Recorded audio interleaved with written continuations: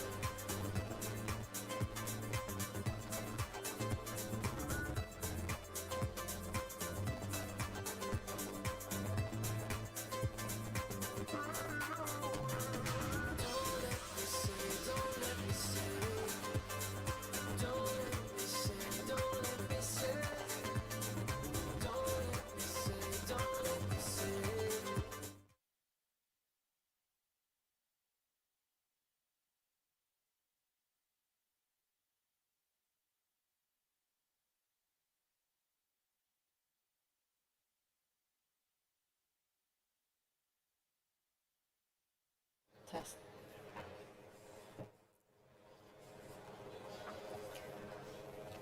Ladies and gentlemen, welcome once again to the London Halal Forum. Our program will begin shortly, so I would kindly like to ask all of our participants that are currently standing up to make their way to their seats, as our program will begin in 2 minutes' time. Thank you.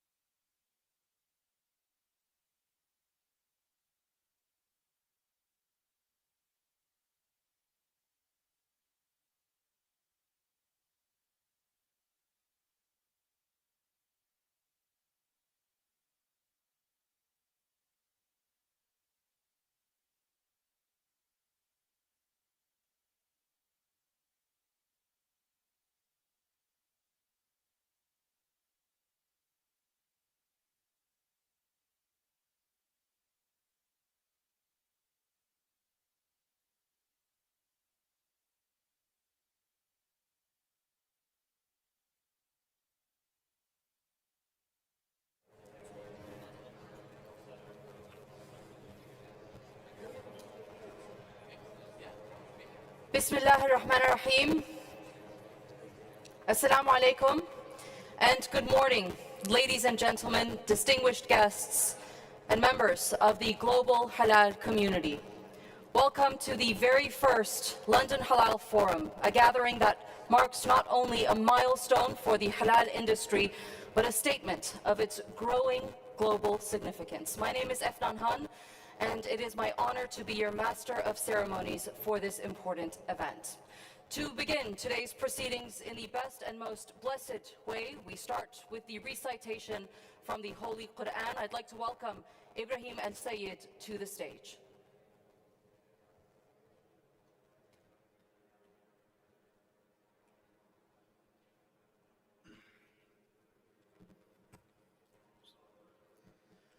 أعوذ بالله من الشيطان الرجيم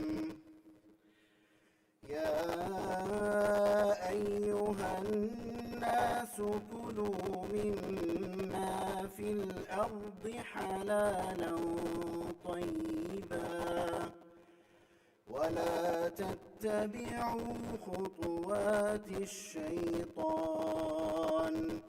إنه لكم عدو مبين إنما يأمركم بالسوء والفحشاء وأن تقولوا على الله ما لا تعلمون وإذا قيل لهم اتبعوا ما أنزل الله قالوا بل نتبع ما ألفينا عليه آباءنا أولو كان آباؤهم لا يعقلون شيئا ولا يهتدون ومثل الذين كفروا كمثل الذي ينعق بما لا يسمع إلا دعاء ونداء صم بكم عمي فهم لا يعقلون يا أيها الذين آمنوا كلوا من طيبات ما رزقناكم واشكروا لله إن كنتم إياه تعبدون إنما حرم عليكم الميتة والدم ولحم الخنزير وما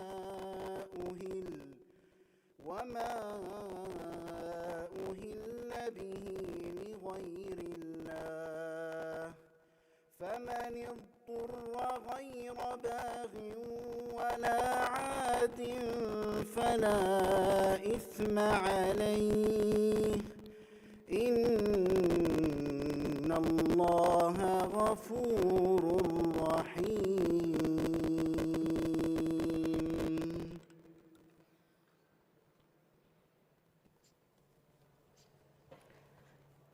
Thank you, Mr. Sayyid. Esteemed guests, today we stand at the crossroads of tradition and innovation, where ethical values meet modern consumer demands and where halal is no longer seen as a niche standard, but as a universal symbol of quality, integrity, and trust. In cities like London, a global capital of diversity, the halal market is not just thriving, it's shaping consumer behavior, driving investment, and inspiring new models of sustainability and inclusivity. The conversations we'll have today will explore these very intersections between commerce and culture, between ethics and entrepreneurship, and between faith and innovation. This forum is not just about understanding the halal ecosystem, It's about reimagining its potential, and that begins right here with the brilliant thinkers, industry pioneers, and policymakers gathered in this room. Throughout the day, we will explore how the global halal economy can respond to a rapidly changing world, one shaped by digital transformation, shifting trade patterns, and rising consumer awareness. We will hear insights on how certification standards can keep pace with innovation, how governments can support the growth of ethical industries, and how businesses can tap into the trillion-dollar halal market with authenticity and respect for its values. But beyond the data and policy frameworks, there is a deeper story here, one about shared values, values of fairness, transparency, and sustainability, values that transcend faith boundaries and speak to a broader human desire for integrity in what we eat, wear, invest in, and consume. Today's forum is an opportunity to showcase that spirit of collaboration, to strengthen the bridge between Muslim majority and non-Muslim economies, and to highlight the growing appetite for ethical and halal certified products worldwide. We will be hearing a series of engaging talks, discussions, and panels throughout the day, each one offering a unique perspective on the opportunities and challenges that define this rapidly evolving landscape. So as we move into our first session of the day, I invite you to think beyond products and policies, to think about the impact. With that in mind, let's begin the day's journey. Ladies and gentlemen, welcome once again to the first London Halal Forum, where the future of halal begins today. Esteemed participants, before we begin with our first speakers, I have a rather unique co-host to introduce to you. Now, I've shared stages with many remarkable people over the years, with presidents, ministers, CEOs, but today I'm sharing it with someone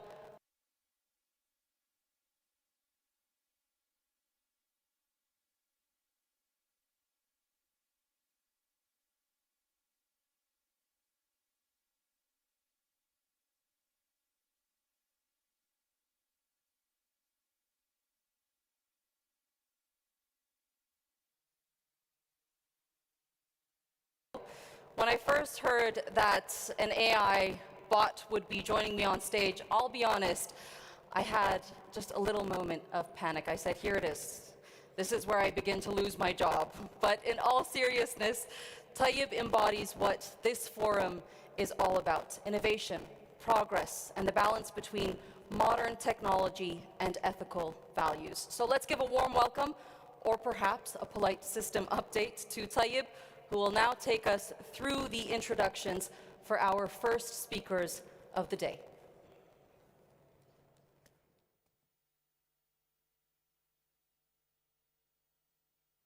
I'd like to express my gratitude to Ms. Efnan Khan for her warm introduction, highlighting the fusion of innovation, progress, and ethical values that this forum represents. She eloquently set the tone for our discussions, emphasizing the balance between modern technology and timeless principles. Now, it is my pleasure to introduce our first distinguished speaker, His Excellency, Mr. Youssef Kalawi, Secretary General of the Islamic Chamber of Commerce and Development, a seasoned leader with decades of experience in Islamic finance, arbitration, and international investment, having made significant contributions across over 70 countries. I'm honored to welcome him to the stage, and I'm confident that his insights will shed valuable light on the halal economy and its potential for humanity. Next, His Excellency, Mr. Kalawi will share his expertise with us, and I invite you all to give him a warm welcome.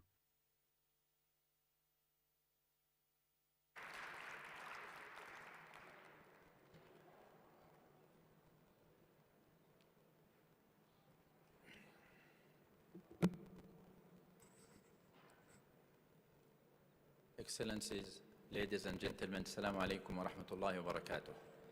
And welcome to the first London Halal Forum, a new adventure all of us are sharing together to start from London, our second global event.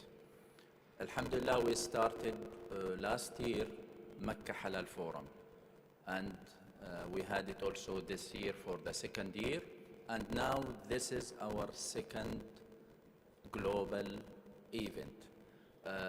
We have, inshallah, a strategic plan to host several events around the world, but always we will focus as a global affairs in Mecca and London. All of you noticed already the slogan of this event, which is Halal Tayyib for humanity. And I would like to focus on that statement. It is not just a beautiful slogan. No, it has two major sentences or concepts under it. The first concept is that this is a real responsibility for all of us. It is a responsibility to create the halal tayyib for humanity. So it is not a slogan, it is not something to do marketing for halal. It is a real responsibility. And no one or no company or no government single one can do that and can achieve that goal. No, it is a real responsibility, have many challenges on that. And the second concept here is untapping the huge opportunities behind that. All of us knows the numbers. We are talking about trillions of dollars existing already, with expectation in the next 6 to 7 years, as all international reports referring to. But when we consider halal for humanity, all that numbers for sure will be doubled in the next 10 years. So to achieve that, to achieve the untapped opportunities and to do or to perform or to act on our responsibilities, we decided to start it this year with focusing on the excellence. So this year theme is about the excellence in halal, because without focusing on excellence in halal, we will not be able to untap that huge opportunities or to deliver our responsibility. So the excellence is not just in the product or the services. We need an excellent supply chain. We need an excellent packaging for the halal products. We need an excellent branding for both products and services. We need an excellent marketing, an excellent communication, excellent event, excellence in everything. So we decided this year to focus on that subject. If we want to achieve that slogan, Halal Tayyib for humanity, the only way to do it and to achieve it is to perform on an excellence way in every aspect of the production, before we start the planning till we end with the client services. So let's work together to make our understanding of halal delivering that vision, Halal Tayyib for humanity. This is for a better future for our kids, for our children and grandchildren. This is for a better future for the whole planet. Wassalamu alaikum wa rahmatullahi wa barakatuh.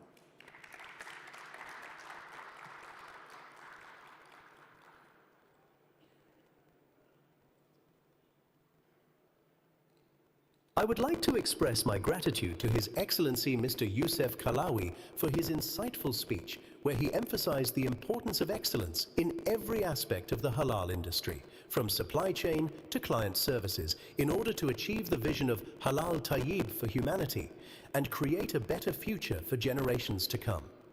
His call to action, to work together towards delivering this vision, has set a high standard for our discussions today. Now, it is my pleasure to introduce our next distinguished speaker, His Excellency Mr. Fahad Al Nuhaite, Chief Executive Officer of the Halal Products Development Company, an experienced leader with a strong background in investment, finance, and project management, who has been instrumental in strengthening capabilities within the halal sectors and aligning them with Saudi Vision 2030. I invite you all to give him a warm welcome as he shares his expertise with us.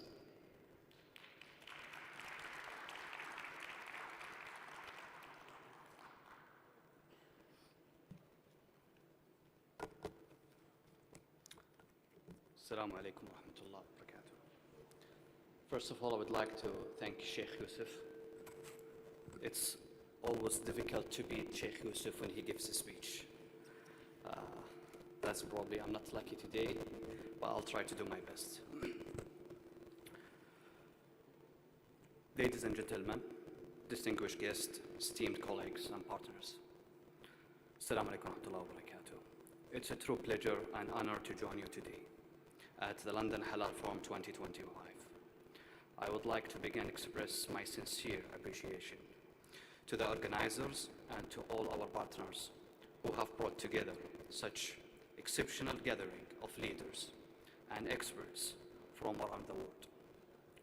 This forum serves as a vital stage for us to reflect on the future of halal industry, an industry that continues to evolve as a powerful driver of inclusive global growth, and there is no better place for such conversation than London, a city that embodies diversity, innovation, and international collaboration.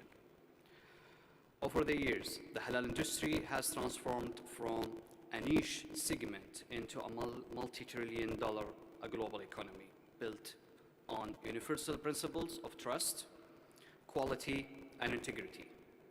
It's an industry that brings culture together, strength, transparency, and opens doors to new economic opportunities far beyond the Muslim world. Guided by Saudi Vision 2030 and under the leadership of His Royal Highness the Crown Prince, the Kingdom of Saudi Arabia has positioned the halal economy as a national priority. Its transformation journey, it supports our ambitions for diversification and private sector growth. In this spirit, the Halal Products Development Company, HPDC, was established by the Public Investment Fund, PIF, to make the Kingdom of Saudi Arabia a global hub for halal production, innovation, and investments. At our company, HPDC, our vision and mission is to build an integrated ecosystem that empowers manufacturers, entrepreneurs, and investors, connecting local capabilities with the global opportunities. Through our strategic partnerships, we are strengthening industry with a great capacity and enabling Saudi and international companies like to compete, grow, and lead in a global halal marketplace. But one truth remains: the real strength of halal economy lies in our collective efforts through shared innovation and partnerships, grounded in sustainability and impact. Together, we can build a halal ecosystem that is more connecting, more trusted, and more innovative, one that drives prosperity and opportunity for all of us, inshallah. Thank you so much. Thank you.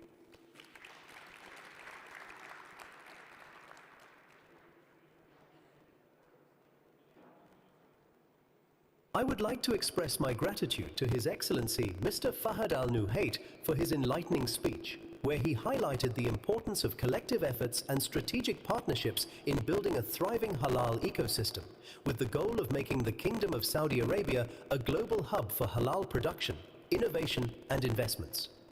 He emphasized that the real strength of the halal economy lies in shared innovation and partnerships grounded in sustainability and impact.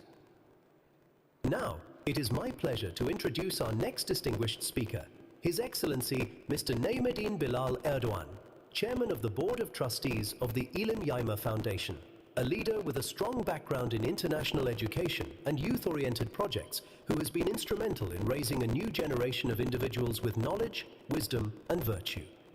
I invite you all to give him a warm welcome as he shares his valuable insights with us.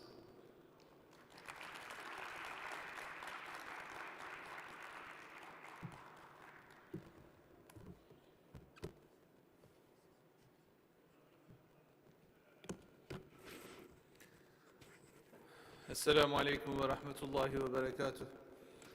Welcome you all to London, to this first London Halal Forum. And it's really great to be in the company of such an international gathering of Muslim and non-Muslim leaders who have an interest to support the halal economy. And I hope this is just the beginning, obviously, very humble beginning. And second, third, and the coming London Halal Forums will be attended with larger crowds, with more companies and better networking opportunities. Thank you all for attending. We are here today not just to talk about the halal economy, because until recently when we talked about halal in the economy, this usually meant halal food, halal consumption. How do we make sure that we have access to certified halal produce in Muslim and non-Muslim countries? How do we make sure that people are actually consuming food that is religiously fit to consume? And as someone who have lived abroad for almost 15 years in the United States, in Italy, at various times in my life, especially when I was as an undergraduate in Bloomington, Indiana, we had basically no halal store, and halal meat would come once a month from Chicago. It was frozen, so the quality would not be what you would expect. And for Eid, Eid al-Adha, we would have to close a facility to use it for one whole day, so that nothing is mixed up, etc., etc. And we sort of had to know about the difficulties of getting that huge animal down. That was the big challenge in an American slaughterhouse. But I'm sure since then, which is more than 25 years ago, people have better access to halal food. We have more certification. And I think today what we are going to be talking about, as mentioned before, is not only halal food. It's also a wide variety of sectors, including halal tourism, halal finance, halal cosmetics, halal fashion, but also we will, beyond the sectors and beyond the sectoral multipolarity, we will talk about how do we actually make the basis, the foundations of an economy halal. That is why I think we are talking about tayyib next to halal. You know, God bless my father's soul and his father's soul for giving him the name Tayyib, and me being Ibn Tayyib, you know. I know the name, I know the word, I know what it signifies. It is really not a word to be taken lightly. And that is how we start talking about a economic basis that will be halal and tayyib fundamentally, not only for provision of halal services, but to really question our philosophy about our economy. When I gave talks at the Al Baraka Forum before about the Islamic finance, I tried to give the same message. By trying to invent or mimic financial instruments in a halal way, in an Islamic way, are we really pursuing an Islamic way of life? Or are we maybe changing the fundamentals of the Maqasid al-Sharia? That are we really still targeting the 5 goals, or are we going after something else? Are we trying to make our capitalist life halal? So where this will take us from a philosophical standpoint? You know, the joke might be, are we going to have zabiha pork at some point? You know, God forbid, right? So this should not be the philosophy. The philosophy should be, how do we make a halal lifestyle for all of us? So let's talk about the fundamentals, because the world is not only facing a crisis of outcomes. It's a crisis of humanity's conscience. It's a moral crisis.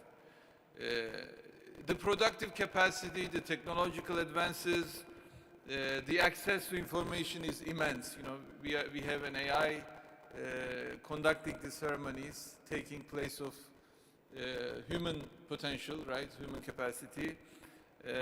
But we find, despite all of these, injustice is growing, trust is eroding, trust that should be at the core of any society is eroding.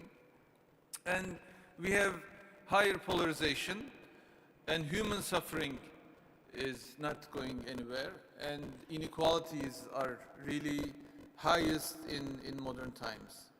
And the economic models, as an economist I can say, you know, we argue whether economics is a science or not because we cannot predict what's going on, what's gonna happen.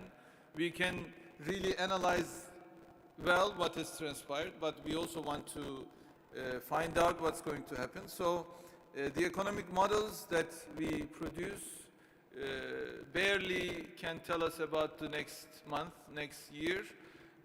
And unfortunately, they are not helping us make this world a more equitable, more just place to live in. That is why what we are discussing today is not just an economic model. It's a proposal of values, a proposal of conscience, and a proposal for the future. Obviously, when we talk about morality these days, I can never talk without talking about Palestine. This is because it's a proof for this failure of humanity's conscience that we are talking about, and it's a failure of not, unfortunately, improving the fundamentals of living in this world, fundamentals of the institutions that we try to build our lives upon. Many international organizations, various UN bodies, and even some Israeli human rights groups have identified definitively what has transpired in Gaza for the last 2 years as genocide. Obviously, a ceasefire, which, you know, yesterday was broken with 25 killed, it's a step, but it's not. We see it's not constituting justice, and I propose for a just and lasting solution, we need complete withdrawal from occupied territories, payment of war reparations under international law by the aggressor, and the full protection of the Palestinian people's right to self-determination. I mean, these 3 points sound so commonsensical, so right, but so hard at the same time. Just this fact, just this dichotomy shows the difficulties that we are living through. And inshallah, when we start questioning the fundamentals, we will get somewhere in that sense. And so we have to talk about the just order that is built on halal and tayyib. For many years, halal meant a technical checklist, a label, but we really have to go beyond permissible, beyond what is permissible. We have to adopt a broader meaning, what is ethical, what is dignified, what is beneficial for humanity and environment. That is why in the Quran we see halal always together with tayyib. Halal is not enough. The outcome is not enough. The philosophy that underlies that outcome is important. So 3 essential principles has to be taken into account. The first being the moral principle. We have to protect the human dignity in production. So to respect for labor, to have fair wages, safe and secure working conditions, transparent trade, protection of the consumer, and, for instance, an absolute rejection of child labor, obviously. So tayyib forces us to ask, was this product made in a way that honors both human dignity and the natural world? Many of the things that we take for granted, obviously. And the environmental principle.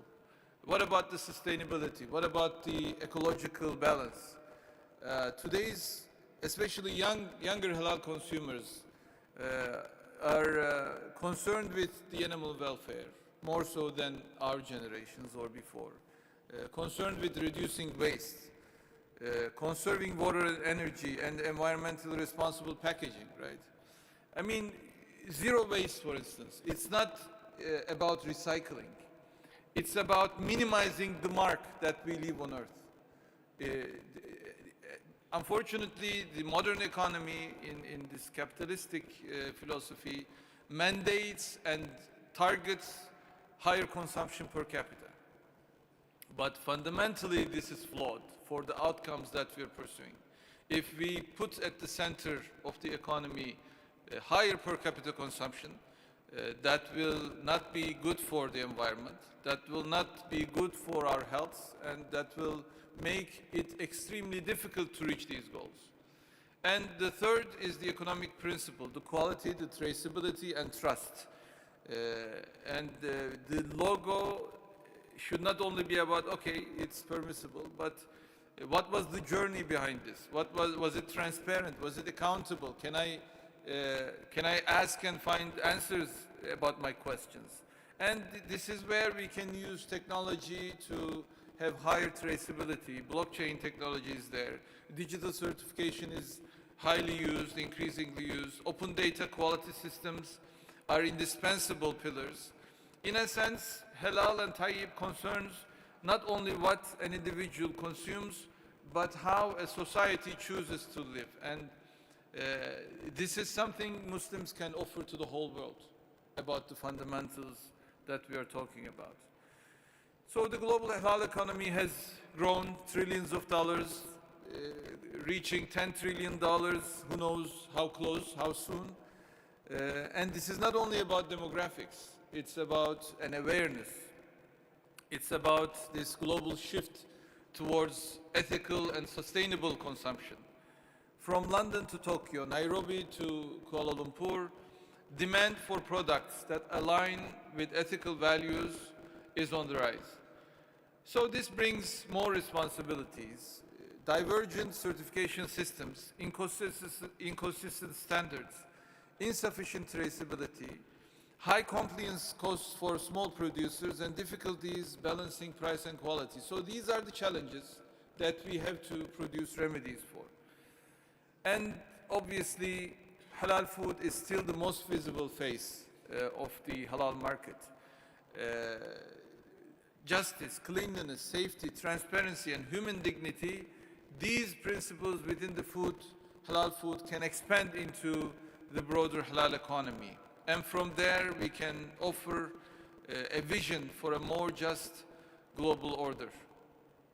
And really, to make sure that the institutions that we hold dear, like Waqf and Zakat and Sadaqah, the Ahi guilds in Anatolia, and the community endowments, they can be all embedded in a future of halal economy. We talk about ESGs, we talk about impact investing and responsible finance. These are already things that Muslim tradition values for centuries. Today's dominant economic system, as I mentioned, exhausts nature, exploits labor, fuels wars, weaponizes sanctions and duties, and encourages uncontrolled consumption. So the halal economy should offer a clear alternative. The ultimate purpose of the economy is to protect human dignity and strengthen justice. So that's why we have injustices openly in the Ukraine, in Palestine, in Sudan.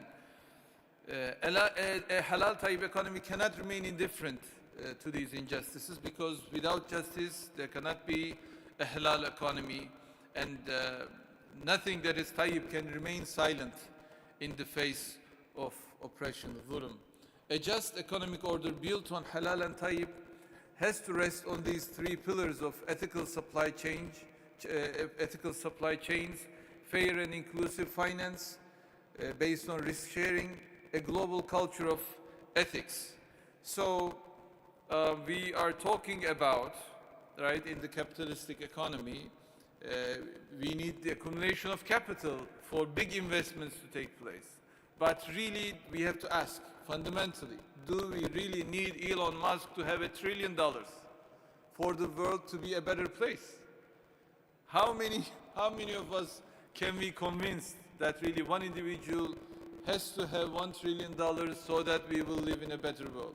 I mean, this is basically for us, we know we can focus on available instruments of finance where we can pool risks and savings and still be able to invest in mega projects.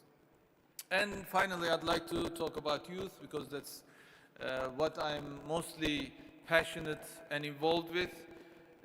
The majority of the world's Muslim population is young. And I'm happy to see a newfound awareness coming from them that greatly amplifies our responsibility in building a just order. They are not passive consumers. They are producers, innovators, and entrepreneurs, and they are demanding answers. They ask, it may be halal, but is it fair? They ask, it may be halal, but does it harm the environment? And they ask, it may be halal, but how transparent is it?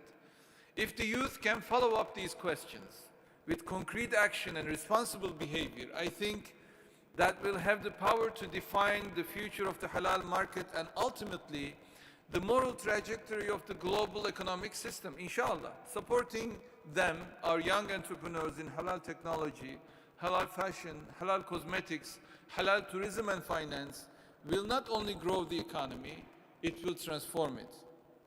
Distinguished guests, this forum is not merely a platform for business, trade, or investment. It is a call to the very conscience of the modern world. The halal tayyib economy offers a vision that protects human dignity, values labor, safeguards the environment, strengthens social solidarity, ensures sustainability, and advances justice. This is precisely what the world needs today. Let us rebuild halal not only in our products, but in our systems, in our relationships, in our approach to trade, and our understanding of humanity.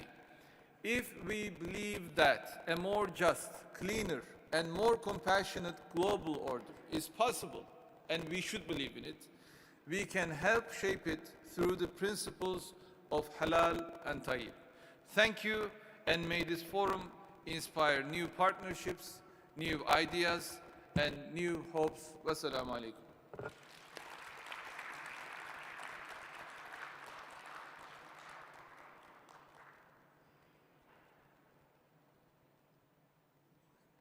I would like to express my gratitude to His Excellency Mr. Neymuddin Bilal Erdogan for his inspiring speech, where he emphasized the importance of rebuilding the concept of halal not only in products, but also in systems, relationships, and our approach to trade, ultimately shaping a more just and compassionate global order.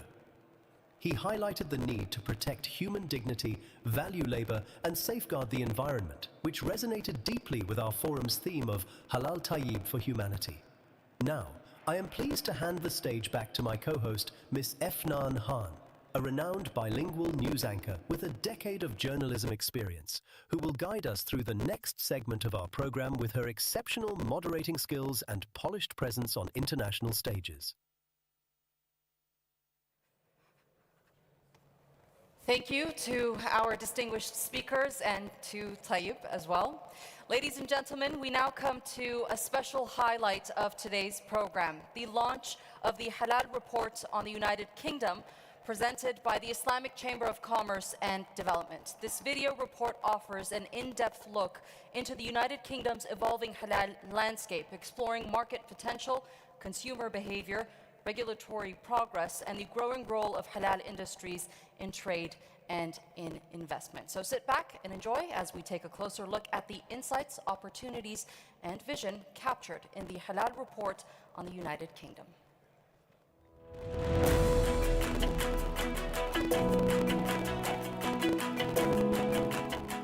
Far beyond a specialized market, the UK halal economy stands as a driving force, a multi-billion-pound engine of growth and innovation. driven by ethics, inclusion, and global ambition. The Islamic Chamber of Commerce and Development proudly leads this vision, fostering the sustainable growth of the halal economy worldwide. The halal market represents a substantial and rapidly expanding component of the UK's economic landscape. While consolidated figures are still evolving, sector valuations reveal a dynamic and high-potential industry. The halal meat and poultry sector is valued at approximately £1.7 billion at slaughter in recent years. The UK modest fashion market is projected to reach £12.5 billion by 2025, and the Islamic finance sector held assets valued at $7.25 billion in 2023, with steady growth ahead. This expansion is propelled by demographic strength, economic confidence, and global demand, as the UK's Muslim population grows from 4 million to 13 million by 2050, and the world increasingly turns to halal as a mark of quality and trust. Today, the Islamic Chamber of Commerce and Development proudly launches its publication, Unlocking the UK Halal Economy, a strategic outlook for ethical growth and global positioning. An insightful publication that brings together data, insights, and strategies to accelerate UK's role as a global halal hub. More than just a report, it stands as a roadmap, empowering leaders and stakeholders with the knowledge and strategy to shape a sustainable and innovative halal future.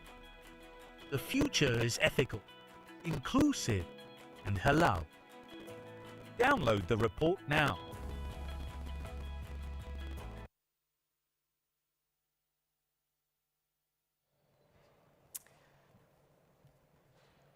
Ladies and gentlemen, we will now move on to a very important part of today's program, the signing of 2 memorandums of understanding.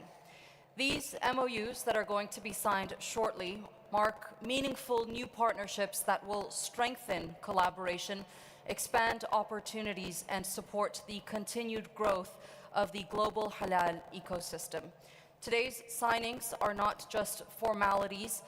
They represent shared vision, commitment, and the beginning of impactful cooperation.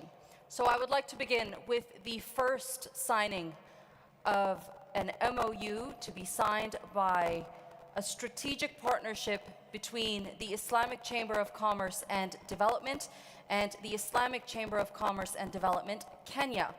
This agreement here marks a significant step towards strengthening cooperation, expanding opportunities across East Africa, and deepening the shared mission of fostering sustainable halal economic development. I would like to invite to the stage His Excellency, Mr. Yusuf Khalawi, the Secretary General of the Islamic Chamber of Commerce and Development. I would also like to welcome His Excellency Ambassador Abdulrazak Siad Abdi Al-Hashim, the President of the Islamic Chamber of Commerce and Development, Kenya.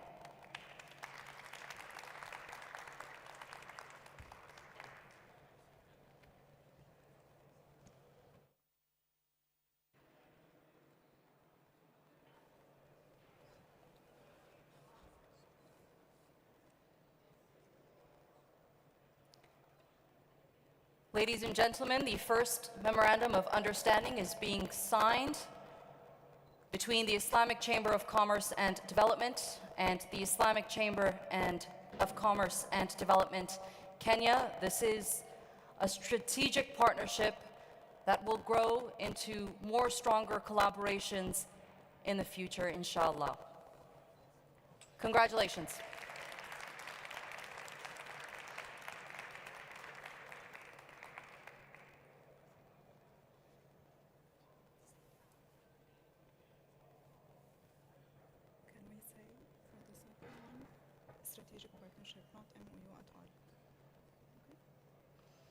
We will move on to signing the strategic partnership, our next strategic partnership. It is an agreement between the Halal Products Development Company and Dinar Standard. This partnership reflects a shared commitment to advancing halal innovation, strengthening industry capabilities, and accelerating global growth through research, strategic development, and high-impact collaboration. I would now like to invite to the stage His Excellency Mr. Fahad Al Nuhait, the Chief Executive Officer of the Halal Products Development Company.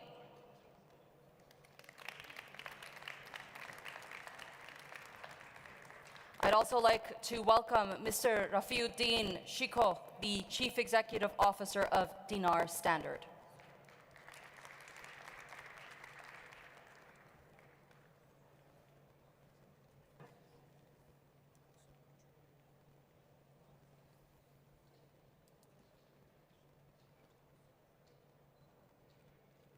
The signing of a strategic partnership, ladies and gentlemen, between the Halal Products Development Company and Dinar Standard.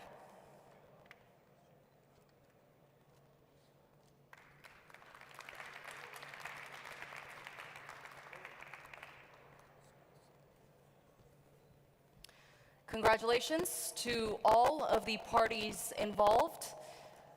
We're excited to witness the innovation, the growth, and the shared opportunities that will, of course, emerge from these strategic partnerships formed on this stage today.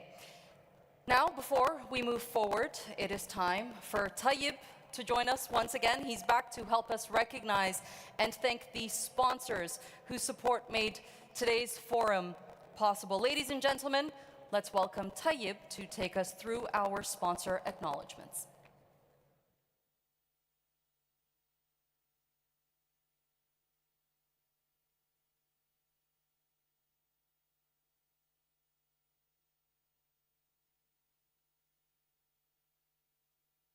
Our diamond sponsor, Saudi Authority for Industrial Cities and Technology Zones, Modon, represented by Mr. Abdulila Al-Hadab, Deputy Chief Executive Officer for the Finance Sector at Modon.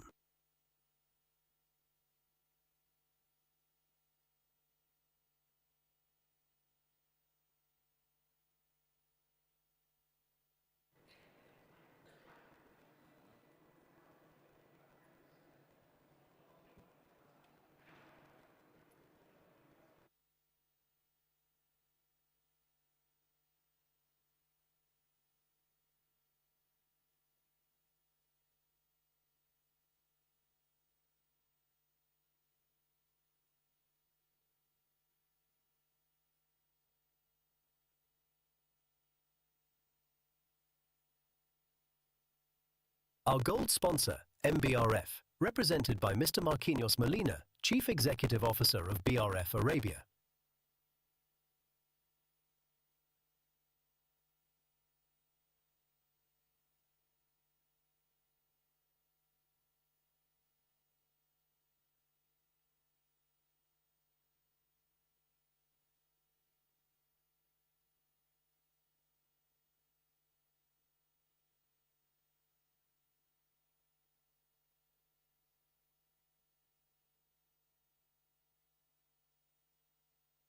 Our gold sponsor, Adoha Poultry Company, represented by Mr. Abdulaziz Al Homaidan, Engineering Director of Adoha Poultry Company.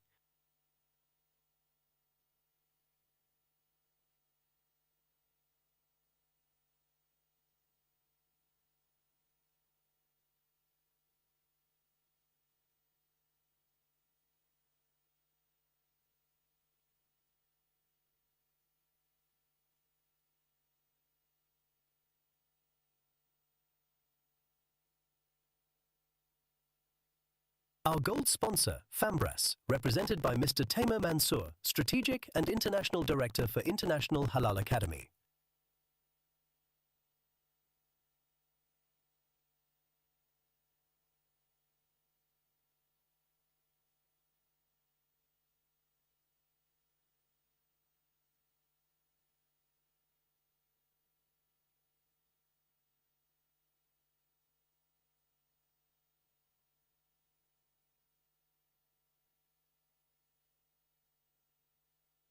Our exclusive carrier sponsor, Turkish Airlines, represented by Mr. Mehmet Gurulkan, General Manager of Turkish Airlines London office.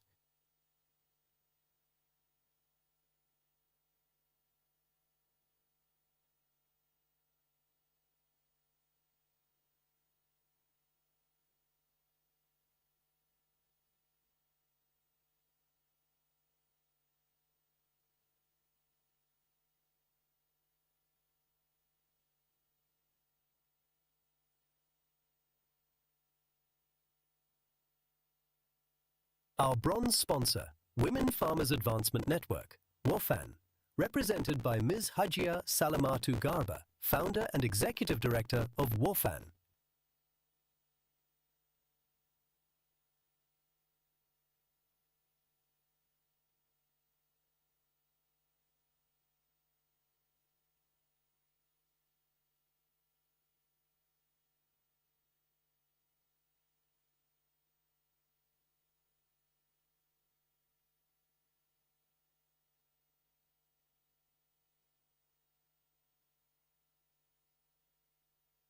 Our bronze sponsor, Wahed Invest, represented by Mr. Junaid Wahedna, chairman and founder of Wahed Invest.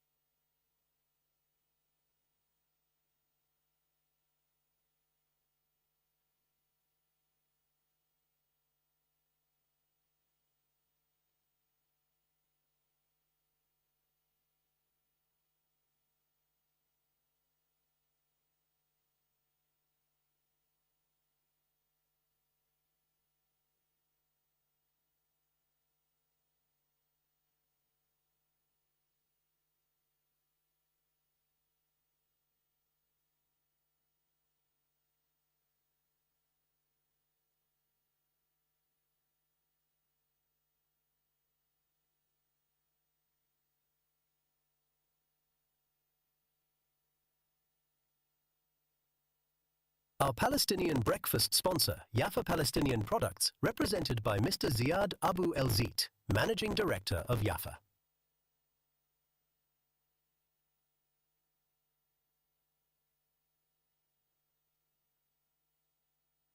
Our official partner, Saudi Halal Center, SHC, represented by H.E. Eng Abdulaziz Al-Rushodi, Chief Executive Officer of Saudi Halal Center.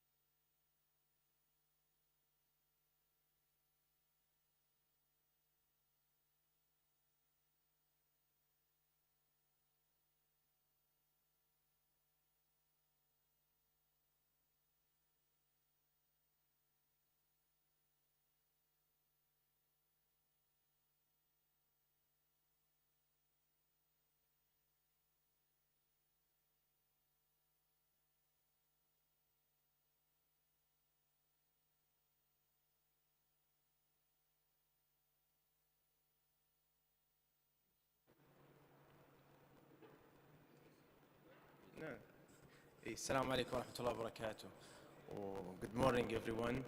I just want to express our appreciation from Saudi Halal Center to Sheikh Yusuf for his contribution to the Islamic economy and halal economy. Recently, we worked closely together to improve the halal ecosystem and halal infrastructure. So this is to show our appreciation to Sheikh Yusuf, and thank you, everyone. Thank you.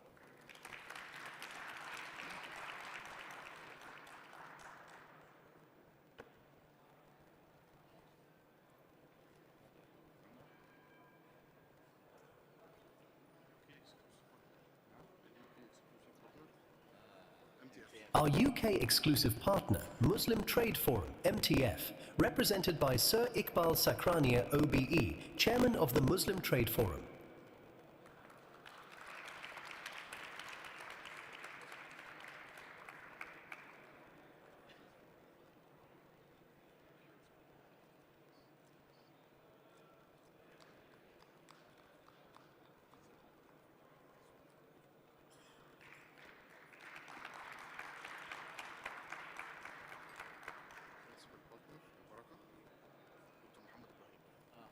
Our principal partner, Al Baraka Forum, represented by Dr. Mohammed Ibrahim, Chief Executive Officer of ICCIA Holding Company and Al Baraka Forum for Islamic Economy.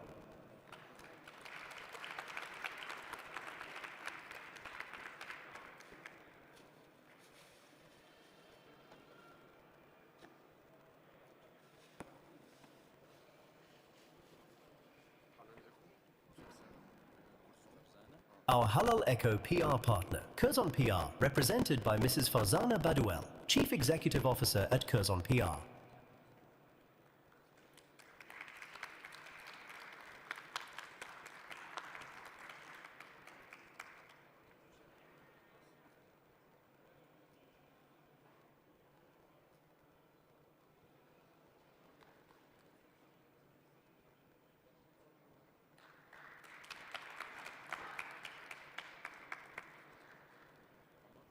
Our B2B corporate partner, Halix.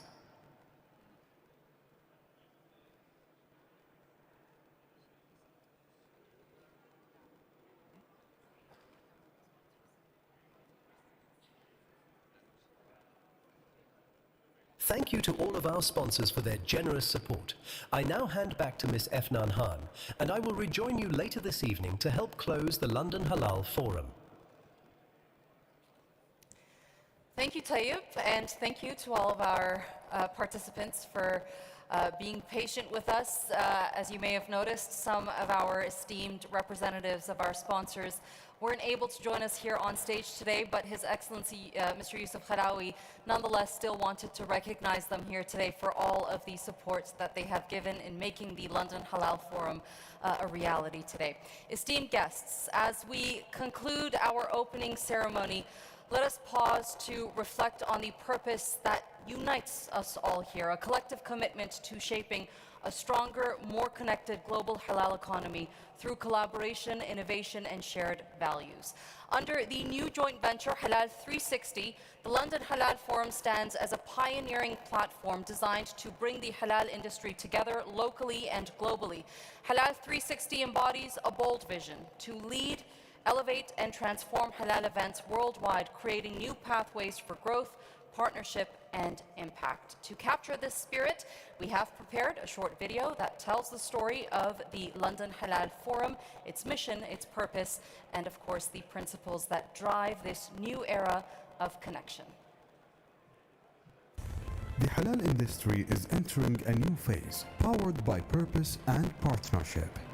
From the vision of Halal Products Development Company and the global experience of the Islamic Chamber of Halal Services, a new joint venture is born to connect and elevate the halal industry. The Global Halal Innovative Company, created to lead and develop halal sector events locally and globally, delivers specialized advisory services powered by the Halal Products Development Company's expertise. Launched from the heart of Mecca region to the world.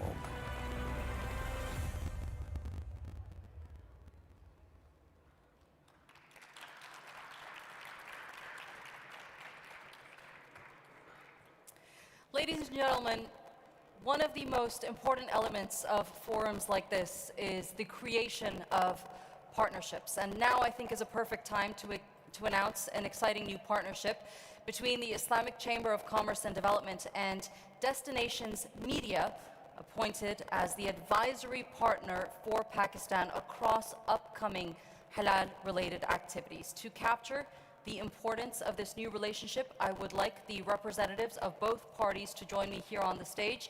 I would like the Secretary General of the Islamic Chamber of Commerce and Development, His Excellency Mr. Yusuf Kharawi, and the founder and CEO of Destinations Media, Ms. Esma Shishti, to join me here on the stage to capture this strategic partnership between these two very important organizations.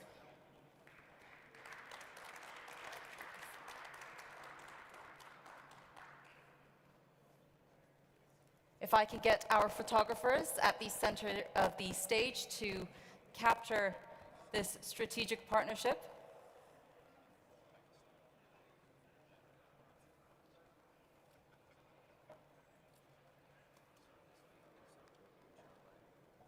Thank you very much. Thank you. I appreciate it. Distinguished guests, we are now ready to begin the next part of our program, our series of panel discussions, where we will delve deeper into the key themes shaping the global halal industry today. I would like to introduce our first leader talk of the day, titled Halal in a New Era, Technology, Trust, and Global Integrity. This session sets the stage for today's discussions by exploring how innovation and collaboration are redefining the halal economy. We will delve into the future of the halal economy, the role of technology in advancing global standards, and how trust and integrity remain the foundation of sustainable growth in this rapidly evolving space. Leading this conversation is Dr. Wael El-Dasuki Bedda, the Secretary General of the Saleh Kamel Sustainable Entrepreneurship and Enterprise Development Organization.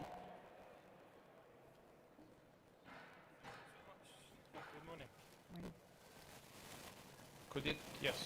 Assalamu alaikum. وين ابو احمد؟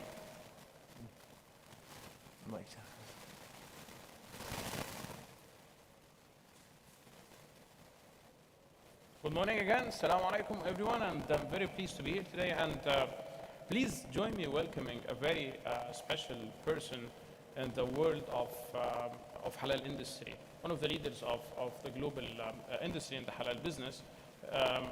His Excellency, the CEO of Saudi Halal Center, Engineer Abdulaziz Al-Rasudi. Please.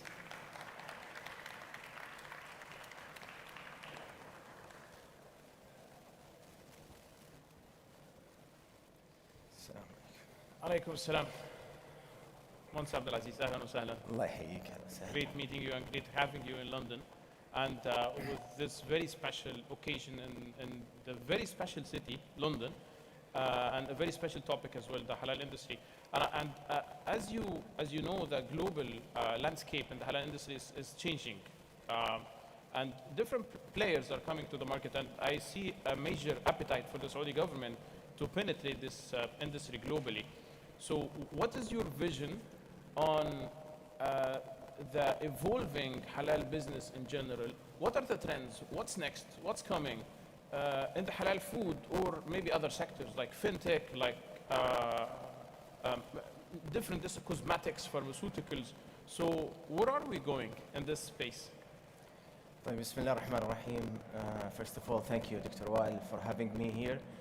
I'm really privileged to be among global halal leaders, scholars, industry pioneers, and certification bodies. Speaking about halal, from my perspective, halal no more seen as Islamic matters or Islamic businesses. Halal proven that it's become a global trust, a global trusted economy. And numbers talk. If you look at the numbers, halal economy expected to reach around $3 trillion by 2027, and that's making overall growth around 28%. And even if you look here at the UK market, which is considered one of the strongest halal markets, the food sectors in UK valued of I think if I'm not mistaken, $89 billion in 2024, and it's also expected to be growing to reach around $149 in 2030. So, with all this being said, it shows how halal is growing dramatically. So the question is, are we ready? Are the halal infrastructure actually ready to support and enable that growth? This kind of discussions we are discussing with other halal authority globally to think how we can improve the halal ecosystem to make sure to unlock the growth of the halal economy. Yes, because it's very challenging, especially for Muslims living in non-Muslim countries, specifically maybe the second generation or third generation. They want access to variety of products, not only the standard beef and chicken. They want desserts, they want chocolate, they want, access to many products. So, in your point of view, what are the challenges? Why this is not really happening in all countries, Muslim and non-Muslim countries? Is it related to regulations, maybe difficulty to get license? What are the challenges to have this global kind of halal ecosystem connected?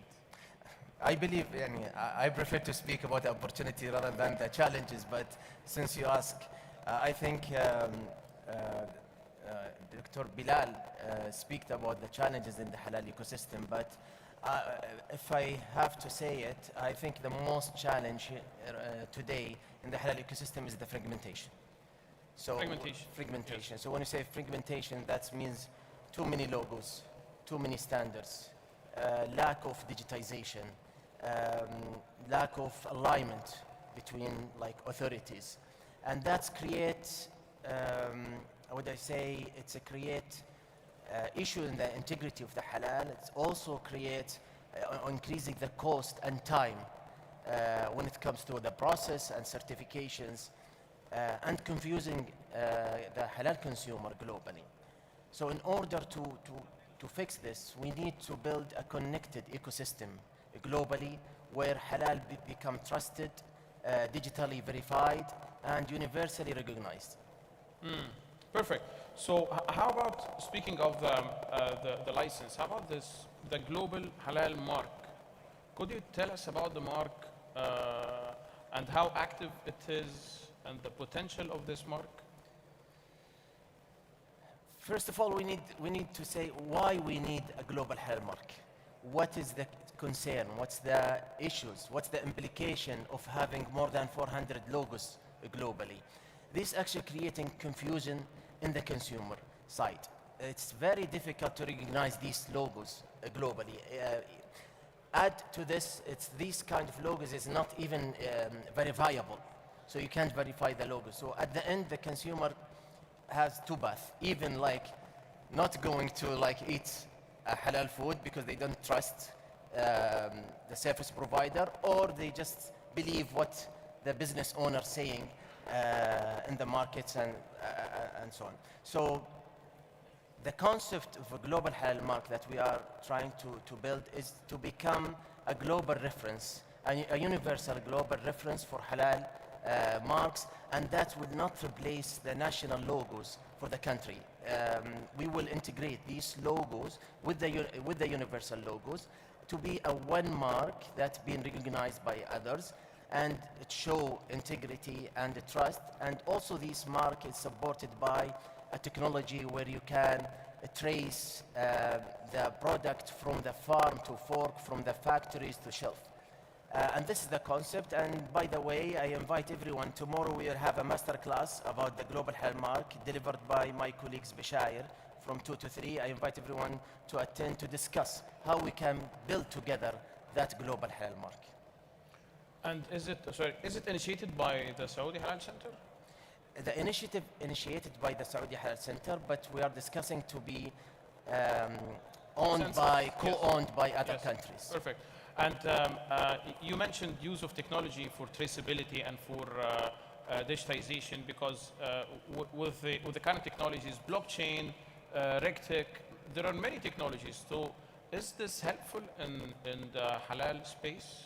Absolutely. But to be honest with you, when I look to the halal ecosystem these days, we are lack of digitization. The basic automation, it's needed. Before we speak about advanced technology, blockchain, AI, and these things, absolutely we are heading there, but we need to fix the infrastructure. So we need to automate the value chain of the halal from the accreditation and notification exercises or the services till the certification for the manufacturers and restaurant. So we need to digitize, and this is what we introduce in the market. We said a halal ERB. We call it halal ERB. So we want to automate the whole journey. Then we will to move from digitization, the basic automation, to digitalization, where we interrupt the ecosystem of halal and introduce some innovative solutions for the halal ecosystem. So yes, so it's not only a matter of using high tech and blockchain to trace or to do some kind of sourcing, but use of basic technology, it is urgently needed in this space. Is there any kind of best practices in using technology in the halal, whether on a company level, on a country level, or on a regional level? I believe there is a success stories. What I see in different countries, Malaysia have some good practice when it comes to digitization, Singapore as well.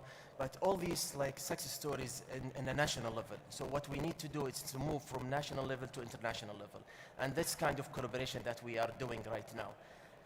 I'll give you one example for digitalization or disrupting the halal ecosystem. Now we have an initiative for having a platform for inspector or halal auditors globally. I would say Ubering the halal auditor, if that's right. So what we are basically do now, we are collaboration with the University of Islamic University of Al Medina. They have more than 10,000 graduated globally in 120 countries. So how we can benefit of these resources to get them trained to be halal auditors, and we can use them as a halal authority and other halal authority to do auditing in different countries. Right now, the way that we do audit as an authority is a nightmare, honestly, for the certification body. And if I have anyone who is representing certification body, they know how difficult managing the time for all that the government authority to come to the countries and supervise, and imagine how cost and time is consumed in this exercise. So what we want to do to have a global platform where all authority can connect to and utilize the local resources to do the audit on their behalf. And imagine how job can be created in these countries. So this is one of, I would say, the initiative that we see it to disrupt the way we do halal audit. Perfect. And how about the other side of the knowledge side? Because the market is there and the technology could be there. The license is also challenging, but I mean, there is an ecosystem for that. How about knowledge and awareness and culture of, what is the awareness level of normal consumers about the halal industry? You have your Halal Academy. Yeah. And is it for the purpose of educating regular consumers or for certification kind of enablement? So the idea behind establishing Halal Academy is to be a leading reference for halal training. But the way we build the academy is to be a reference, not to deliver training itself, rather than to have materials for different streams like auditor, inspectors, halal operators, sharia expert, and so on. And the academy backboned by the University of Islamic in Medina Munawwara, and also we're looking to other partner with other Islamic universities such as the Malaysia. Also we are in a talk with them to also accredit these materials. But at the end, these material will be available at the platform, and all the training providers globally can accredited by the academy, and they deliver the courses themselves. So we'll have a unified kind of a unified standard for training courses in halal. And the content is online, available online to anyone? The content will be available online. There is two ways to deliver it. We have a self-learning, and we have offline and online training. These offline and online delivered by training providers across globally. So the academy will be in English? In different languages. In different language. And the certification of the academy, it will be accredited and by the university. So we'll have accreditation.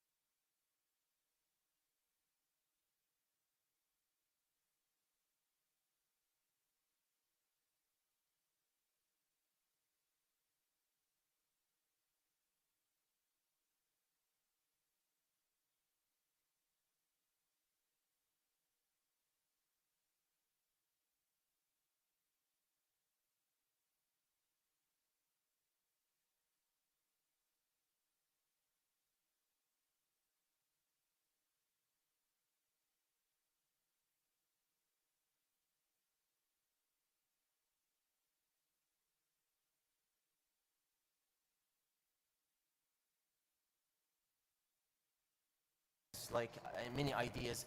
Recently, I heard an AI in Singapore. One founder in Singapore, I'm not sure, maybe he's here also. He creates like a chat GPT for halal. And I think there is so many things to do to improve the halal ecosystem, and we start seeing some example. Yes, of course. It's very important as well that companies like Saudi Halal Center and other companies in the halal space to do activities like hackathons, maybe competitions, or giving information to entrepreneurs or startups that there are opportunities in this space. And because entrepreneurs are, maybe not all of them or not many of them are aware of the halal ecosystem. So if you shed light to some opportunities or ideas, it will be an eye-opener for them, like the hackathon you're doing in Medina. So very important. Any other questions from the audience? Any interventions? Please. Could you, yes.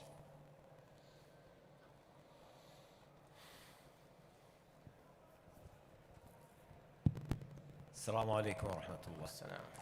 دكتور محمد آل محمد، غرفة قطر، عضو مجلس الإدارة. بداية أشكرك أخوي عبد العزيز على طرحك، طرح جميل صراحة ورؤية أيضا مستقبلية جميلة، لكن التناقض والعلامات اللي موجودة الكثيرة هذه كيف نستطيع أن نضع لها خطة وبرنامج نصل في المستقبل إلى توحيدها مثل ما هو موجود في عند الجهات الثانية؟ صح. شكرا. جاوب انجليزي ولا عربي؟ عربي. There is جاوب بالعربي ولا translation, so feel انجليزي؟ free to, yes, to use it. His Excellency is asking about how we can unify the logos globally. As I mentioned before, there is more than 400 logos, and how we can make it like in one logo. I believe when we start these initiatives, and we have our partner also Halal Defco in developing this global halal mark. This mark actually built and designed to be not linked with any countries. So maybe you see some logos that mention the countries. So when we design that logo, it's not country related, and also it's more modern and technology supported. So it's also allow traceability and validation. So what our aim is to do union with other countries to adopt that logo. So the logo will be kind of granted for any country is part of that forum or union. So we are actually planning to build that union, and inshallah step by step we'll reach there. Even if we didn't reach a one global logo, at least we'll have two or three, but at least recognized by the consumer globally, inshallah. It's a long way, but it's... So we have a now agreement also with Qatar to be part of this, by the way. So maybe next Halal, inshallah, there is a new MOU to be signed between the Qatar Chamber of Commerce and Saudi Halal Center to extend this collaboration. Thank you very much, Engineer Abdulaziz. It was very insightful. And You have a question? Yes. معلش بس لا تمام صحيح. From Thailand. Assalamu alaikum wa rahmatullahi wa barakatuh. My name is Marut Mekloy. I'm the president of the Thai Muslim Trade Association. What you said today really moving and really very interested. It captivated me right from the beginning to the very end. So just my question is very simple. It's similar to the gentleman before me. You have said it's going to be a long road. Ahead before this one global unified halal logo can become a reality. I just from your point of view, what is the time frame? How many more years do you think it's going to take to make that a reality? Good question. Yep. just I think about a year ago, similar efforts have been initiated by my neighbors. I think Malaysia and Indonesia was thinking about doing this together. But now that we know that Saudi Halal Center is also making it thinking about doing that too. So I think that making it even more and more possibilities. So yes, I would like to know when do you think it's going to be going to happen. Thank you. Thank you very much. Actually, what we did before we built this concept, we listened learned of the other initiatives before about unifying logos. So we learned from that. We're trying to mitigate the fault that they fall in. So yani, we hope, inshallah, we will get there yani, within 2 to 3 years. And we're not working alone. We're working also with the Indonesian, with the Malaysian, with the Kingdom of Thai. They have a great halal infrastructure. Yani, by the way, I visited Thai twice last year. So hopefully yani, you will see it within like 2 years, inshallah, or 3 years maximum.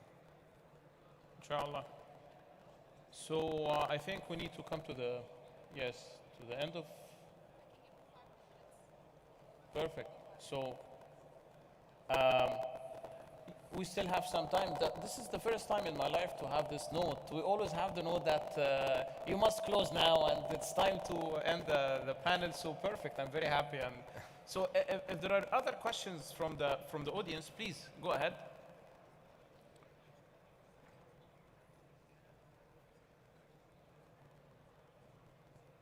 Mike,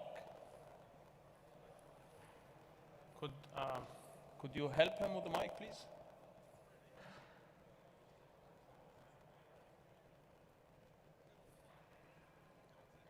Here. Thank you.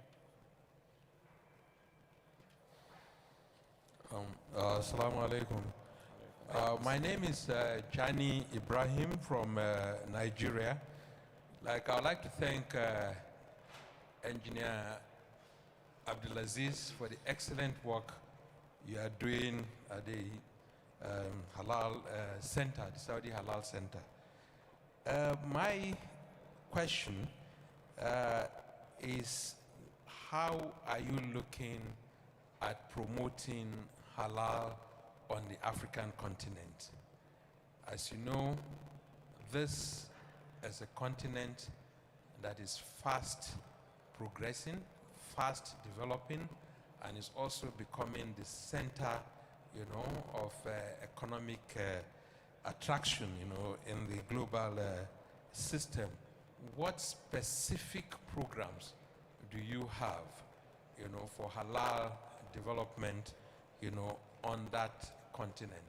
Thank you very much, sir. Thank you very much.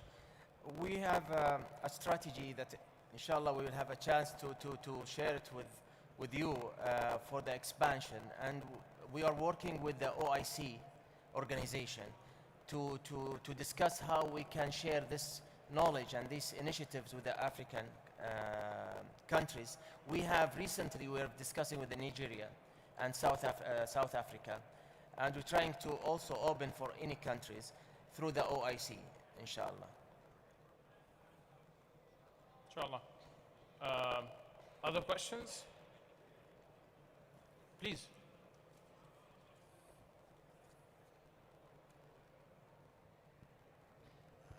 Thank you very much, Excellency. Regarding the non-member states of OIC in Africa, like Kenya, where we recently established our Islamic Chamber of Commerce, will you have also expand to the non-member states where there are Muslim communities and Muslim minorities in a non-member states? Thank you very much. So what is the question? In non-Muslim countries like Kenya, they have Islamic Chamber of Commerce. Yes. So do you support Muslim minorities in non-Muslim countries? We are working with the OIC member and non-OIC members. Now we are in I think, Sarah, if you are correct me if I'm wrong, we are in the way to sign with Russia also, and Kingdom of Thai.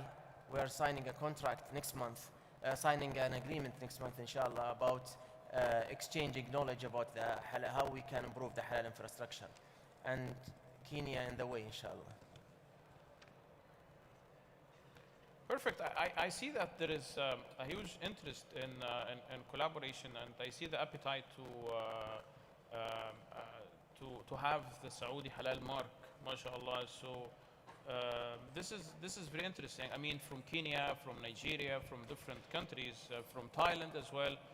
So this, I would say, the landscape for Muslim minorities or non-Muslim countries, there are massive opportunities in this space because even minority, but minority means millions of people and billions of dollars as a business opportunity.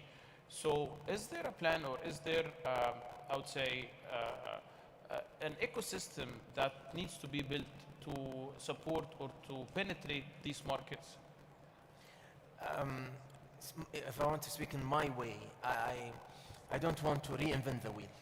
When I speak with Sheikh Yusuf before, how we can capitalize on the Islamic chambers. They have access to so many countries, and they have branches, and they know the flavor of the local cultures in different countries. So capitalizing on what we have right now in the infrastructure, like Islamic chambers or others, it's our strategy to do.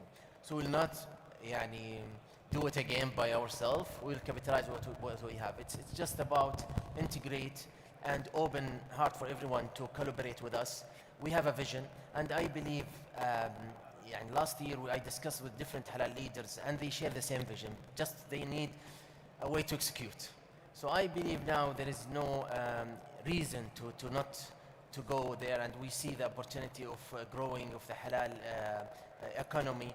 So I believe you will see a great future for the halal ecosystem, inshallah.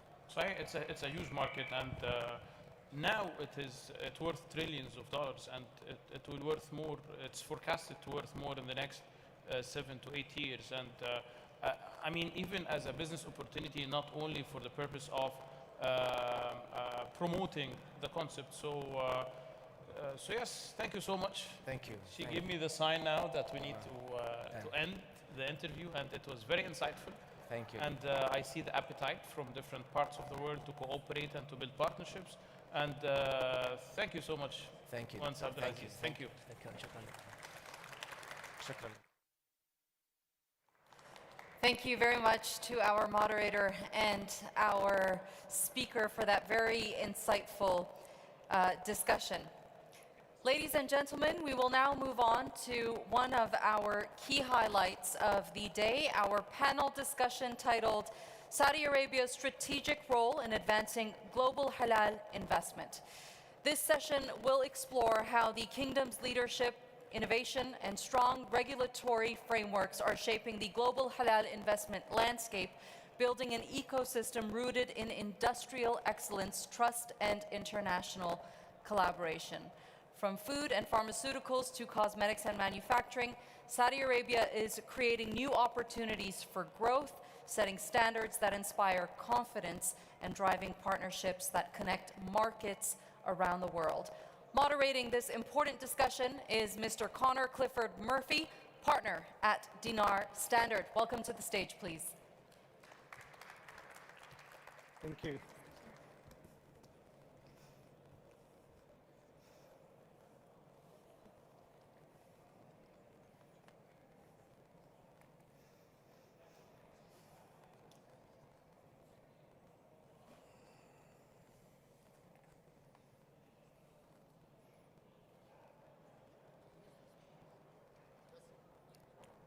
I introduce the speakers? Okay. Good afternoon, everybody. Ladies and gentlemen, distinguished guests. Assalamu alaikum wa rahmatullah.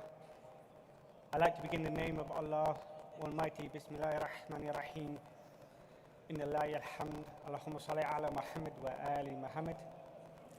Today we're going to have a very, hopefully, interesting discussion, because it's a question that we hear a lot about, a lot of countries asking how to develop a halal ecosystem. Not about halal product, but a halal ecosystem. So we have three very distinguished guests to join us today. First of all, we have His Excellency Majid Rafid Al-Argoubi, who is the Chief Executive Officer of Mudun.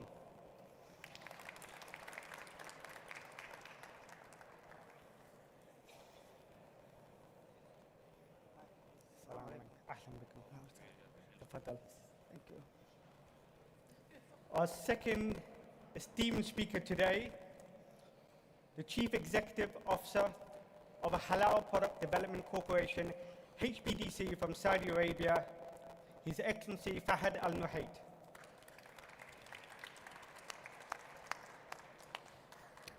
Good to see you, Khan. And our third speaker today, from Brazil, Mr. Marquinhos Molina, who is the Chief Executive Officer of MBRF Arabia and Chairman of Sadia Halal.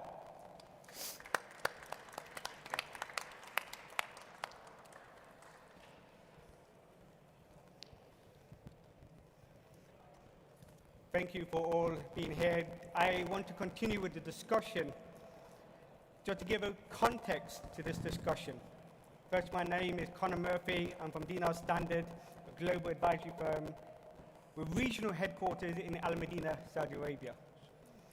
And we've been exploring the global picture of the halal economy for 13 years. And we have sized the global opportunity in halal products in 6 halal sectors. So this is not just finance and food. This includes fashion, pharmaceuticals, cosmetics, media, and travel.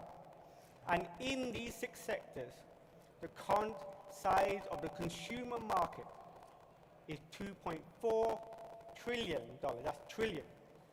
Just to give you a size, that's close to the GDP of Canada or the GDP of Italy. And it's expected to grow to $3 trillion in 3 years' time, growing at 5% rate. Just to contextualize that, that's 2% faster than the world GDP growth. So this is a thriving sector. And if we explore the halal food sector itself, this size is 1.4 trillion, due to reach 2 trillion by the end of 2028. Now, one thing why we're having the importance of the halal economy is we expect it to come from the Muslim countries.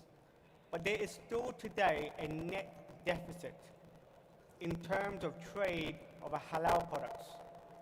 The Muslim world still imports more than it exports. And that needs a change of national strategies to develop the halal ecosystem. And today what we are going to discuss, inshallah, is about how Saudi Arabia is addressing that fundamental need and doing so and leading the way that other countries can aspire to. So, starting with this, we have His Excellency Majid Rafid Al-Argoubi. As he mentioned, he's the Chief Executive Officer of Mudun, which is the Saudi authority for industrial cities and technological zones. They are managing 35 industries of Saudi Arabia. He has a bachelor's degree in mechanical engineering and an MBA from the Arab Academy for Science, Technology and Maritime Transport. Before joining Mudun, he was the Deputy Minister for Roads at the Ministry of Transport and also the General Director at Jeddah Islamic Port. Now, 22, you have been leading Mudun to drive the modernization of industrial cities, also to make them future-proofed in the future by bringing the technology into these industrial clusters to help the private sector thrive, not just for now, but for the future in Saudi Arabia. So I would like you to answer the question about what is Mudun doing today and yourself in the roles of being acting as an enabler for local and foreign investments in the industrial clusters. First of all, Assalamu alaikum. In this great forum, and a place to show the world how the Islamic countries is growing and how Saudi Arabia is taking a lead role in this transformation. Introduce what is or explore what's the Mudun, the Saudi Authority for Industrial City and Technology Zones. For those who doesn't know, Mudun is it the government entity are in charge to supervise and monitoring the industrial cities within the Kingdom of Saudi Arabia. Alhamdulillah, now we hit the 35. We are now 40 industrial cities within the kingdoms. It's from north to south, east to west. We are located in 25. And our market share is around 55% of the total industrial factories or industrial sectors facilities. Also, Mudun play another role, which is very crucial for the developing the technology zones and the logistic services that are required for the factories. Therefore, we consider ourselves and real estate owner or lord, we consider ourselves as economic enabler to develop any strategic government strategic initiative that we can help. For how we Mudun play today a major role in localizations of the food and halal sector, the way I would like to explain it in different pillars. Number one, we are not working alone, therefore we are working with different government entities targeting to take the kingdom their role in the Islamic world and to contribute to the welfare of Islamic countries, Africa, Asia, other nations as well. Therefore, the National Industrial Strategy was launched in 2022. When it was launched, it was targeted clearly to increase the trade balance and to improve the localization program and increase the capacity and the industrial factories in Saudi Arabia to improve to do more in job creation and in developing the capability and the capacity within the kingdom. Also, if you develop very good strategic in the industrial sectors, which was target 12 sectors from food and pharmaceutical, metal, services, and other automotive and other sectors. But if you do it without creating the demand, then you are just creating very good strategy, but you cannot implement it because you need always a demand for the investor to do his business properly. Therefore, we are working today with all the Giga project now working in Saudi Arabia to localize their products. So any product, any tender today in the government, there is a certain percentage need to be localized, and this is major driver to attract investor to come to Saudi Arabia. And it's very important aspect we consider it in our design. And also, we consider the outreach. So we are supporting today the Saudi made to outreach to international and global market. Having this without having very solid standard and regulation like our friends and colleagues in Saudi drugs and food industry and also Saudi standard and quality authority, you cannot have the strong brand which is made in Saudi. Made in Saudi now is worn everywhere in the region and in the world and have its very respected brand.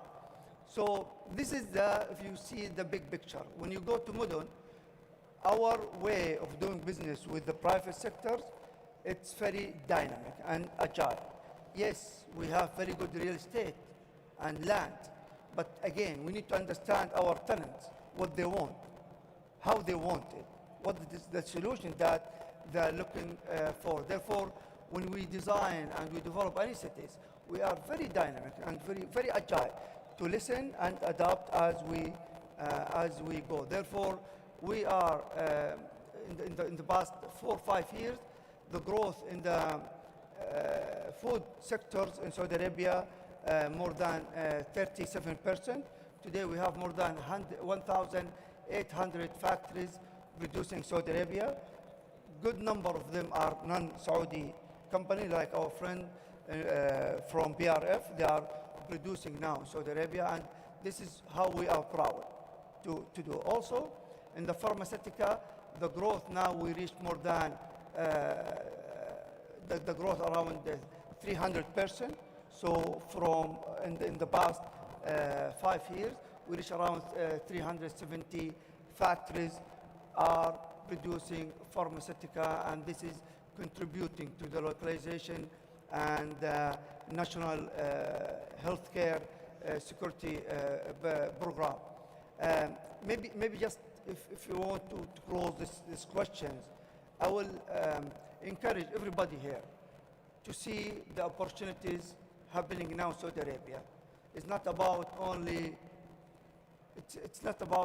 a country that wants to attract business. No, we are there to support the foreign investor and the local investor to do their business, to be sustainable, and to grow their market and their footprint. Thank you very much for that, Your Excellency. So the key takeaway I have from this is the word dynamic. So this is about creating a global hub here. As you said, the support you're making for the exports as well as the industrialization, and you mentioned sustainability. I know you're doing a lot of great work in terms of making these industrial clusters sustainable in terms of water management, etc., and climate in consideration.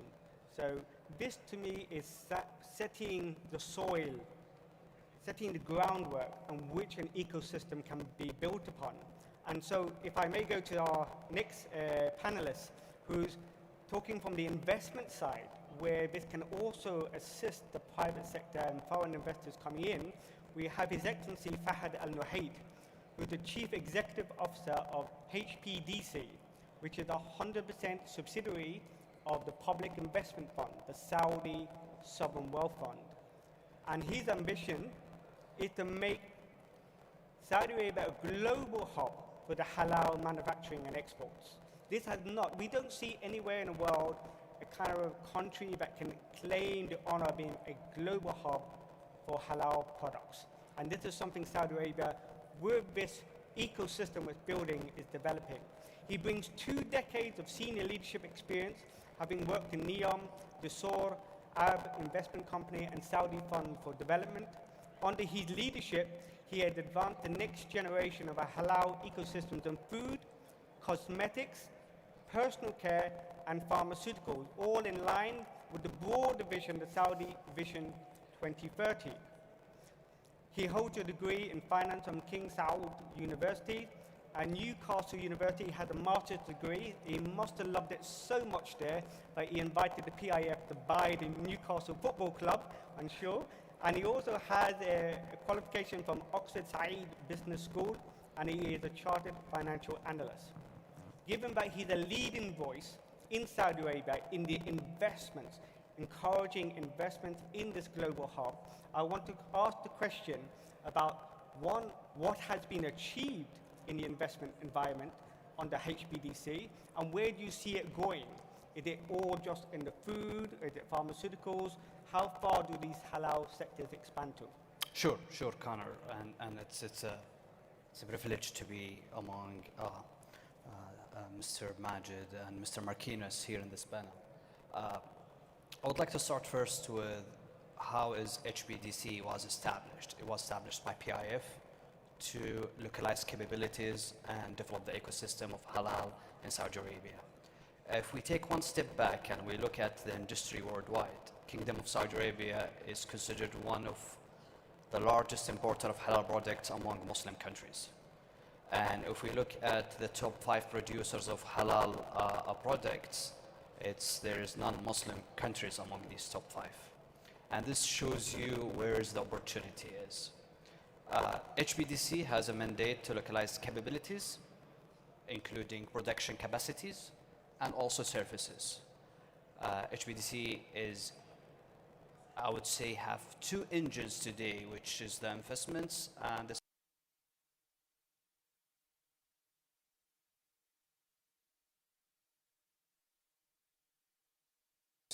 to look at supporting the investments, at the same time help other investments which we don't have a stake in to improve their capabilities and being able to penetrate new markets worldwide. HBDC, since their inceptions and announcement of starting operation beginning of 2023, today we have 6 investments within the investment side. We have over 200 companies that received our services from the advisory side. We are licensed in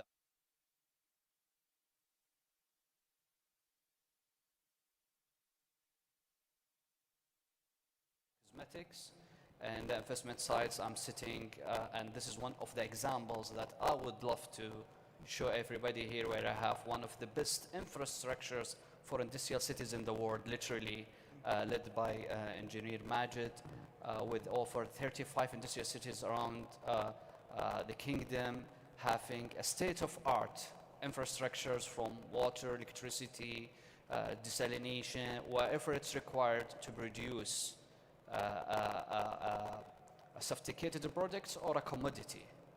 Modern has all sort of capabilities to support that. And also, where is the international investors? It's one of the examples is my brother Marquinhos. He's our partners from MBRF, one of the largest poultry food processing champion in the world. It's not just in the Middle East. And just to give you an example here, from the 6 investments that we have, 3 is with MBRF. And these 3 MBRF, the latest one was announced. It's our acquisition of Sadia Halal, which is one of the most well-known brand in the poultry, with offers $2 billion acquisition value. This is creating the largest halal poultry player in the whole world. It's not just in the Middle East. And here it shows why the kingdom is important, not just for clients, it's also for investors. That's where MBRF spot the opportunity. 2 of our investments with MBRF sits inside the kingdom in Eastern Province and the Western Province. One of them, we are building a state-of-art food processing in Jeddah, in the industrial city number 3 in Jeddah. And that's thanks to Majid and his team for supporting us. The project, inshallah, is even ahead of time. I think we are starting the production June next year. It's $180 million a project.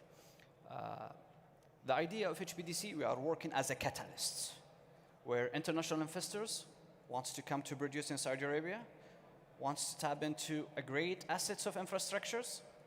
HBDC participate in our funding capabilities and also our stakeholders management capabilities, and even our advisory services that can fit into our joint ventures.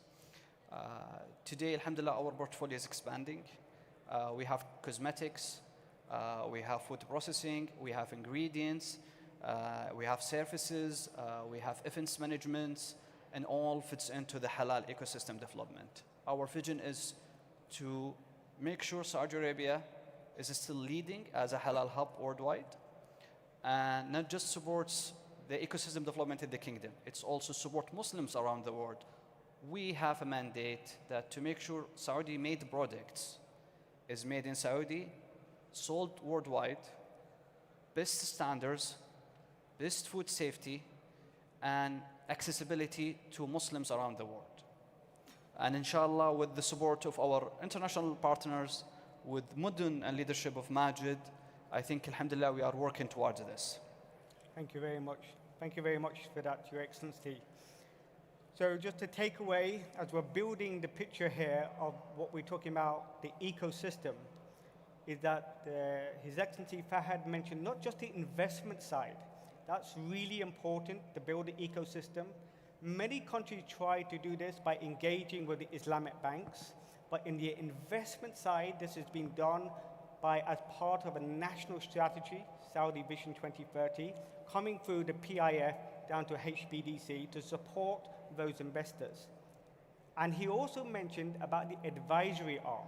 So there's always need for technicality and also networking, understanding the market. That is always a deficit for foreign investors, which we'll come to now, wanting to invest in Saudi Arabia or the region. They need to have the local expertise and knowledge, and that's where the advisory arm is so important. There's one additional point that you just reminded me. I've met a couple of local producers here in UK, here in the event. They were speaking about expanding their investment and production in Saudi Arabia. I'll tell you one thing here. When you speak about the Kingdom of Saudi Arabia to localize your capability and you head to Modern, you will be met with a red carpet. Zero bureaucracy, quick, fast, and a great services for any producer that would love. And that's what is really helping us as HBDC to bring international investors in Saudi Arabia. And this is something that it goes even in addition to what the Kingdom of Saudi Arabia providing with the financing, other incentives that are coming from Ministry of Investment, Ministry of Industrials to support localizing capabilities. So it goes beyond of that. Excellent, excellent. So what we need to introduce now is what I would say is a case study, a successful example of where this has materialized. A lot of hard work has been happening in the last few years, but now it's reached to a point, I should mention, with Sadia Halal. And this brings us to our next panelist, Mokinas Molina, who is the Chief Executive Officer of MBRF Arabia. MBRF is the second largest meat company in Brazil. And it has a Middle Eastern arm called MBRF Arabia. And he is leading this in this regard. But just to contextualize, Brazil has been serving Saudi Arabia and the GCC since 1976, when the first shipment of 650 tons of meat was coming from Brazil to Kuwait and Saudi Arabia. That was coming from BRF, which is the former company which merged with Marfrig, which is Molina's family is from. He's a second generation person rooted in the food and livestock business in Brazil. And he has been recognized by the Forbes Under 30 in Brazil for his contribution to the impact in the Brazilian food industry ecosystem. In the Middle East, as we've already heard, he is leading these transformations within Saudi Arabia with MBRF Arabia, which in the development of the 160 million, 180 million state-of-the-art processed food plant in Jeddah, and the Halal Food Innovation Center, which is very important. Everything that needs to be top quality in terms of operations and products. It's not just about having halal certification. Halal means much more than just compliance and certification. It is about quality, trust. It's about bringing the best standards in terms of products, the operational system to deliver those qualities. He has recently, as we're going to hear, and I'm going to give him the floor to talk about it, establishing Sadia Halal, which is the next step, which is moving to make it the largest halal poultry company in the world. And so I would give the floor to Molina to explain this and also give us the insights. What are the learning points that you have experienced as a foreign investor working in this ecosystem of Saudi Arabia? Good morning, everyone. First of all, it's a pleasure to do business in Saudi Arabia. The people are really welcome there, and I'm living in Saudi have 1 year and feels like home already, almost more than Brazil. But it's a really a privilege to be there. And talking about Sadia Halal, we just announced some weeks ago. It will be the biggest poultry producer in the world. We will get all the knowledge of MBRF of producing chicken for more than 90 years and producing beef for more than 25 years with the agility and expertise of HPDC and we have a huge opportunity to grow. We are not talking about just GCC. When we talk about halal, we have huge opportunities all across the world, Europe, South of Asia. So we born big already. So we are really excited for what the future will bring us. And we are planning to do the IPO of Sadia Halal in Saudi Stock Exchange in first quarter of 27. So we are really excited with that, and to Sadia Halal be a Saudi company. Thank you very much for that. Because of the shortage of time, and we want to keep this exciting for all of you, I'm probably just going to give one question, a short round, but just to speak to the future of each of your areas. Where do you see your own respective areas by 2030, when we're talking about the Saudi Vision 2030, specifically in regard to halal product? So in terms of launching these specialized clusters, how are they supporting the halal sector specifically? The industrial cities, when we designed the industrial cities, we designed it to accommodate any, this is what was in the past, to accommodate any industrial. But after the Vision 2030, we decided to create a catalyst and clusters to enhance and improve each city with its own distinguished or own brands in each city. Therefore, when we evaluate the industrial cities within the kingdom, we found the food was centralized or focused in Jeddah area. Therefore, we create the cluster in Jeddah 3, which is the largest food cluster in the world, and targeting to reach the investment more than 800 billion Saudi Riyal.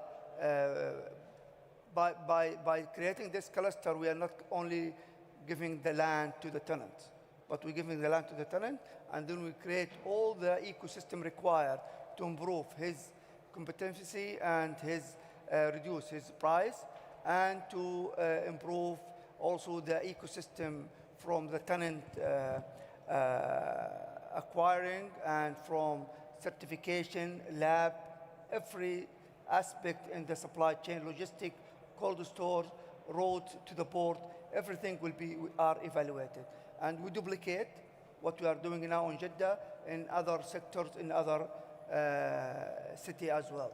But I like to comment on what Fahad said, that we treat our customer in red carpet. We are not only treating halal company because they are BIF, but we are treating all our tenants in the same way, because we are there to support our tenant to do their business in safe, sustainable manners, and to support them in growing their business. And this is our duty, and we are proud to do this.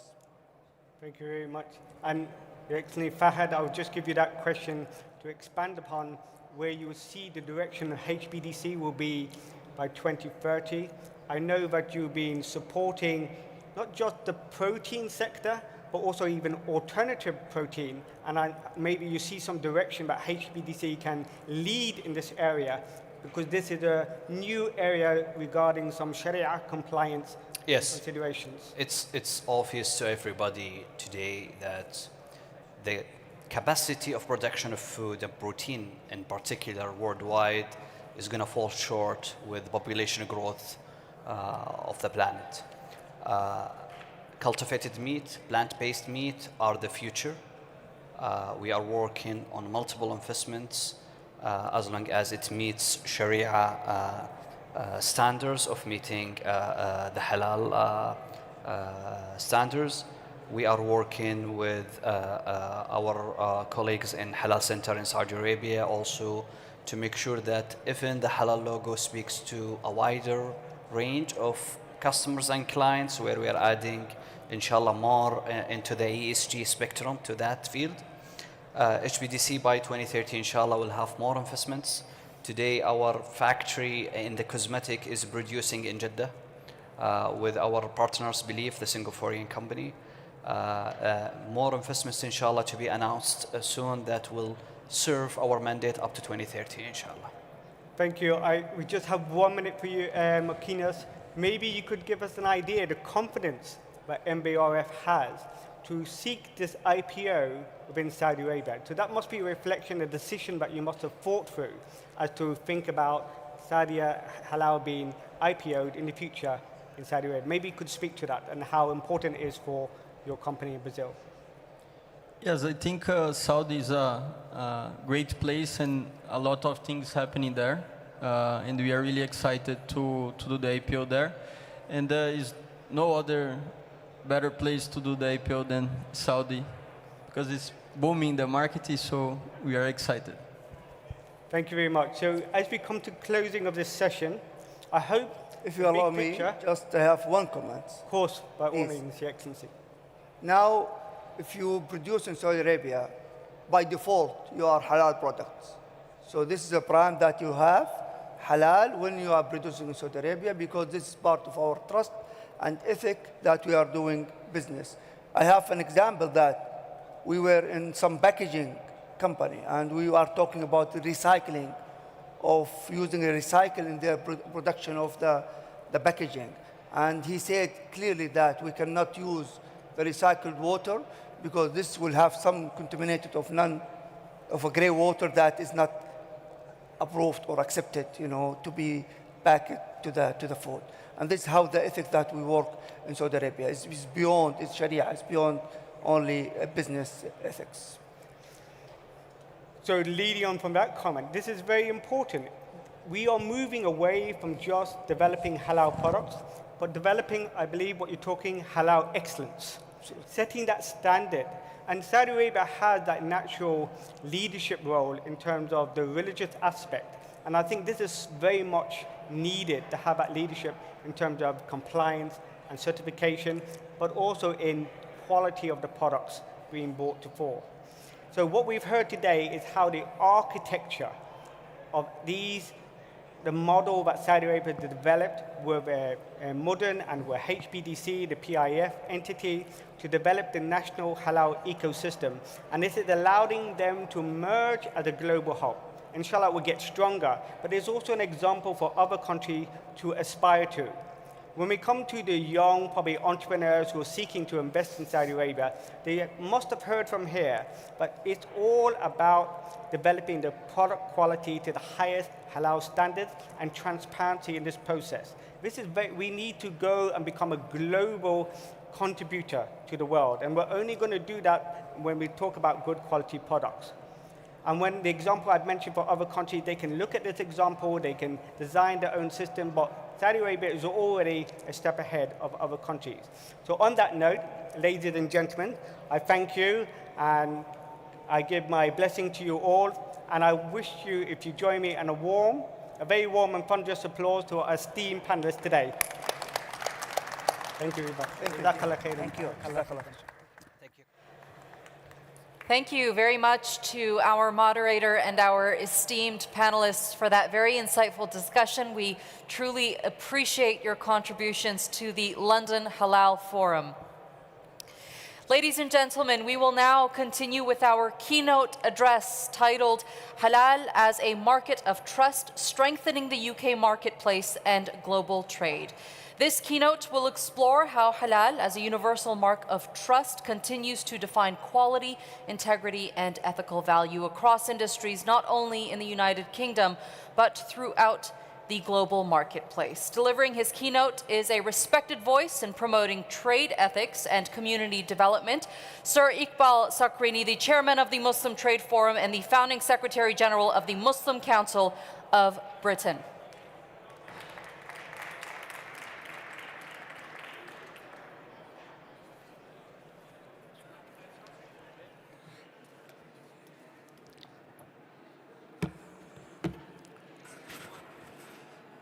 Bismillahirrahmanirrahim. Our respected Sheikh Yusuf Kalawi, the Secretary General of the International Chamber of Commerce, our distinguished guests, colleagues and friends, Assalamu alaikum wa rahmatullah. And now, as we are approaching the afternoon side, so I'll say good morning and good afternoon to you all.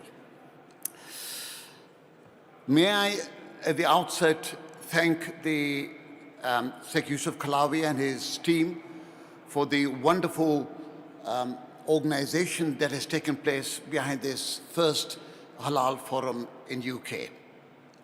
It is something that we are very proud of, taking place in the beautiful city of London, where, of course, multiculturalism, multi-faith, ethnicity, all of it is at the root of the country's position. It is also a great honor to stand before you at this first event of the London Halal Forum, an event that symbolizes the vision, resilience, and the shared purpose of those committed to making halal not just a dietary term, but a universal symbol of trust, ethics, and excellence. The emphasis on the importance and the wider meaning of halal has been emphasized by just about every speaker that we have had this morning. And I'm sure this will continue for the rest of today and tomorrow. It is so vital to understand the wider meaning of halal because of the misconception that exists, not just in the community, but in the businesses as well, that halal just perhaps refers to the issue of food, the meat, and that's the concept which we need to get away from. The theme of my address today is halal as a mark of trust, strengthening the UK marketplace and global trade. This captures the essence of what we, as business leaders and thought partners, must strive for. As stressed again by just about every speaker, when we speak about halal, it goes beyond, it is a comprehensive guide in terms of the value systems grounded in honesty, integrity, and transparency in today's interconnected markets, where consumers are increasingly conscious of what they eat, wear, or use. And therefore, now we see the word halal has evolved into a global benchmark for ethical assurance. According to industry reports, the global halal economy today stands at nearly 2.7 trillion US dollars, with projections suggesting that it will almost double to USD 5.9 trillion by 2033. And these statistics have been given to us by earlier speakers as well. That emphasizes the importance of growth that has taken place. And not only the existing growth, but the potential and the growing expectation that halal products will be backed by authenticity, traceability, and ethical conduct. Here in the United Kingdom, the halal sector continues to thrive, from food and beverages to cosmetics, pharmaceuticals, and logistics, not forgetting the growth in the halal tourism that is taking place. And I'm very pleased to mention that halalbooking.com, a very recognized and important company that provides the halal tourism, not just in the UK, but worldwide. As chairman of the Muslim Trade Forum, UK, I see immense opportunity for our country to serve as a bridge between the Islamic world and the global marketplace. The UK's reputation for quality, fairness, and strong institutional standards position as ideally to lead the next phase of halal growth. But we do so as we must move beyond the labels and the logos. We must make halal a living standard that defines how we produce, trade, and engage globally. Allow me to highlight the role of the British Muslims in the UK economy, which underpins why the Muslim Trade Forum is playing such a vital role. According to the landmark report, the economic contribution of British Muslims to the UK growth and prosperity, British Muslims collectively contribute over £70 billion annually to the UK economy. Muslim-owned businesses, which are progressing and increasing in numbers, employ more than 250,000 people across the country. And our community makes up a vibrant entrepreneurial class with strong representation in retail, hospitality, finance, real estate, healthcare, and the fast-growing health economy. It also perhaps needs to be emphasized that the media sector, which plays quite an important role in all the economies, we have now our leading Muslims who are going into the mainstream media as well. And of course, we are very pleased that Islam Channel, being one of the leading channels in the country, has recently acquired Tribune magazine. And this is, I think, perhaps one of the first steps that is taking place, where Muslims are now going into the mainstream media. In addition to the British Muslims represent nearly 5% of the total UK population, yet their economic footprint far exceeds their size. The report highlighted that the British Muslim households have a combined disposable income of over 20 billion annually, much of which circulates within the UK economy through retail, housing, and investments. Moreover, the community contributes significantly to the UK's international trade links with Muslim entrepreneurs, accounting for thousands of small and medium enterprises that are active in both domestic market and the export activities. The report also underscores the spirit of philanthropy, with British Muslims donating an estimated 1 billion annually to charitable causes, reinforcing their role as socially responsible citizens who strengthen both the economy and society. What makes this contribution even more remarkable is the demographic strength of our community. Nearly half of British Muslims are under the age of 25. That's a very important part of the statistics that plays a key role in the growth of any economy. This means we have a uniquely young, dynamic, and ambitious population whose entrepreneurial energy is only beginning to be realized. In short, the British Muslim business community is not only sustaining the present economy, but also shaping the future of the UK trade and enterprise.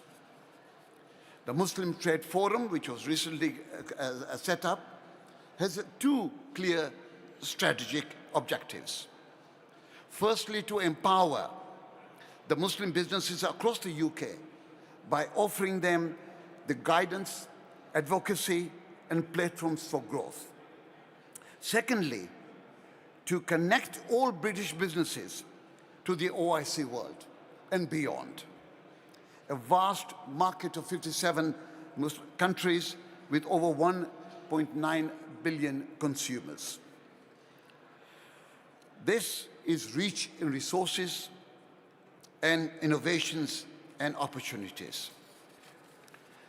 Our dialogue today and the gathering of the forum members from different parts of the world exemplifies the essence of that mission by bringing together prominent business leaders and aligning them with the British Muslim entrepreneurs and mainstream UK businesses. We are forging bridges of trade, investment, and cultural understanding. These connections will no doubt lead to partnerships in key sectors such as manufacturing, technology, energy, infrastructure, finance, halal industry, and education. Ladies and gentlemen, as we look to the future, the Muslim Trade Forum is undergoing exciting transformation. We are in the process of transitioning into the British Muslim Chamber of Commerce and Industry. This institution will serve as the official voice of the British Muslim business community, ensuring greater representation, stronger advocacy, and deeper international engagement. The Chamber will not only champion the interest of Muslim business in the UK, but act also as a gateway for our international partners to connect seamlessly with the British market. My respected friends, I know I stand between lunch, as it's very close to us, and therefore, in my conclusion, I can only reiterate that it is vital that our success depends on collaboration. Collaborations amongst the communities, businesses in the UK, and of course, this forum gives us the fantastic opportunity to collaborate with partners in different parts of the world. We have a responsibility to ensure that the confusion and the duplication that exist need to be kept aside. True progress will come when we unite under shared principles, ensuring mutual recognition, shared audits, and collective branding of halal integrity. Finally, and most importantly, we must earn and preserve consumer trust, because at the heart of every halal product is not just a certification, it is a relationship of trust between producer and consumers, seller and buyers, business and the community. If we can embed these values into the fabric of our industries, then halal will not only open new markets, but also elevate global commerce to a more ethical and transparent standards. Let this forum, and particularly the British Pavilion, serve as a statement of our collective commitment that the UK stands ready to lead with quality, ethics, and vision. I invite each one of you present here, policymakers, entrepreneurs, and business leaders, to be an ambassador of halal excellence and to ensure that the word halal continues to mean trust, respect, and integrity in every market it reaches. May Allah subhanahu wa ta'ala guide our efforts in pursuing this noble cause, bless our partnerships, and make this forum a source of inspiration and collaboration for all. Thank you once again. Many, many thanks. Thank you, Sir Iqbal, for those inspiring remarks. Ladies and gentlemen, we will now take a 15-minute prayer and coffee break. The prayer rooms are just down the London Suite Hall. You will see the signs directing you to the designated area where you can conduct your prayers.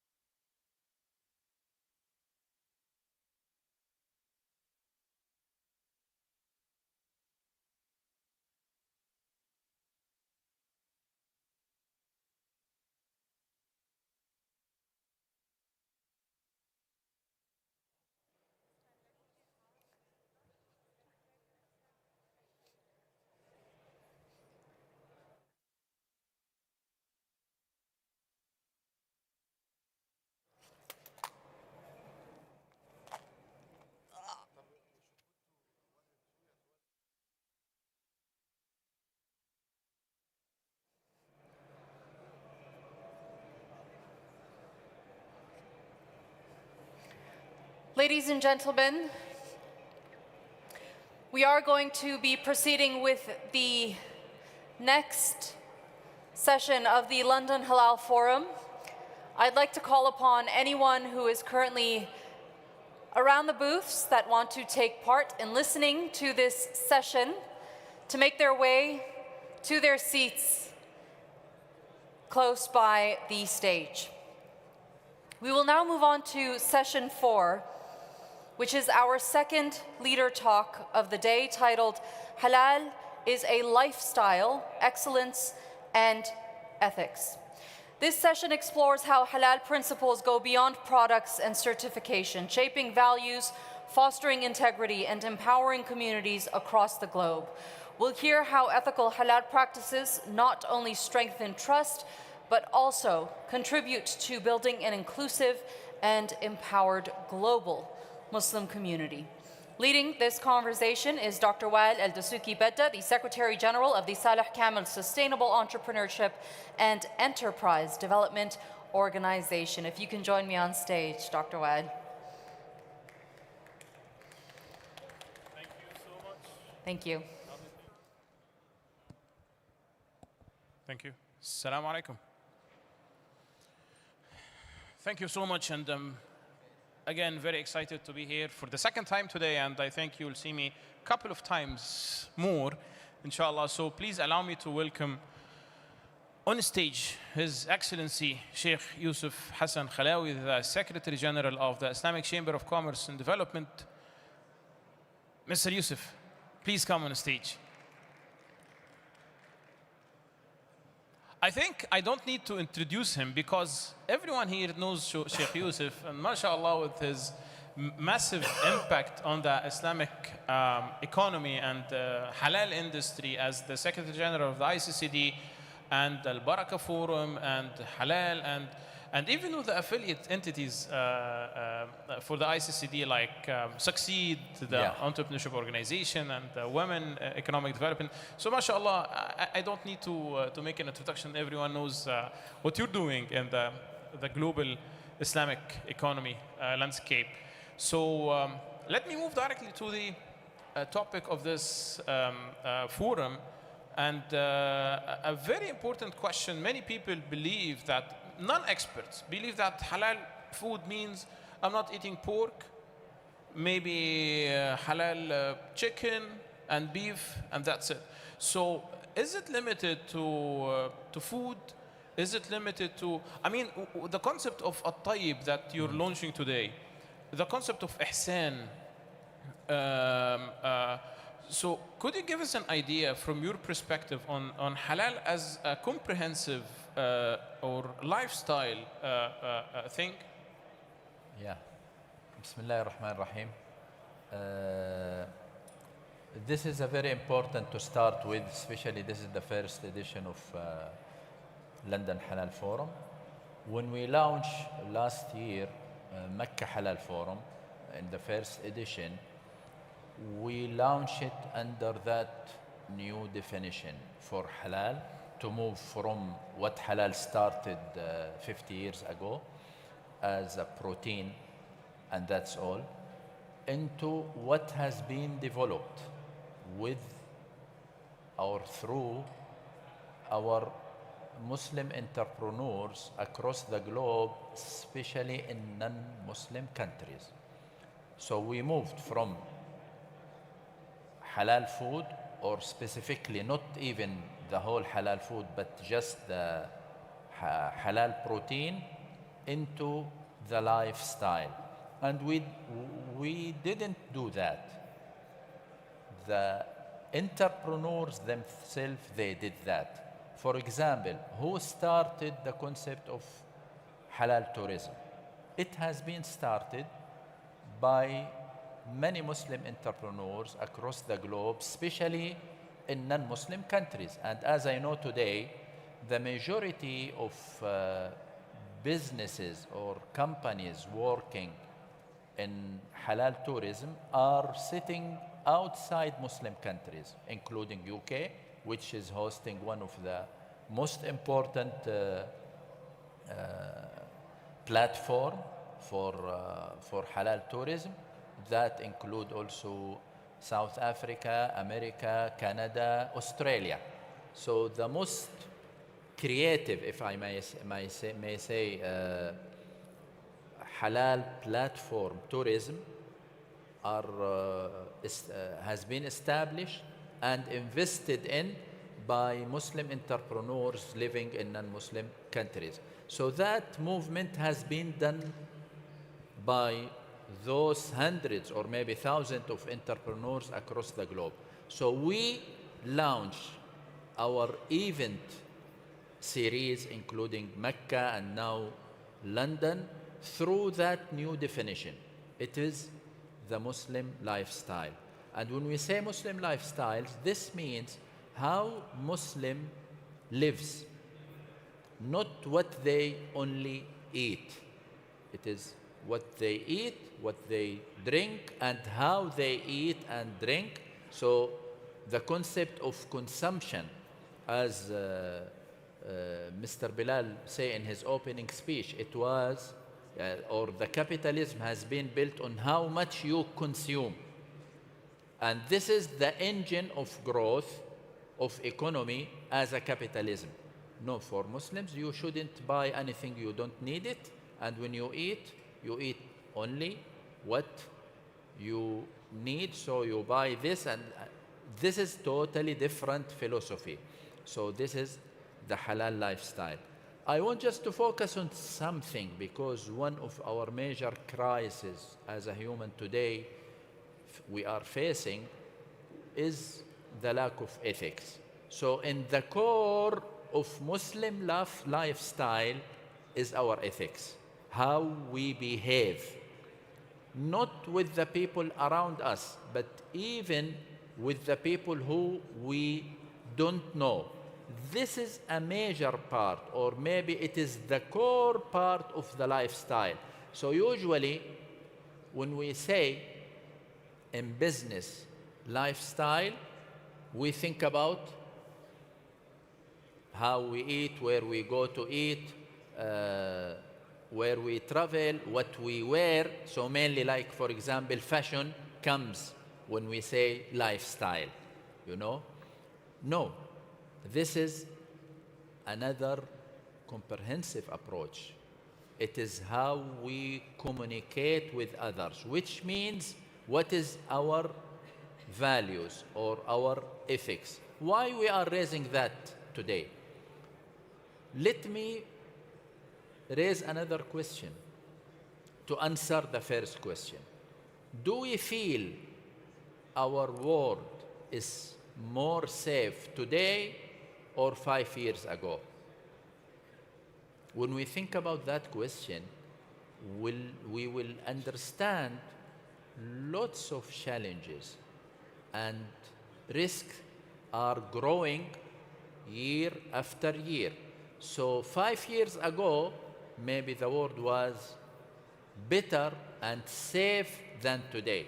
Just one example. When we talk about AI, great development, we as human, we should be happy with that great development. But what's the issue now? What the people saying about AI, it is the lack of ethics. So millions of people are using AI on a negative way. And for this reason, we are receiving very bad and negative outcomes from AI. Is it the wrong? Is it the mistake of AI? No.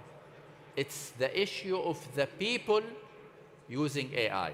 So for this reason, which is now going for hundreds of billions of dollars as an investment, we have a lack of ethics here. So all that investment, which is hundreds of billions of dollars, is creating a negative impact for only one reason, which is the lack of ethics. So when we think about ethics and how can we build ethical AI, to be used in only positive way, this is huge business opportunities for anyone who want to follow the halal standards. There is no meaning for halal standards if ethics not coming in the beginning. Why? Because those people who are breaching the AI, they are not doing anything against the law, by the way. All what they are doing is with the legislation. But huge negative impact is coming. Why? Because the law is not everything. If you don't have in your side, in your heart, that ethics, you can break everything.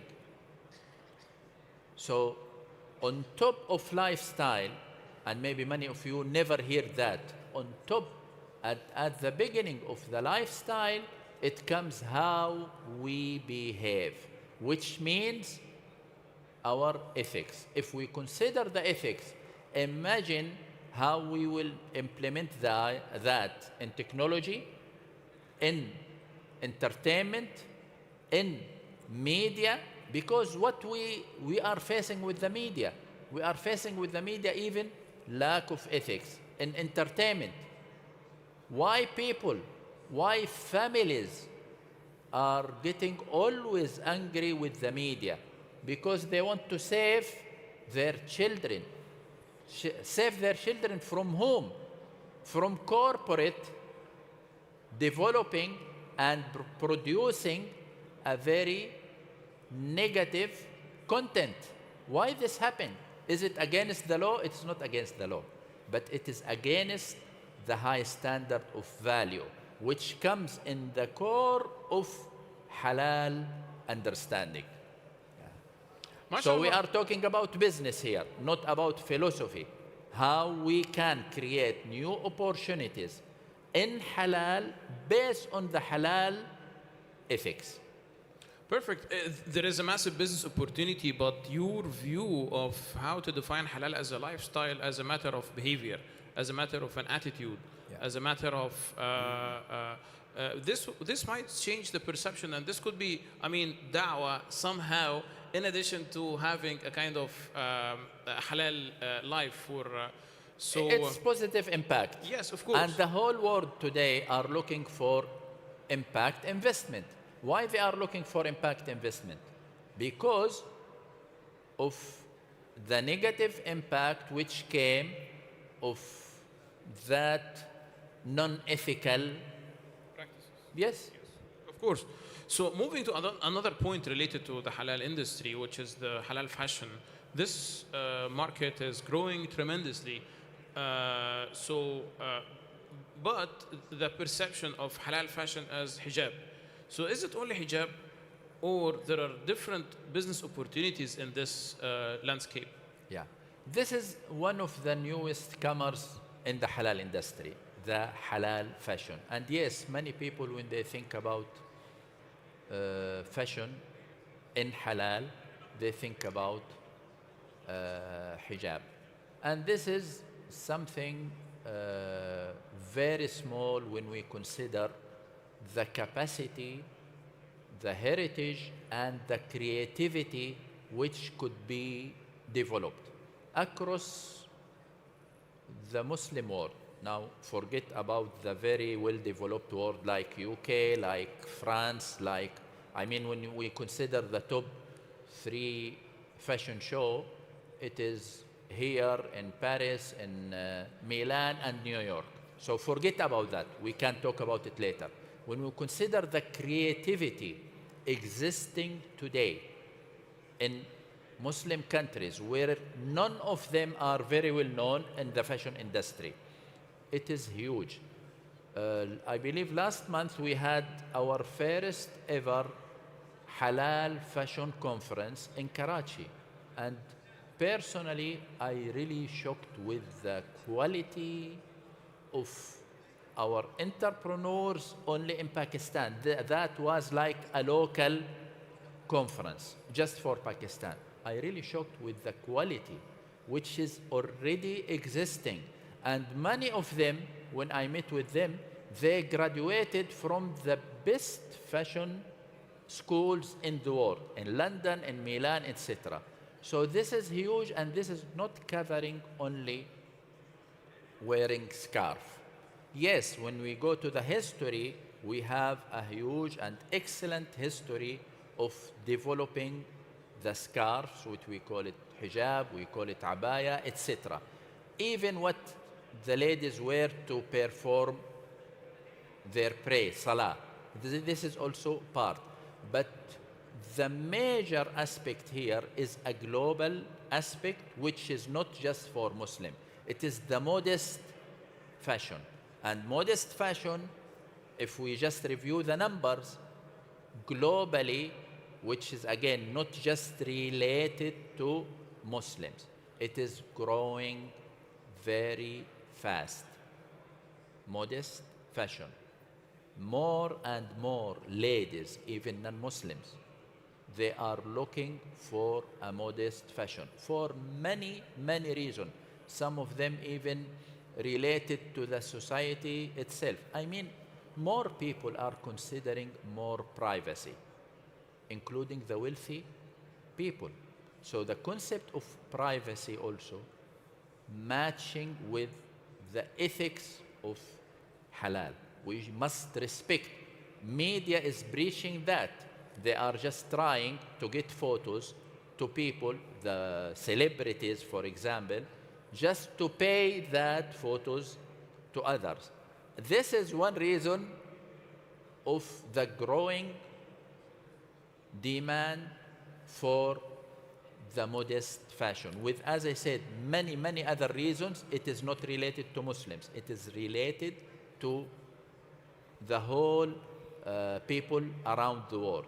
So when we consider that the capacity of our creative industry across the world is huge, when we add to that our great heritage in art and fashion, you know, Islamic art is a very well established industry, and it has a huge variety and a very rich subsectors. This can support any new development for the entrepreneurs. For example, we know Kashmir. What is Kashmir? Kashmir, purely 100% is coming from South Asia.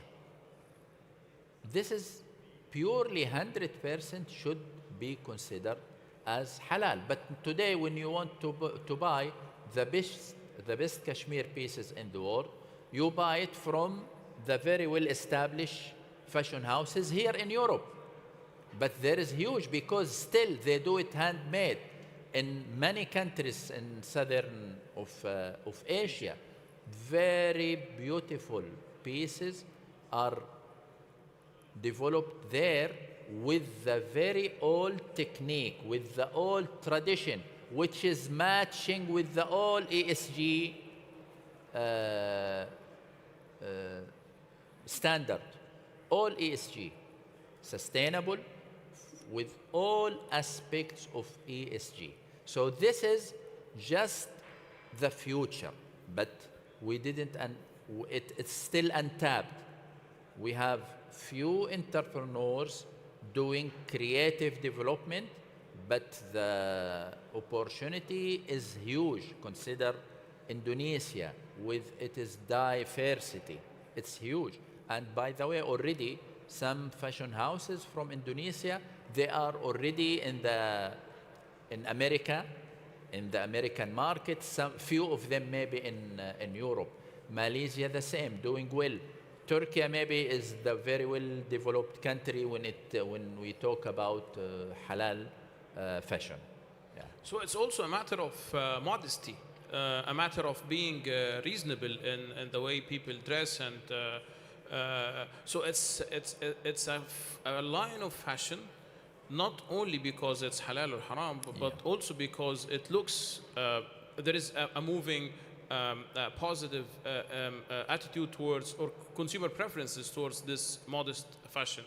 Lots of aspects. For example, يعني women now at the work everywhere. So that concept of fashion for work is growing even in Europe and America. And lots of Muslims, ladies, they want to wear very modest and elegant and suitable for work. This is a stand-alone concept growing globally. Perfect. So moving to another side of halal industry, which is halal tourism, I see that you're very much interested in the tourism space as well, and you've initiated many conferences related to halal tourism. So how big this market is, and where are the opportunities, where are the gaps? Also, this is something started here in non-Muslim countries, and personally I am proud of that, because the entrepreneurs, they are following their needs and the demand together. So when we consider, by the way, the whole Muslim countries, there is huge opportunities, but that halal tourism is not just related as people used to think with Umrah and Hajj. No, it is developing very well, because the great development which has started in many Islamic countries. On top of that, the huge investment which is going on now in Saudi Arabia, and then in other Gulf countries, in Turkey, even Morocco and Indonesia. Those countries really are doing very well in developing the concept of halal tourism. But this also is here, or even started from London, for example. When we take just an example, the northern part of UK, Scotland, it is very beautiful places, with many Muslims, including families, would love to go there, with many companies would love to do their retreat, their corporate retreat, in that places in Scotland. But they need travel agent understand their needs. So for example, when they want to go there, they want to have a good quality of halal food. And this is manageable today, because alhamdulillah, halal food is existing everywhere now. So they need just those halal tour operator to see what is their need. Their need is halal food, their needs for praying, managing all that aspect, which is very easy. But when you brand it like that, and you manage it like that, and do a proper digital platform, you are creating new businesses. You are attracting halal tourism even to non-Muslim countries. So it is not anymore related just to Umrah and Hajj. It is not anymore related just to Muslim countries. It is now related to the demand of Muslim travelers to travel everywhere, to go everywhere, with their needs existing in a good quality, in affordable prices related to that quality. So when you do that, you can do it everywhere. As I gave an example, just an example, Scotland, that beauty of Scotland, you can attract millions of visitors, all looking just to find their halal needs, to enjoy their time there, etc. Another example which just came to my mind, when it comes to the mountains, the mountain tourism. As you know, the highest mountain in the world is Everest, but the next 6 mountains as the highest, all in Pakistan. So this is a huge opportunity. If tour operator locally do the same as what's going on in Nepal. It is very well established industry in Nepal just for that. So in Pakistan, you cannot find that. while you have 6 as out of the 7 highest mountains in the world just in one country. So imagine how big that opportunity which could be developed in that country. And those tour operators, by the way, they could be here in London or New York or America, but they need their local partners there. So lots of opportunities around the world. It is, as I said, let us just conclude with that. It is not anymore just Umrah and Hajj. It is not anymore just for Muslim countries. It is no. Following the demand and the needs of Muslim travelers who want to travel, find their needs, enjoy their time with good quality, with affordable prices. Perfect, mashallah, and very inspiring. So, I mean, it is a matter of maybe developing new touristic destinations like in Pakistan, Yeah. but it shall be packaged properly and well branded and good marketing channels. And this is exactly what we want to focus on, the excellence. Yes. As I said in my opening speech, you may have an excellent product, very high quality, but if the packaging is not suitable, if you are not building a strong brand, if you are not doing the excellent marketing, you will lose everything while you have an excellent product. Yes, exactly. So, are you kidding Someone. me or something? Maybe we take one question from audience because, yes, because she's asserting that only one question. So if we have any questions from the audience. Yes, please. Okay.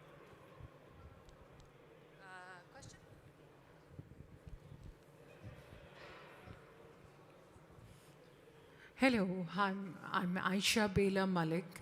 My question is that you spoke about, sir, the art and Islamic heritage, which changes with every country. Turkey, Saudi Arabia, Pakistan, every country has a different style of Islamic calligraphy, which can be a big asset if Islamic Chamber gives that venue to new artists different from Muslim countries or all over the world, even in London. And I don't get to see anything in the UK.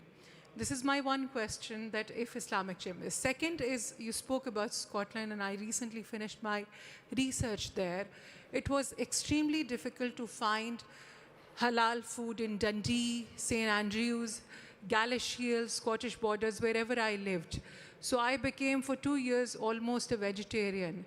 So nothing halal except the fish. And that is a huge avenue, monopoly of one shop or two shops all over one city. So these are my two questions, ma'am. Thank you so much. Okay, as an Islamic Chamber, we are not an art or culture organization, but we work to make those people entrepreneurs. This is our focus, and we will implement that in all our halal event, because what's the aim of that halal event? It is to create awareness of the concept and to promote. It is an event open for everyone. So part of that, yes, is to include the Islamic art and the heritage which came for centuries from Muslim countries, and develop that into business. This is our aim, because any chamber of commerce in the world works just like that. Regarding the second issue, yes, this is the case. If we understand the needs and the demands, the opportunities come from there. So we are raising that when we define the halal like that, because we want the entrepreneurs to notice the need, and with the need, the demand. Now, many people, millions of people, just because of the connectivity through internet, through emails, they send, even they ask the hotels, do you offer halal? Do you do that? Because no one wants to sit just to stay the whole week, for example, while they are traveling, eating something they don't like to eat. Okay? So yes, the demand is there and it is huge and people are asking and everything can be delivered today. Even if the halal food is not there, but as a tour operator, you can manage to deliver whatever food. And they did that many times when we stay even in the Alp, in the villages. We prepare for that and we find the best food we ask for. It is delivered to our door, alhamdulillah. Alhamdulillah, and there are so many business opportunities, and Sheikh Yusuf just mentioned like 5 or 6 business opportunities in the halal space, in the fashion and regional like Scotland. So I mean, anyone here can at least have an access or idea to think of and to seriously consider. So thank you so much, Sheikh Yusuf, for your insights and for this wonderful interview. And many thanks to everyone. Shukran. Assalamu alaikum.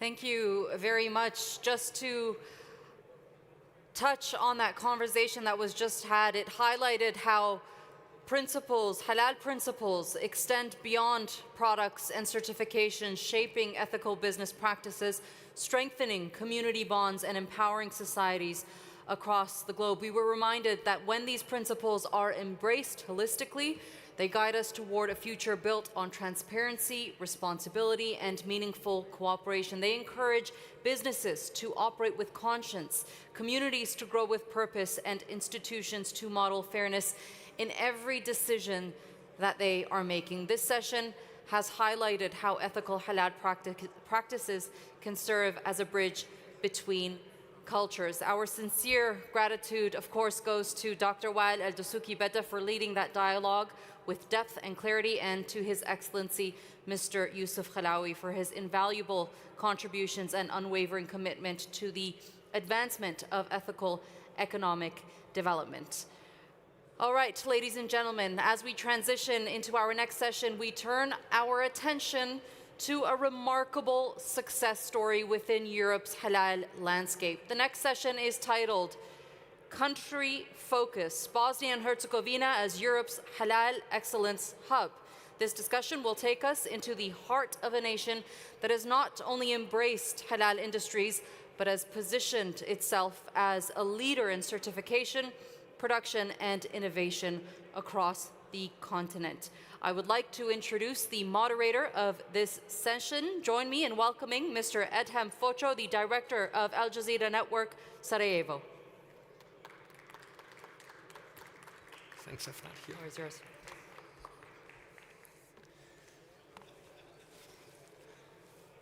Thank you, Afnan. Ladies and gentlemen, Excellencies, ladies and gentlemen, distinguished guests, Assalamu alaikum, good afternoon, welcome to this session, which will try to give you an insight into Bosnia as a potential halal excellence hub. I would like to also thank the organizers, Islamic Chamber of Commerce and Development, and especially Sheikh Yusuf Khalawi, who actually has been trying to motivate us for quite some time into discussing and opening this possibility of building Bosnia as an excellence hub. As we will discuss later, Bosnia is a small country, small market, but that has a lot of very peculiar potentials in various industries. Now I will invite our panelists to come up. Ms. Aida Terzic, she is CEO and the co-owner of one of the biggest travel agencies in Bosnia and Herzegovina and one of the first halal hotels called Pino Nature. Aida, please join us. Mr. Dino Selimovic, he's advisor to the foreign minister of Bosnia and Herzegovina and also one of the most active promoters of halal industry in Bosnia and Herzegovina. And Mr. Admir Kulin, he's a recently returned German, Bosnian from Germany who came back. He's a successful investor and businessman, especially focusing on high technology and IT sector. Now, before I go into question, let me just give a short introduction into this. As I mentioned, Bosnia is a small country, small market. If you are looking to sell your products there, it's not a very big market. Where it is really growing as a market is this halal tourism, which, I mean, God has blessed us with the landscape and also with history. History is not the one that many of us remember, a recent history about war in Bosnia. It has nothing to do with it. It's very well-maintained, well-preserved historical place with a lot of rustic and original places, yet with a lot of fabulous landscape. And it has been really growing immensely, as Ms. Aida will present to us later, especially in later years. Also, what is interesting for building Bosnia as potential halal excellence hub in terms of investors who would like to manufacture and then reach much wider markets that are available is that Bosnia has very well organized and centralized halal certification system.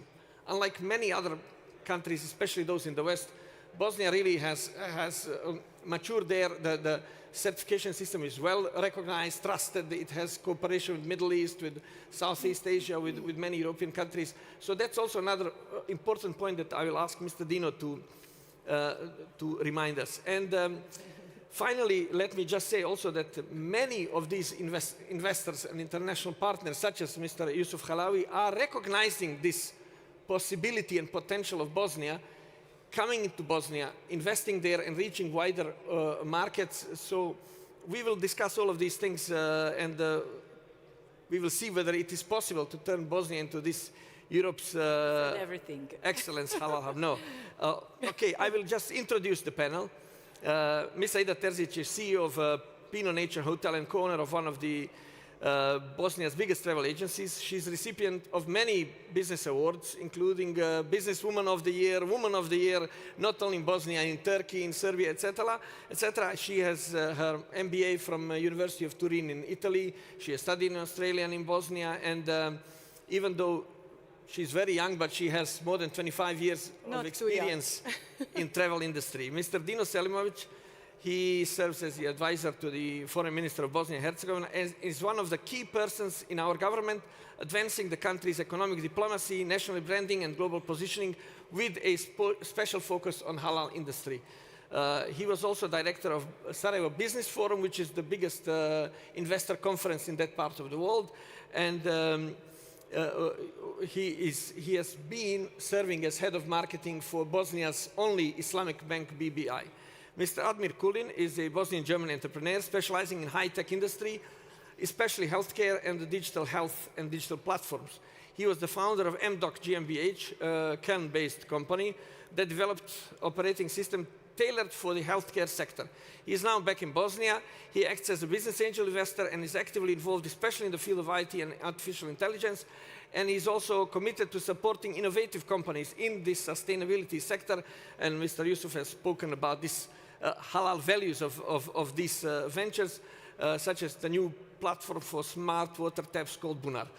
Now, Aida, let us start with you, please. Yeah. You are a pioneer in halal hotel industry in Bosnia and Herzegovina. Now, I would like you to tell the audience and us as well, what is your personal experience? How did you come up with the idea of let us invest in a halal hotel? Not halal friendly, it's a full-fledged halal hotel. How did that story come about?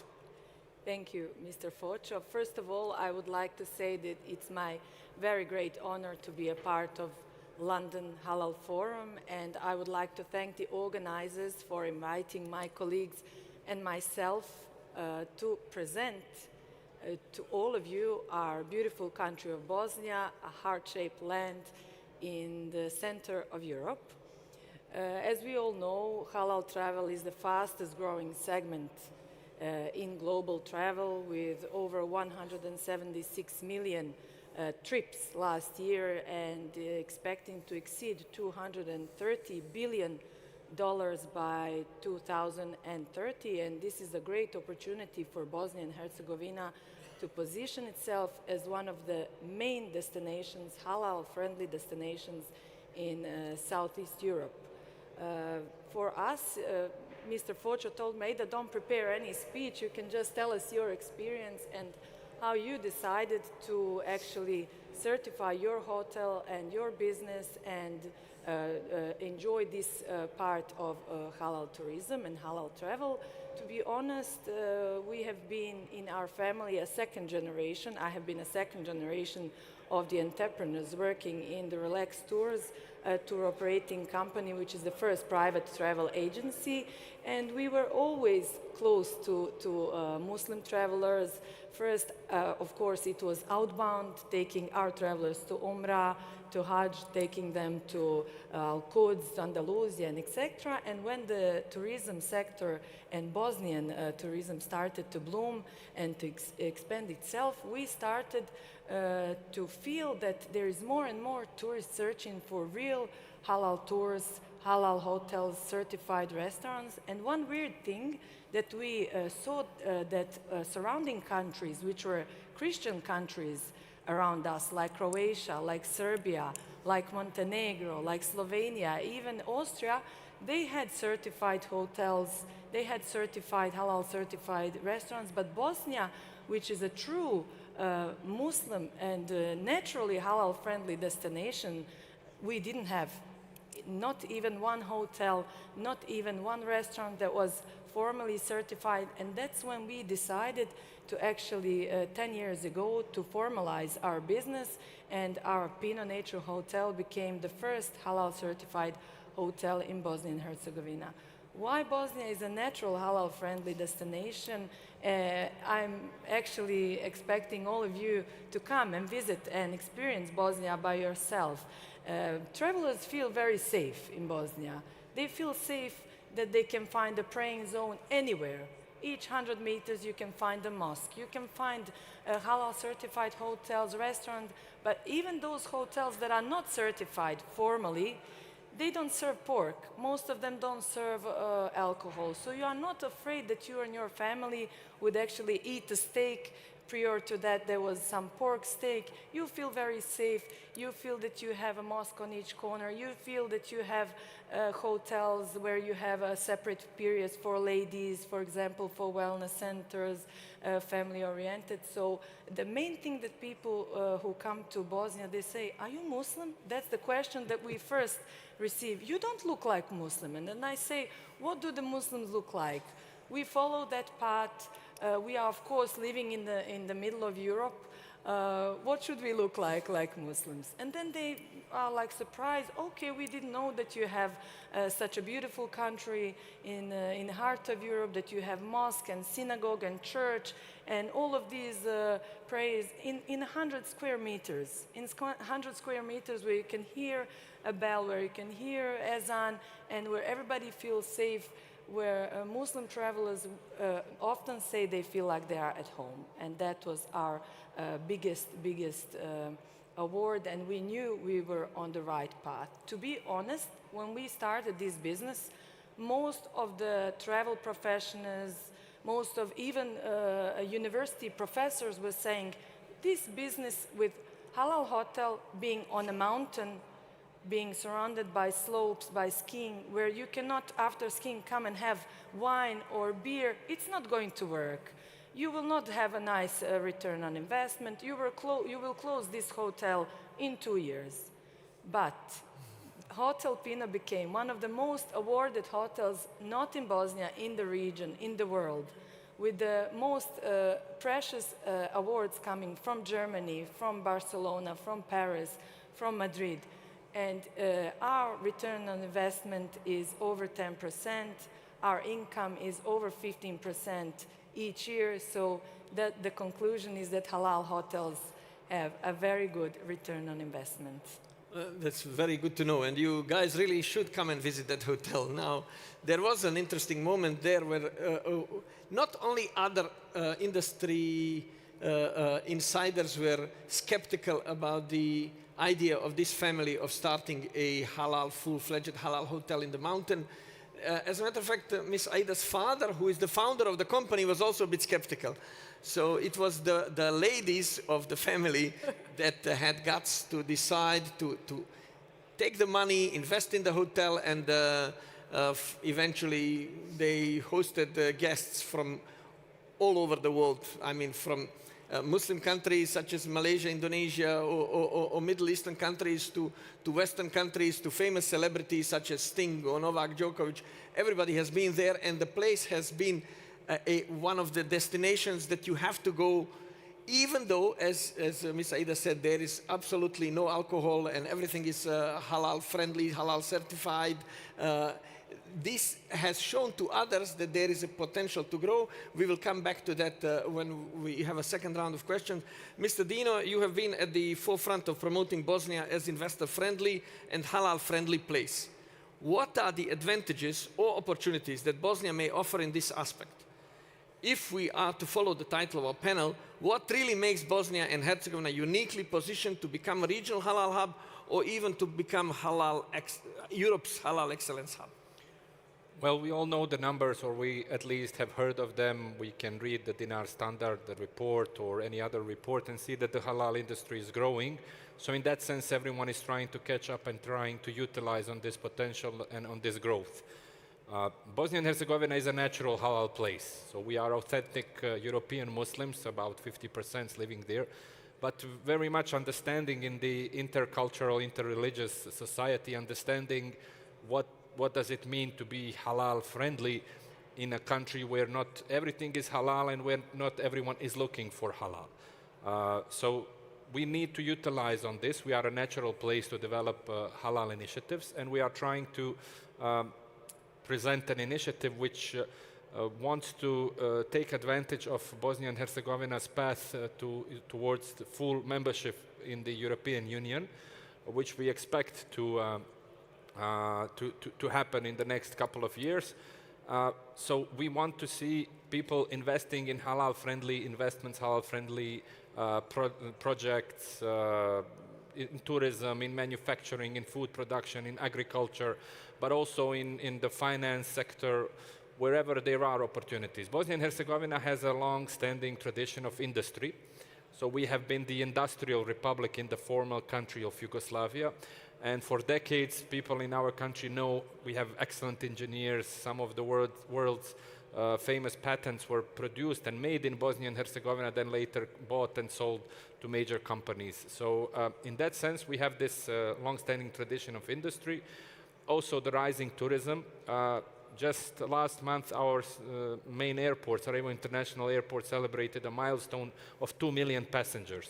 So just a few years back, we were not that well connected. Nowadays, we have over 40 destinations from which you can fly into Sarajevo, which really makes it a very appealing tourism destination. And with halal offer, it's a family-oriented, family-friendly location, regardless if you are Muslim or not Muslim. So that doesn't have to be a prerequisite for you to come. Also, we still have the lowest cost of energy in our country. Our investment investment tax and profit tax is among the lowest in Europe. It's only 10%. We have skilled labor force, but also an option for you to import foreign workforce if there is a need for that. So in that sense, we are seeing a lot of opportunities. We have our national foreign investments promotions agency, which free of charge can offer any advice, any consultancy, and any information about anyone interested in investing in Bosnia and Herzegovina. And what we are trying to adopt now is this 1, 2, 3 approach, discover, visit, invest in Bosnia and Herzegovina. So first of all, people need to understand what Bosnia and Herzegovina is. We are not very much present in media and in the news across the globe. The last time we were, the news were not that positive, but I can assure you that Bosnia and Herzegovina is a lovely place to visit, to come to do business at. So when you discover and hear about Bosnia and Herzegovina at events such as this, and I wish also to thank Sheikh Yusuf Halavi for his support and promotion of Bosnia and Herzegovina over the past years at all of the ICCD and ICHS events. So when you discover Bosnia, you think, oh, I could or should visit. So the next step is to visit Bosnia and Herzegovina. We are trying to improve our visa systems for many of our friends from all over the world which actually need visa to enter Bosnia and Herzegovina. So we are working on improving that process as well. And once people visit, then they experience and entrepreneurs actually see the opportunities. They are the ones, business people like Aida and Admir and many people in the audience, they see what is needed. Someone can see an opportunity where we are looking at a wall for the last 100 years and someone sees a business opportunity there. So like Aida said, you know, you need to dare. They risk with opening up the halal hotel, and now it's the most visited halal hotel where you cannot get a seat to have a cup of coffee, but thanks to this cooperation you can have it a little bit faster. So discover Bosnia, visit Bosnia and Herzegovina, and invest in Bosnia and Herzegovina is the approach that we are coordinating between several institutions. So just to clarify a bit on that point, that means when we were speaking about Bosnia getting close to enter European Union, once we enter the common market, which could be any time soon, any and all goods manufactured in Bosnia actually can be distributed and sold anywhere in Europe without any further issues. There are no borders, there are no additional documentations, there is nothing. So, the time is now. as I said, it's small market itself, but it has a surrounding area which is not that small, and where also a lot of Muslims live in every of our neighboring countries, plus a lot of tourists visit them. Croatia is one of the major tourist destinations in the world, and we have the entire European Union, whereby the cost of doing business still in Bosnia is incomparably lower to any other place in Europe, which is like what Mr. Dino has said, a very important thing. I mean, people have to visit or discover first.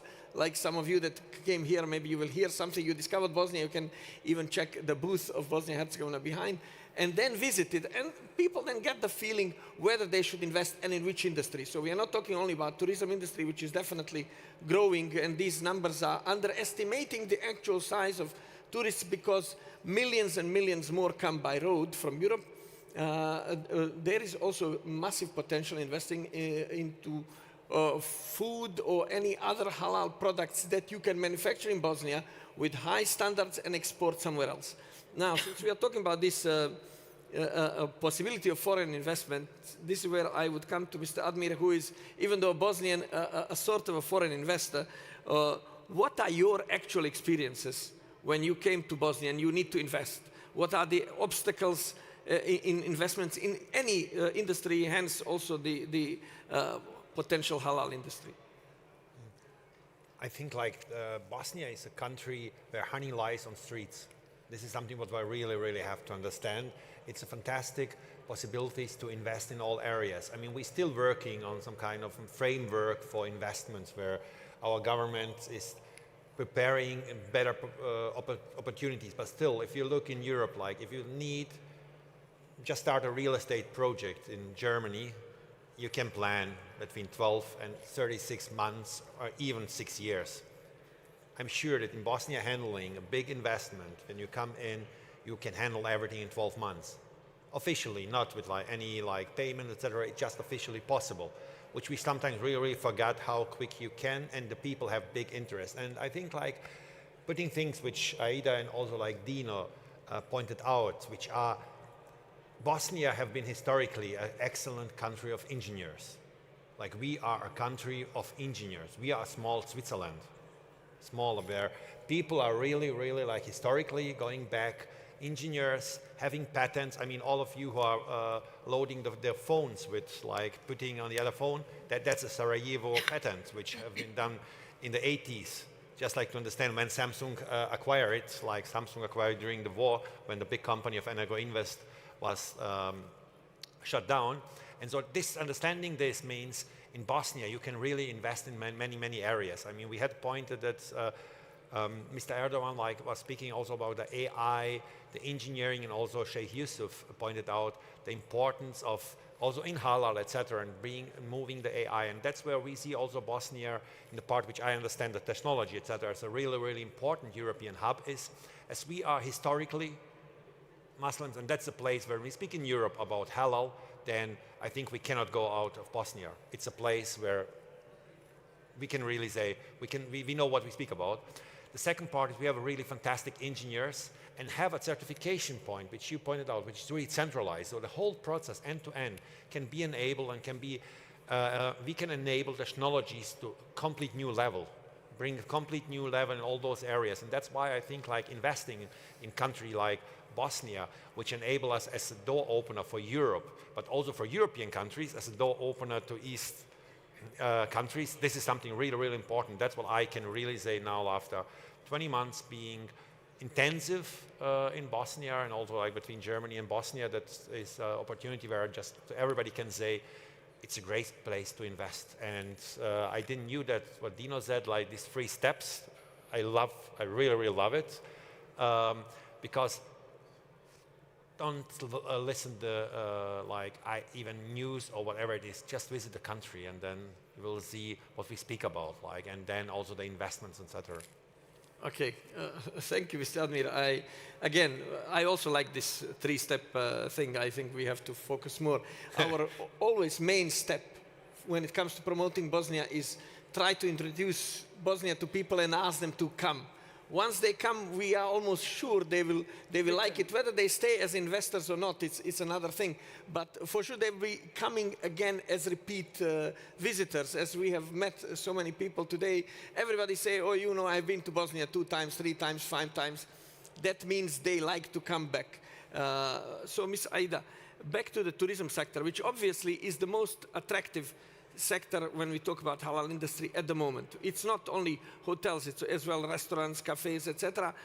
But it is very significant, and Bosnia is a small place, and it has some of these big chains, such as Swiss Hotel, Movenpick, Novotel, that came after your hotel, that are also fully halal hotels, dry hotels, no alcohol, etc.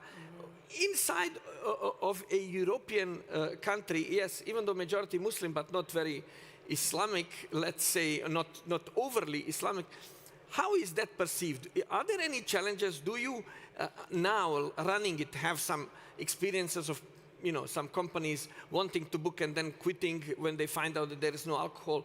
Do you know of other companies that are having other hotels? Do they have these challenges, or restaurants? I don't know. That's what the professionals actually were proposing, that we will have problems with some international companies, with some conferences that will not be able to be held in our hotels, but no, so far not. We didn't have this conclusion. As I said, our income is about 10% or 15% higher each year. We have more clients each year. Every year we have a longer season. We started with 2 seasons. At the beginning we had the summer season, which began in May, June, July, August, September, where most of our clients were from GCC countries. Of course, when they feel a very warm weather in their countries, and they would come to Bosnia and enjoy, especially on the mountains where they are close to the rivers, to the nature, where they have a cooler weather.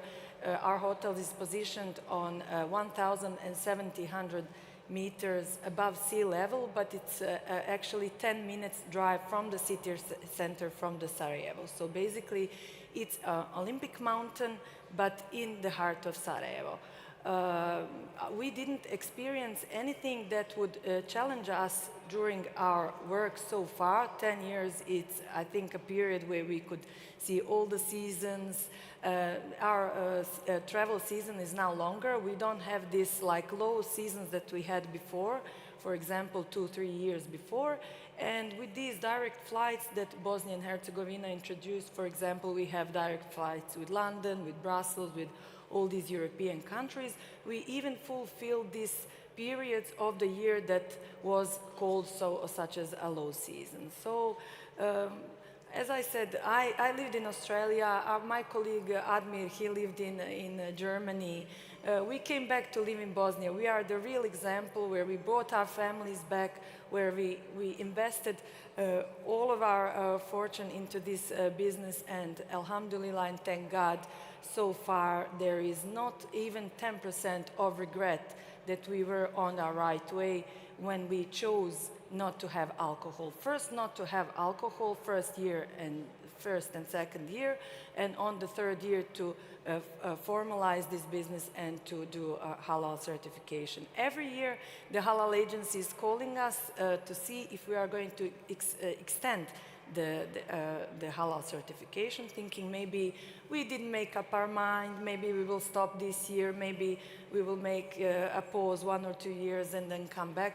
And we are just continuing to renew the cooperation with them, and we signed a new one just a month ago. So there is no doubt, and I think that especially that it's a family-run business. My sister Maida is also with me.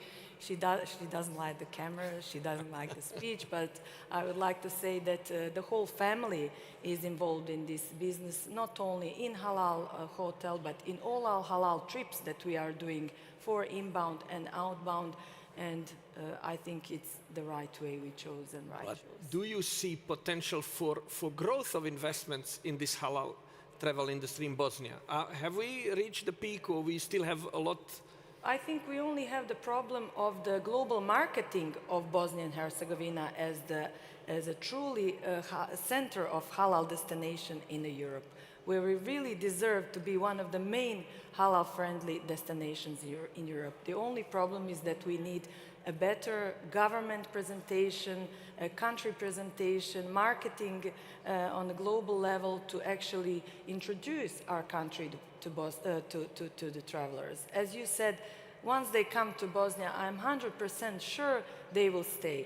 They have everything that Switzerland has: the great nature, the untouched, unspoiled nature, fantastic food, authentic hospitality, and I can say 40 to 50% lower price than Austria, than Switzerland, than Slovenia, or any other surrounding countries. So give us a try. Yeah. That seems to be a point that many visitors have raised. They are surprised. This is why we have a lot of visitors that are coming from neighboring countries that used to be part of the same country like us, that keep on coming to Bosnia because of this friendliness and different things, and also the price. Of course, that is making it attractive for future growth, because the prices can only go up. You know, Bosnia is still keeping itself relatively cheap, and it's managing to make money. So once it starts catching up with normal prices, market prices that are even in their neighborhood, the potential is definitely going to be even higher. Now, we did touch a little bit about this Bosnia's halal institutions. Mr. Dino, can you tell us actually how is that structure in Bosnia? Who controls the halal certification, and what's the procedure? Is that complicated? Is it expensive?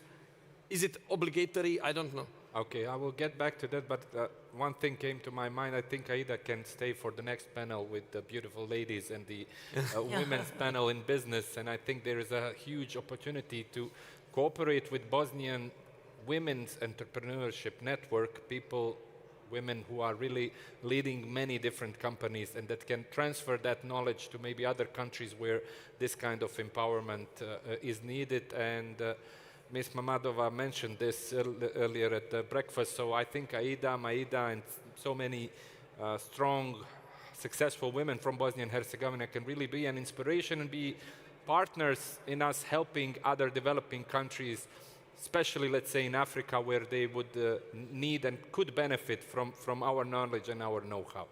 Bosnia and Herzegovina is a secular country. I need to emphasize this. So we are not a religious country. And it's a mix of all three monotheistic or all four monotheistic religions, people being atheists as well. So halal is not obligatory. The government is not imposing halal in any sense. It's promoting it only as a beneficial add-on to business in that sense. We have a centralized Islamic community in Bosnia and Herzegovina which deals with the religious with these religious questions. And under the Islamic community of Bosnia and Herzegovina, over 20 years, they have an agency for halal quality certification, which is accredited, globally recognized CIMIC 2 body, which is part of CIMIC, which is a global halal standards association, which is headquartered in Turkey. And they have certified, I think, over 10,000 products and services, not just in Bosnia and Herzegovina, but in the region as well. And under the Islamic community of Bosnia and Herzegovina, there are agencies also in Novi Pazar in Serbia, in Zagreb in Croatia, in Ljubljana in Slovenia. So we are trying to connect this network to grow into Southeast Europe more. Next to that, the part of our halal ecosystem, and it's recognized, our halal certificate is recognized and it's accepted globally because we are in Europe and all of the other standards that we have to follow to export to Europe are really high. If you are to export to Germany, to Austria, to the EU, you need to have all of these food standards, HACCPs, and you know, it's very high, and halal is becoming the premium on top of that. And halal is being used not only by Muslim owners or Muslim business owners in Bosnia and Herzegovina. Other companies are seeing the benefits and are halal certifying either their full production or having these small windows for halal products that they see a rise in this opportunity. So they are probably asking us to speed up a little bit. Other parts of our halal ecosystem include, let's say, our Foreign Investments Promotion Agency. I will be talking about that later today to present the Halal Initiative Bosnia as a European Halal Hub. Foreign Trade Chamber of Bosnia and Herzegovina, also our Federal Ministry for Agriculture. What we want to see as a next step out of these London and Mecca events is to see how we can partner up with ICCD and ICHS to really put this ecosystem into a framework, to build a strategy, a long-term strategy, funded or supported by Islamic Development Bank or one of these Saudi funds, or you know, to make a blueprint on how to attract more investments into the halal sector. And we hope to attract about 1 billion euros by 2030 in the halal industry, which sounds like a big number, but I think it's very reachable. It sounds like a big number to us, but really not to people reachable number. Okay, and you know, when you mentioned people visited Bosnia and Herzegovina, I've met so many wonderful people at these halal-related events. All of them, or many of them, have already visited Bosnia, visited Sarajevo with their families on business, and they are all more or less looking for an opportunity to come back again. So the same like we want people to come to Bosnia and Herzegovina, we want to visit their countries as well. And you have a lot of halal friendly events in London, in UK, such as the Muslim Shopping Festival, the Muslim Travel Show, the World Halal Festival. One surprising thing for me was to hear that the Eid Shopping Festival in London sometimes surpasses Christmas shopping in London. So, you know, that tells you that there is a huge potential in this industry, and that we just need to talk more, communicate more, unite more in order to make benefits for everyone. And since it's sustainable, it's ethical, it's good for humankind, so I'm not seeing anybody opposing that in any sense. So again, discover Bosnia, visit Bosnia, and in the end, invest in Bosnia and Herzegovina. We like that slogan anyway, but Bosnians can talk a lot, yeah? Yeah. Bosnians. Yeah, we do. Still, we are much better than others. Yeah, we did get the notification. I think unlike many, we will close it on time. So, Mr. Admir, since your area of expertise is technology, can this digital transformation, including AI-driven verification and data transparency, even related to maybe certification, redefine the credibility and efficiency of halal certification systems? What can that mean for Bosnia? I mean, is there a fertile ground for Bosnia to maybe modernize halal certification? We did hear this gentleman from Saudi Halal Center in the earlier session that was talking about this. Maybe, again, we can come up to the forefront as offering solution that can be global, as, you know, what we are trying to promote here. This is also absolutely the plan which is there. We signed just like last year MIU exactly about this topic, that in Bosnia should be built the AI hub for halal, which is exactly working on these things, where we see Bosnia and the excellent engineers, and especially as they understanding the whole halal business, as one of the drivers for investing in digital in halal in Bosnia and then moving to Europe and everywhere. So we see the big possibilities together also like with Sheikh Yusuf in working on this in the next years and building Bosnia as the AI halal hub for the world. So yes, we aim for that together to work there, and we have enough knowledge to start it. And then with the networks, which Dino pointed out, and with building everything together, world is like close right now all together. Building it, there is huge possibilities, and I think the best place to do that. Thank you, Mr. Admir. I think we will conclude. As I said, we want to be really on time. This session, one thing that I really would like to re-emphasize that it has been mentioned, I like this slogan, and the best thing we can do, this explore, visit, invest, is to invite you to visit. regardless of the area of industry that you would be interested in, whether it's food or whether it's travel or fashion or anything else. Visit Bosnia and you will discover that it really has the potentials that way outgrow its actual size. Thank you again for this session, and thank you to the organizers. And I think we will close with this. Thank you to the distinguished panelists. Assalamu alaikum to everybody. Assalamu alaikum. Thank you. Thank you. Thank you very much for that very insightful discussion. I'm assuming that many of you are now searching on your phones to see when is the best time to visit Bosnia after that panel discussion. So as we conclude this insightful panel, ladies and gentlemen, I would like to once again extend our sincere gratitude to our moderator, Mr. Focho, and to all of our distinguished panelists for offering such a deep and meaningful perspective. Today's discussion not only highlighted Bosnia and Herzegovina's growing halal ecosystem, but also showcased the country's impressive momentum toward becoming a leading hub of halal excellence across the EU. What we've heard today speaks to a broader narrative, one grounded in resilience, innovation, and a vision for inclusive economic growth.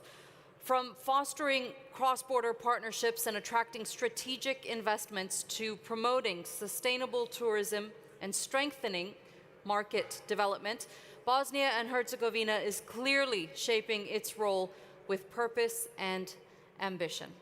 Its commitment to harmonizing ethical values with economic opportunity sets a compelling example for the wider region and the global halal landscape.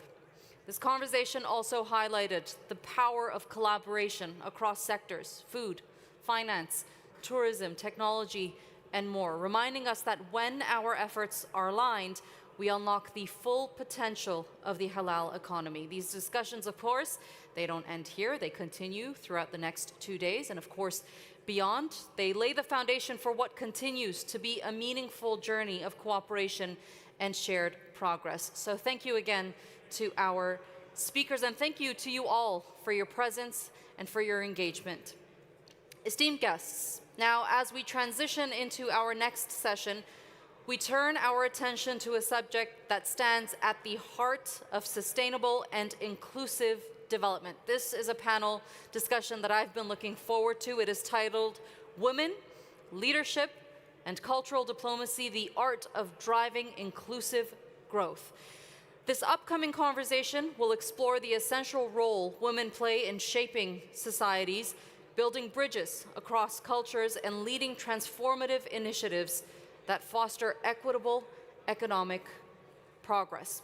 It will examine how female leaders drive dialogue and cooperation in complex global contexts, and how their perspectives strengthen diplomacy, community resilience, and innovation. This panel will also highlight success stories from various sectors, from governance and media to business and civil society, showcasing just how women are redefining leadership models around the world. Additionally, this session will shed light on the cultural dynamics that influence women's leadership journeys and the tools needed to unlock their full potential in shaping more inclusive economies. Ladies and gentlemen, please join me in welcoming the moderator of this session, Ms. Natavan Mamadova, the Secretary General of the Maida Nazir Organization for Women Empowerment. Thank you.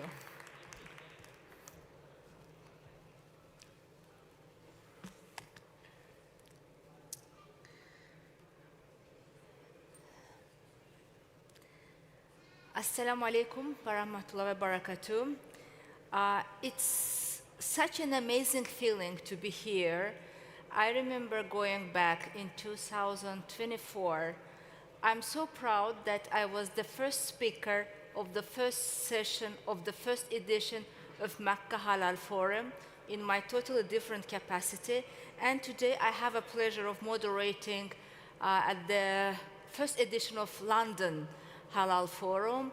And congratulations to my esteemed colleagues, our team members. And we have a wonderful panel here, and I would like to invite here my esteemed panelists. So my first panelist is Ms. Nurjahan Bilgrami, owner of Coil. Ms. Nurjahan, may we have you here from Pakistan. The second speaker is Mrs. Rasmina Gurbatova. Yours there. So Ms. Rasmina Gurbatova from Azerbaijan. She is the owner and designer at Rasim Jewelry. Rasmina, may we have you here? Mr. Kerim Ture. He's the owner, founder of Moda Nisa and Salam Booking from Turkey. And Mrs. Hajia Maimuna Lavel El Labib from Nigeria. She's Director of Strategies, Innovation and Sustainability at the Women Farmers Advancement Network. So welcome to all of you for accepting our invitations and being here today with us. I know that London is not that welcoming with the weather, though it's beautiful with all those Christmas lights, and probably all of us were coming from much warmer countries. However, it's so good to be here. And when we were discussing the topic of our today's conference and our today's session, we were thinking, since I have an honor of leading the Maida Nazir Organization for Women's Economic Empowerment, discussing more about women, but we wanted to take it a bit further, also including here some of leadership and some of cultural diplomacy, because women are, in the most of the cases, are born as diplomats. As you can imagine, I am attending a lot of conferences, moderating, speaking, and recently, at one of the last conferences I was attending in Baku Climate Action Week, and the colleague from UN, she said that I hate when the panel are only men, because then it becomes manel, not panel. And I started having a fear that our panels may become at certain stage like womenels. And I totally believe that I'm confident that men are playing huge role in enabling of the favorable environment for all of us. So Kerim, that's why I want to start with you. And when I was looking for speakers, and as I said, first idea was to focus mostly on fashion. Then we a bit shaped our mind in another thing, that saying that probably we will be having something on fashion later on separately, because it's a huge, huge, huge topic. And my friend from Turkey, and he said, Natavan, have you ever met Kerim? I said, no. He said, you know Moda Nisa? I said, of course I know. So Kerim is the one who has built Moda Nisa many years ago. Moda Nisa became popular and very demanded in more than 100 markets. Then Kerim probably felt that he fulfilled that mission, and he has started another initiative, Salam Booking. And this morning, probably besides of Maimuna, we were sharing the ride, and we start our discussions there. And when Kerim started talking about the Salam Booking, and this was particularly what Sheikh Yusuf just probably 40 minutes ago was talking about, all the halal infrastructure. So I wish we had the time to discuss all the topics totally different, but starting with you, and again, thank you for being here and helping us not to be womanel. So it's a panel. I would like to start with you, and my first question to you will be, what does it take to build world-class Islamic economy enterprises for the next decade? Given that everything is changing so rapidly, it's really very hard to follow, and especially in industries shaped by culture, values, and global consumer expectations. As Mr. Bilal said, so capitalism is built on consumption. So this is my first question to you. Thank you. It's a privilege between successful and beautiful ladies. And thank you. It's an honor to be here. And while we were talking, you were telling me that, and I wrote it over here, not to forget, empowering societies by building global companies. You were asking me. I can tell you that it's the summary of my last 15 years. Building companies to empower the societies. And how we do it is, in 2010, I spotted the need for Muslim women's choice needs in clothing. Yeah. And I was most probably chosen to do it, and most probably forced to do it. Because when I spotted, I went to the people who's in the fashion industry to convince them to come together and build a platform. But all of them identically say that our people don't buy from internet. And I said, okay, those women has the silent cry. They're asking for new stuff, modern stuff, in line with their needs, but no one is providing it. It's unfair. And I said, how about you give your inventory to me? I'll build a platform. Because when I looked there, they were deaf and blind to women's needs and in terms of fashion. And it's unfair. It's unfair because the clothes that we have, it's not a piece of clothing on ours. It's part of our identity. It's part of our self-confidence.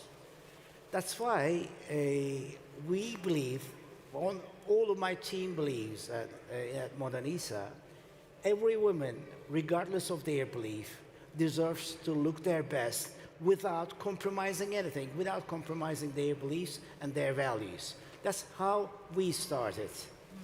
And from the first day on, the struggle started. We need to convince first the labels, then the people who's going to be working for me, because they were seeing the modest industry as a second-class industry.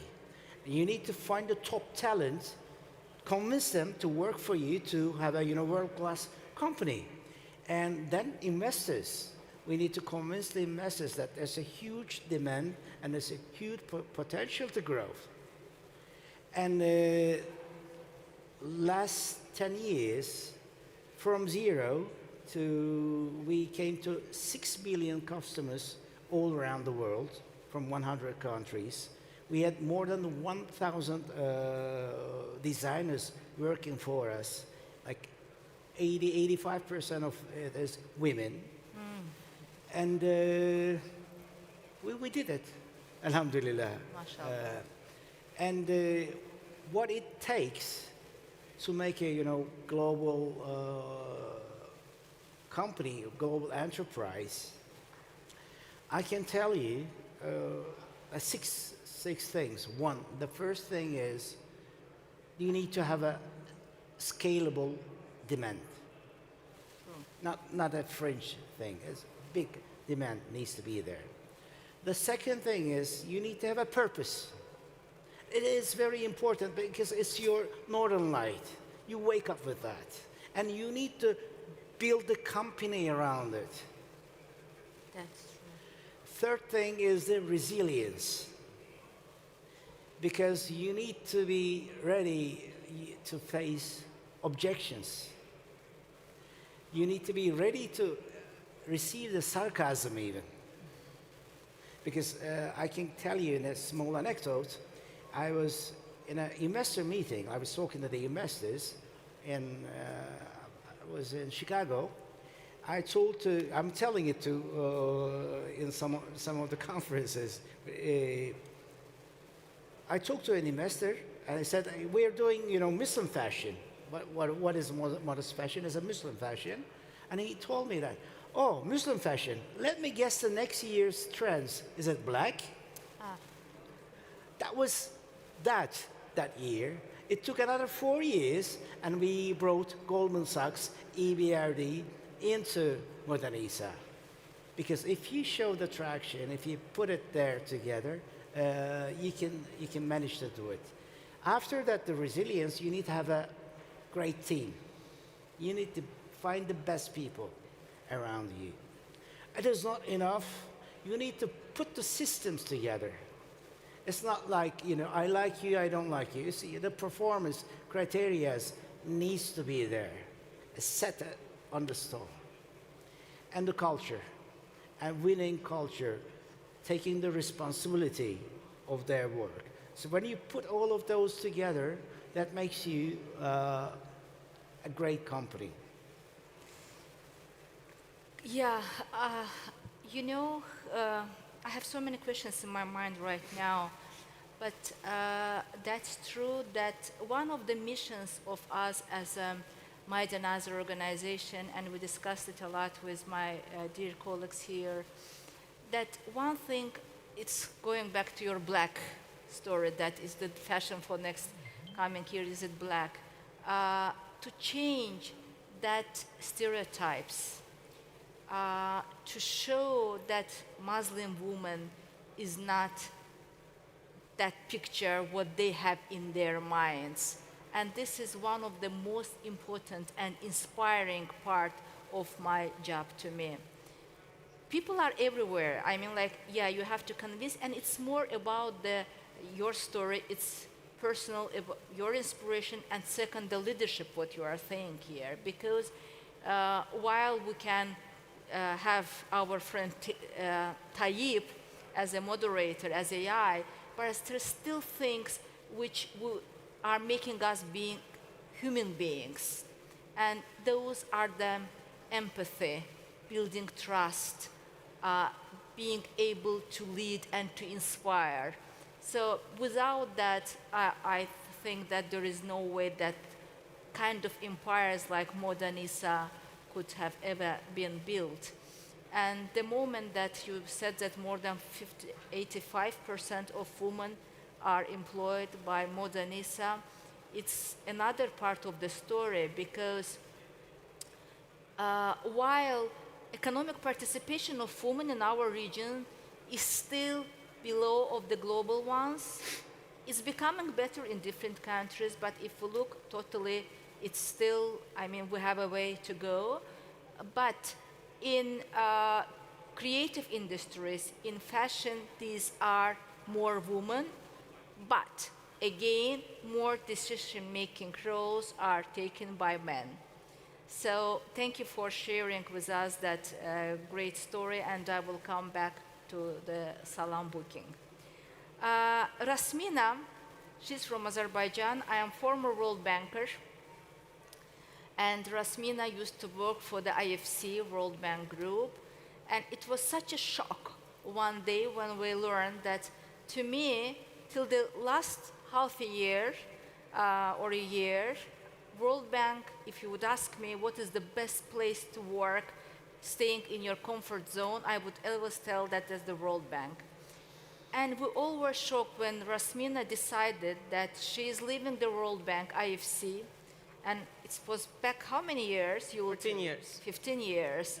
And back to those days in Azerbaijan, World Bank, great salaries, insurance, and all the stuff. And Rasmin is just leaving the World Bank just to follow her dream. And she will tell us about that more herself. But before that, I want to tell that Rasmina is the brand which I admire, because it's such a great example of cultural diplomacy.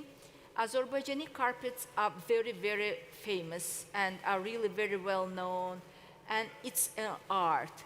And Rasmina managed to bring those ornaments, that beauty into the jewelry, into the accessories.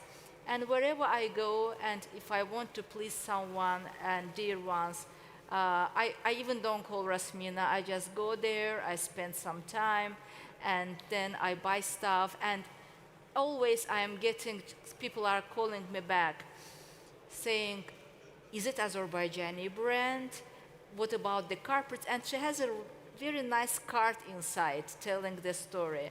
So Rasmina, thank you for accepting our invitation to join this panel in London today. And I called Rasmina saying, just please tell me, are you available or not? And that's for the London Halal Forum, and she immediately agreed. So, as I said, our panel is about women, leadership, cultural diplomacy. It's all mixed up. We didn't want to lose this opportunity, and I want to hear from you. As a woman designer, what emotions, values, and spiritual qualities do you aim to express through your jewelry, reflecting women's lived experience in Islamic countries? Thank you first. Thank you, Nathan, for having me here. It's an honor. Thank you for your kind words. As a woman entrepreneur, designer, I think as a designer, first of all, I don't, it was my aim to express myself and to inspire women. And I'm getting inspired by women at the same time. And it's interesting, when I was thinking about it, when we had an earlier talk, I caught myself on a thought that I never designed jewelry to decorate women or to, it's more about, for me, jewelry is about expressing values, expressing yourself in a way that to share your values, to share your thoughts, to share who you are, to share your identity. And this is, I think this is what inspires me when I create jewelry. So, so yeah, this is, and for me, jewelry as an art, is a medium. Again, it's a medium to express and to share the values. And this is, it's not only linked to women. It's not only like jewelry. It's not only about women. It's about relationship with your family. It's about how you express, like, since jewelry is something you pass from generation to generation, it's about how people, whenever they give jewelry whenever they give jewelry, what do they want to express?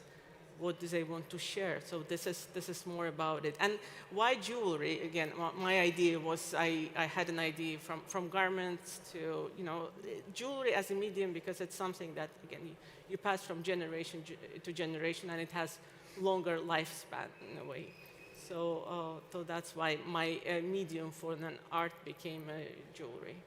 Yeah, great point. I never thought of that, with garments, we just, use them and then we forget. But with the jewelry, it's the family history that you give it from person to person. And again, it's a very good instrument to promote your country and to promote your culture. I remember when we're discussing this panel, you were somewhere in the United States, and you said that the woman literally took off me all my jewelries.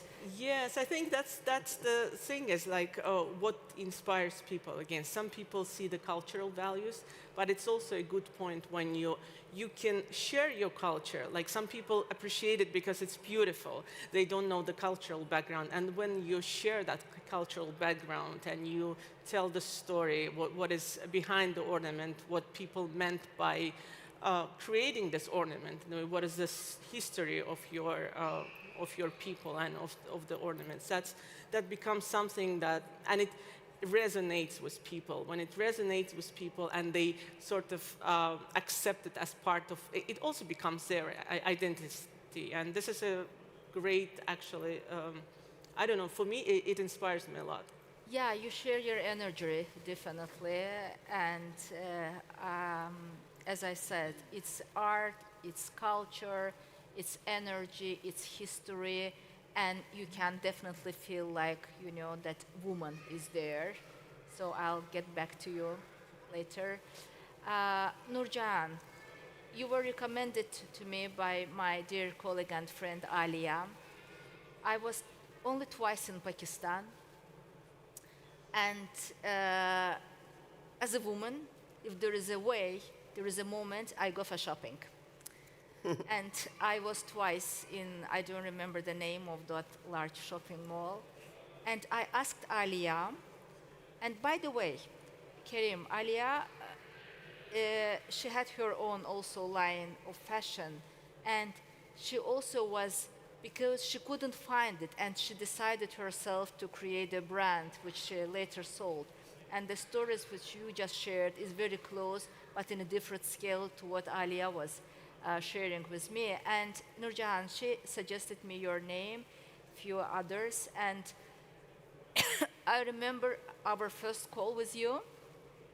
I was on a beautiful Baku Boulevard after one event, in between like coffee, during the coffee time, and I called you, and probably I don't know how long did we talk, and also there I expressed my admiration with Pakistani textile, and every time I come, there are so many shops, they're all full. At the end of the day, it's the same costume, but the textile, embroideries, everything is so different, and I truly believe that Pakistan is underestimated in many ways. One of them is your textile, and I know that you are exporting to huge number of, and it's a huge part of your export, but at the consumer level, at the level of me as Natavan, if I didn't come to Pakistan, I would never learn that such a great textile and, you know, home textile, fashion and everything is available in Pakistan. And it's literally art. It's a culture. So, and that's why when I saw your name, I Googled and I said, yes, I want to hear from Nurjahan. And you also describe textiles as the vessels of memory. How do they carry faith, culture, and sustainability across generations within Islamic artistic traditions? So Rasmina shared with us how she sees jewelry, and I wanted to hear from you about textiles. Thank you so much for inviting me here, and I should thank Ayla for actually initiating all this. And this is the first time I've come to know a little about Halal Forum, and I'm really touched, and I can see a lot of potential ahead, and a great panel here. I thought I'll share, I'm really old, so I thought I'll share a little story about myself of how I've been involved, and just as perhaps it could be inspirational for others, and then talk a little about what you just said very graciously about Pakistan and our textiles. So the story of Koyal, which is our atelier, it started 50 years back, believe it or not. I had finished my fine arts degree, had 2 young daughters, when I stumbled on hand block printing in an old bazaar. An old man was continuing his family tradition where others had given up after the partition of India and Pakistan. You know, it was one country. His colleagues and family had turned to lucrative profession as plumbers and electricians because the major bulk of people who wore block printed saris were in India. So their demand had completely finished, and so did this industry in what was Pakistan. So, but here, amongst dusty cobwebs, I found neglected wooden blocks that became my tool for creating wearable textiles. And now, mashallah, hand blocking printing is a buzzing activity with hundreds of printers well established, and they had completely given up. So I have lots of stories, but I'm just saying that that is how I was initiated many, many years back.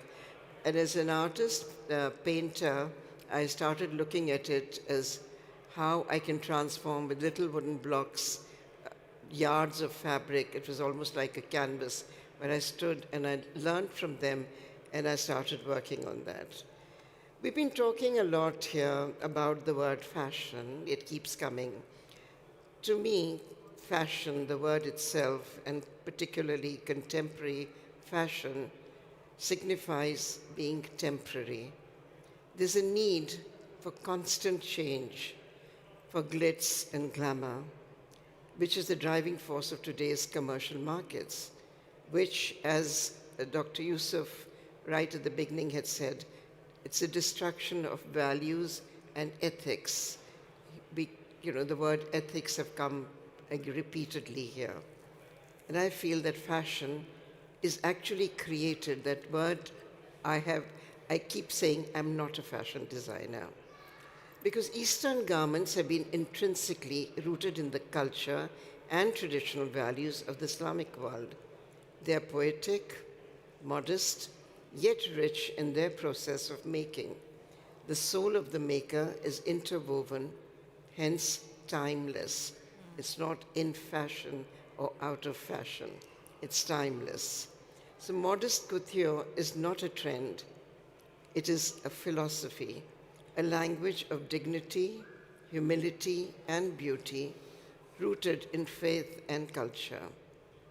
Modesty is inherent as an expression within the Islamic thought.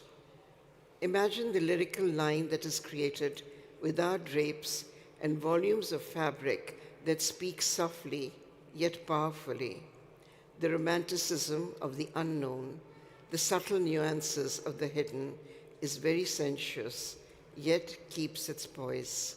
And it's lovely to see, I think from Nigeria, brothers here wearing their beautiful costumes, and it's lovely to see how versus pants and coats, the men's attire has changed. Sorry about it, Kareem, but it stands out as beautiful clothes.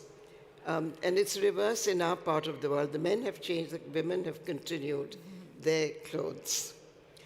But behind all this, forgotten by us, are the creative hands behind the making of the garment. The hands that quietly spin the yarn from the cotton plants, silk from the cocoon of mulberry trees, or wool of the sheep, is the hands that remain anonymous of the unknown craftsman. Processes create the breathable, natural textiles, hand-woven, on which the dyers create magic by printing and dyeing with colors from leaves, bark, and flowers.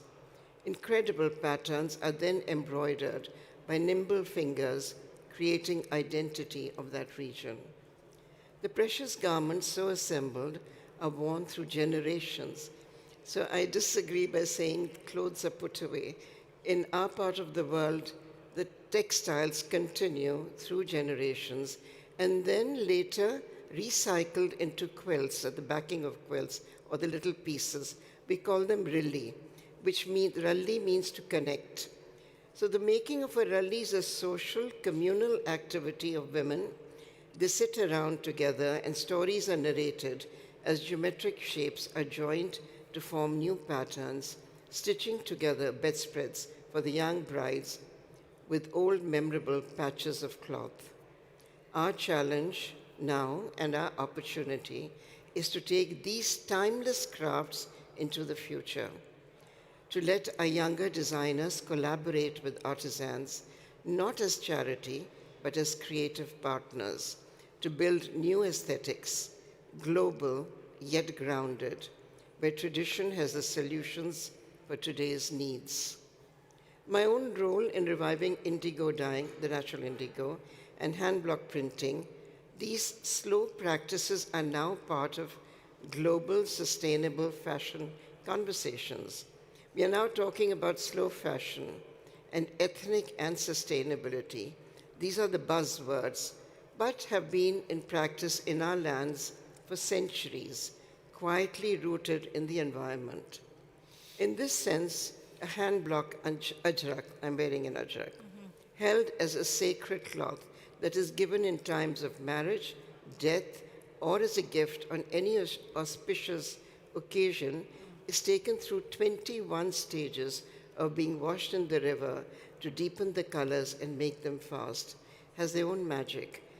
Dyed in natural indigo and madder, modern and resist printed with carved wooden blocks, ajrak is more innovative than the most advanced synthetic fabric because it embodies ethics, ecology, and art in one's piece. Natural indigo, the most fabled and valuable dyes, is the symbol of continuity and eco-responsibility. Time is short. I would like to sum up.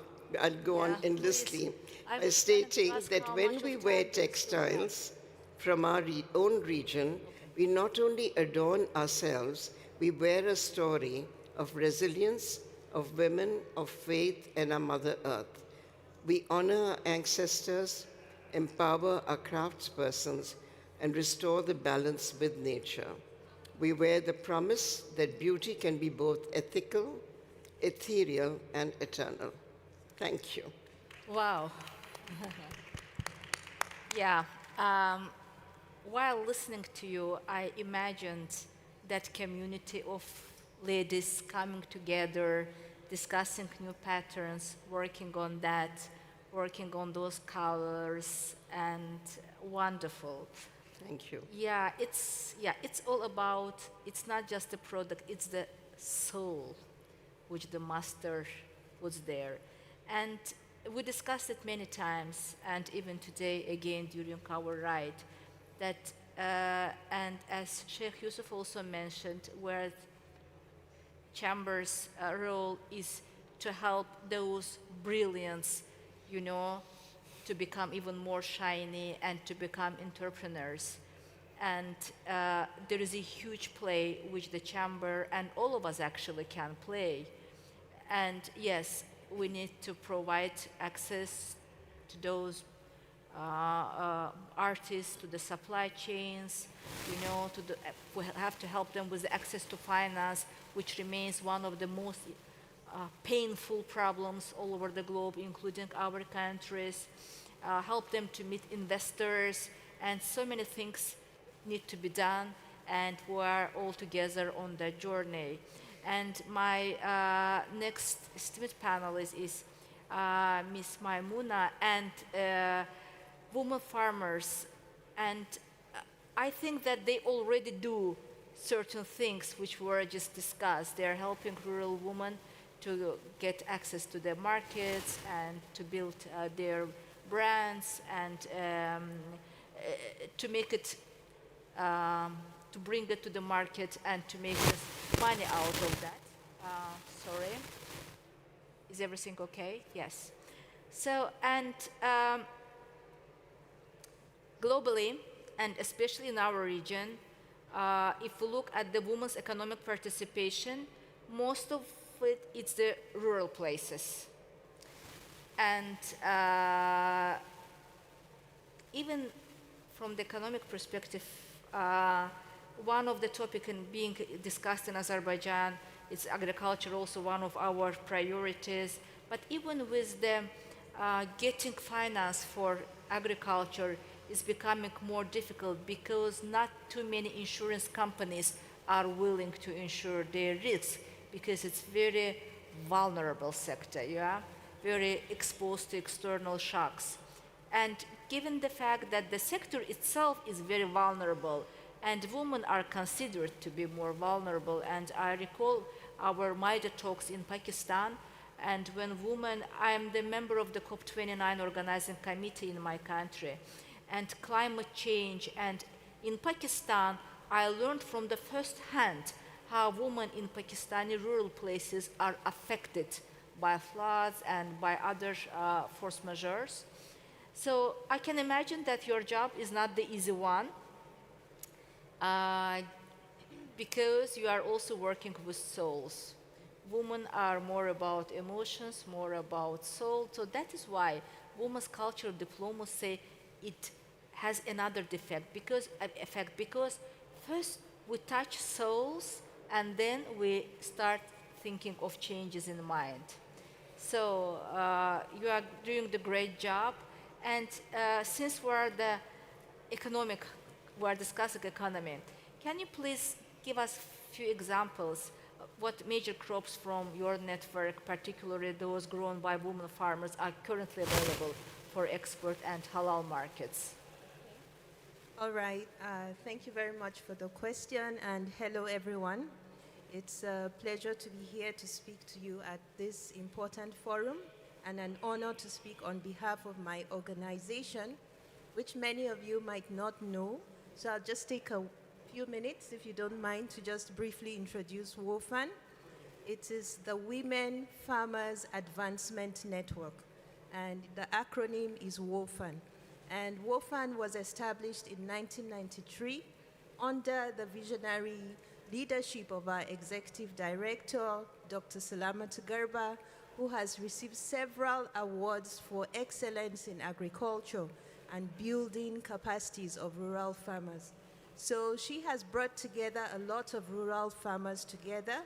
Today we cover 10 states in northern Nigeria out of the 19 states, and we're a total of 1,190 something plus members so far. More than 1 million. More over 1 million. Yeah. Wow.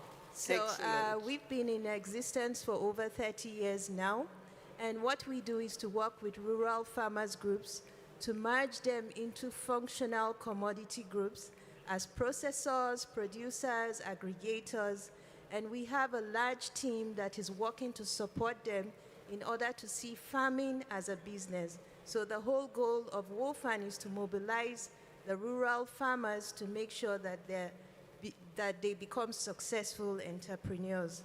One interesting thing about us is that 80% of our members are women, because just like you said, women face most of the marginalization.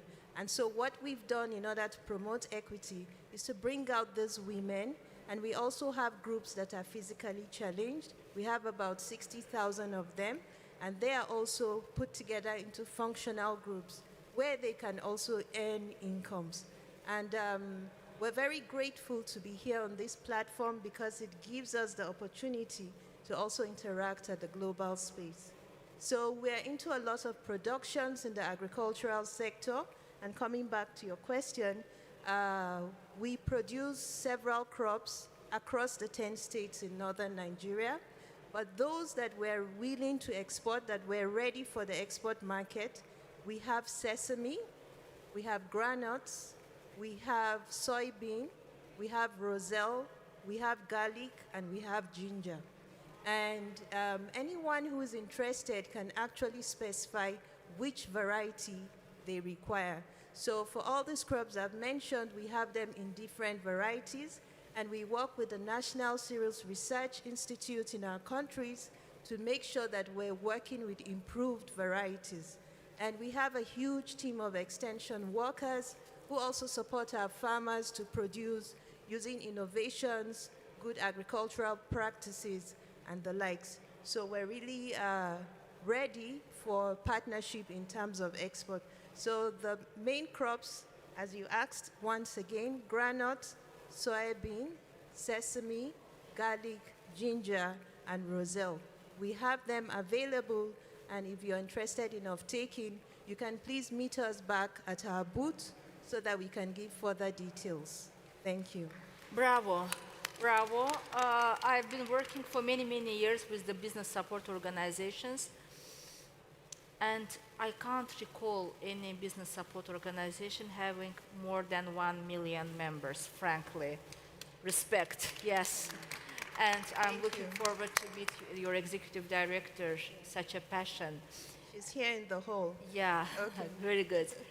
I believe I spot was that, but yeah, I was right. Yeah, and besides of the rurals, another sector where women are very active is the tourism, as we discussed before. And Karim, I know that you are widely using AI for your salon booking, and this morning, again, I already started thinking how can I use it, because I am planning another Umrah for my mom, inshallah. But AI is filtering and providing us what is available from what is available. And of course, I will ask you to tell us very shortly about this salon booking, but how we can make sure, since it's a kind of womanal, that is there any chance that you ensure that more women provided services given that the quality is ensured, are selected by AI? First of all, I can tell you is like, I trust very much the women. Thank you. And the creativity is there, and they give their heart Yeah. to do the things. That's why finding platforms like yourselves and like Modanisa or Boksha in UAE, finding the right talent throughout those platforms is very important, because there are a lot of women talent there, but they can't show themselves. Yeah. And if those platforms pick them up and rise them, then they have a chance to reach out to the world. Then the government's responsibility starts there to support those champions in their countries. And after that, they can do the rest. I believe in it. So you can add one more filter to your AI thing that give a preference to women-led businesses? Actually, like one of the insist. first, the leading travel company in the UK is led by a woman. Ah. And what I see is using the technology, women need to use the technology a little more. Okay. Men is closer to that area more than women today. But there is a new revolution, and it's called AI, and it's going to change a lot of stuff. And in fashion, it's easier to talk about it and to say that women can do this and do that. In AI, it's first of all they need to be literate to AI, one way or another. It's not only LLM; it's a lot of stuff is there for in the technology today, and if they can do it, they will be a part of this revolution in one way or another. We have another task now. So the thing is that OECD many years ago named financial literacy as one of the main life skills. Today, we already know that AI literacy or computer literacy, I don't know, you name it, that literacy has become already a life skill. But selling ginger will be easier. Yes, exactly, exactly. To Turkey. Yeah, so we just will have just to show the way. I got this message that I have last 5 minutes and I have already spent 4 of them. I wish we had more time, but there are lessons which I learned for myself. That one of them is this literacy thing. Again, it's very important. Second, whatever women are touching, it becomes warmer, closer to the heart. And this sustainability is in woman's DNA, because we were born to protect, to maintain, and make it beautiful. Yeah, exactly. So, and the studies show that women-led businesses, enterprises, women leadership, it brings better results just because of those features which I just listed. Because women are more cautious in taking the risks, they are more empathetic, they have this sense of empathy, and in most cases they run businesses. Sometimes we can be very tough, but still that empathy, that motherhood in us help us, to better navigate.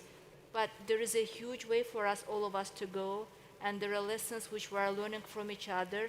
Yes, of course, as in doing business, government is enabler. In our case, men and society are enablers. But this is our own role to take responsibility, and to share responsibility, probably to revisit certain strategies, behaviors, to make our voice better listened. And that's why MAIDA, another organization for women economic empowerment, stands for. So with huge appreciation of your time and your valuable thoughts, I would like to end our panel. Thank you so much. Thank you. Thank you so much. Thank you. I just want to quickly add a few. I don't think I'll get this opportunity, but I think it's a great forum to have the linkages. So particularly I felt in the textile world, which really needs to, and every country, every Muslim country has so much to offer. So this could be a great forum to connect with the craftspeople. Yeah, so that's why we have a lot of B2Bs. So it's all about network. Thank you. Thank you so much. Thank you. Thank you. Thank you very much to our moderator and our panelists. Very relevant points made during that discussion. Thank you so much. I appreciate it. Again, I want to extend our heartfelt gratitude to our moderator and each and every one of our remarkable panelists. Of course, today's discussion has underlined the powerful role women play in shaping not only their own industries, but entire communities and global narratives. Through their leadership, cultural diplomacy, and commitment to inclusive growth, we've seen how women continue to redefine what progress looks like, not just by breaking barriers, but by building bridges across cultures, sectors, and generations. Your reflections today have highlighted the strength of empathy-driven leadership, the importance of representation, and the transformative impact that women have when they are entrusted with opportunity and influence. From diplomacy and media to entrepreneurship, community development, and the creative economy, the stories that have been shared on this stage have reminded us that women are not simply part of the conversation, they are the leaders of it. They're shaping frameworks for peace, fostering economic inclusion, and contributing to a more connected, equitable global society. This panel has also underscored how cultural diplomacy serves as a powerful tool for collaboration, a means through which women leaders influence dialogue, promote understanding, and encourage cooperation in a world that needs these values now more than ever. Their work, their vision, and their resilience stand as examples of how inclusive leadership is not just beneficial, it is essential for sustainable development. So thank you once again to all of our speakers, all names that I personally look up to. Ladies and gentlemen, as we move forward, we take with us the lessons of empowerment, connection, and purpose-driven leadership. And with these themes in mind, we now turn to a session that speaks directly to innovation, opportunity, and the future of the halal economy. Our next panel is titled Innovating for Halalpreneurship Growth, Scaling Sustainable Halal Startups. In this upcoming discussion, we will shift our focus to the entrepreneurial landscape, to the visionaries, founders, and builders who are driving the next wave of growth within the halal ecosystem.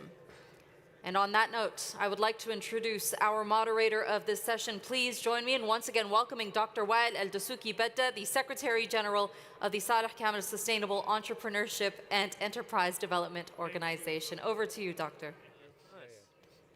Assalamu alaikum. Once again, for the third time today, sir, moderating this wonderful panel. But this topic is specifically very interesting, and I personally enjoy it very much because I come from entrepreneurship background, and this is my background. So please join me, welcome the wonderful panelists we have today. Mr. Omar Sulaiman, the Chief Risk Officer of Wahed and board member of Islamic Finance Council, UK. Alaykum assalam. Mr. Arib Siddiqui, the founder and CEO of Castral and the host of Muslim Money Talk podcast. You're the host of the podcast, so why am I moderating the panel? I'm happy to swap seats. And Mr. Sim Baituk, he's the managing partner of IDA Capital in London and UK, and the co-founder of Work Company, and he's a serial investor. He personally invested in several companies in the fintech space and other sectors. Assalamu alaikum. Welcome.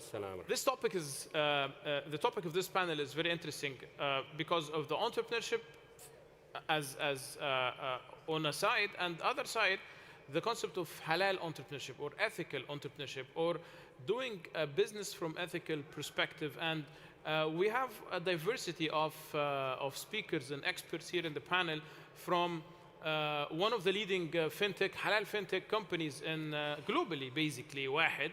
And Kestrel as well is growing tremendously. And your other hat as the podcast, and from investors' perspective. So, and allow me to start with the investment. I know that Wahed invests and Kestrel facilitate investment as well, but so my first question to Mr. Sim. You run several funds, VC funds. I heard Sarah's having. So, have you invested through the fund or personal investments in a halal company throughout the last 5 years or 7 years? Actually, we're currently actively managing two funds. A third one is coming for Central Asia. Could you raise the voice? Or? Is it? Yeah. So we're managing currently two active funds in Turkey. One additional is coming for Central Asia, and one is in the making for the larger Africa and Central Asia geography. For the current two funds, I can say that they are Sharia compliant funds. That means all our investments were kind of into Sharia compliant businesses. Maybe we should I'm not an expert in whether halal investment is also a Sharia investment, but maybe we can discuss about that. But in terms of our investment criteria, yes, we looked at or we abide by the rules of the Sharia compliance. And all of our investments in this case, I can say that are Sharia compliant investments. And those businesses are also Sharia compliant businesses. We are an impact investor as well. So those businesses are A, ethically good businesses, B, providing positive outlook for the society, C, financially, yes, they have a very good prospect of return. D, their own financing and their own business model, especially if they are in fintech space, are in line with the Islamic financing principles. Those are the primary top regulating factors for us. And then maybe a long answer to your question. Yes, we invested into. So you invested in halal startup, and your investment thesis or your investment methodology is somehow Sharia compliant. So both.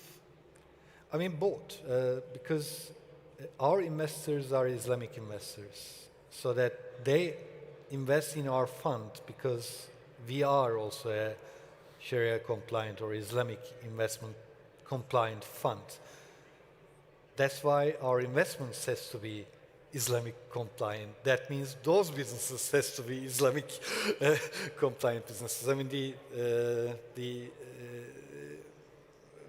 chain of requirements goes down to the business itself.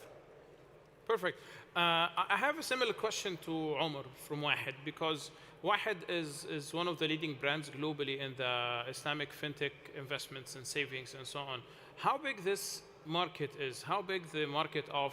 I know your clients or your customers are mainly retail clients, so individuals and customers. So they save their money at Wahed or invest their money through Wahed, right? Correct, yes. How big is this market? What, the entire market, globally, or just Wahed? Globally, because how big this business opportunity is, and what is Wahed's role in this space? Okay, so I think if we just take it back a step, inshallah, Bismillah ar-Rahman ar-Rahim, if we look at Muslims are now 25% of the global population. We have the youngest demographic globally. We are more financially educated and more digitally integrated than ever before. Every person will require a bank account. They all require a bank account. but the ease with which we can do financial transactions now has never been seen before. So we have a high mobile penetration rate amongst Muslim majority countries, even if they don't have bank accounts, which allow us to do transactions. Now, anyone who holds any money has the opportunity then to invest it. So if you look just at that size, you're talking like from a people perspective, at least a billion. And it's only going to grow. But if we look at pure numbers, so I did some research before we came here. So the Islamic finance assets globally is on track to be roughly $7 to $8 trillion within the next 3 to 5 years. $7 to $8 trillion within the next 3 to 5 years. It's currently around $5 trillion US dollars, right? So the Islamic Wealth Management Report reported that in 2016, the value of the Islamic wealth pool was nearly 12 trillion then, right? So actually, if you readjust it for where we are, and with the amount of growth that's happening, the potential to rise double digit is not unfathomable. So there's a huge opportunity around that. We have a challenge at the moment that the greatest number of Islamic finance players, when we say Islamic finance, is actually banks. So we have a lot of Muslims who will keep their money as deposits in bank accounts. If we can change that paradigm so they become investors rather than savers, where the direction and flow of their capital is dictated by the mandate of the bank, but actually moves towards investment so it can grow above inflation, and that allows them to be empowered economically, financially, and also helps money circulate in the Muslim economy, then actually there's a much better direction for us to travel in.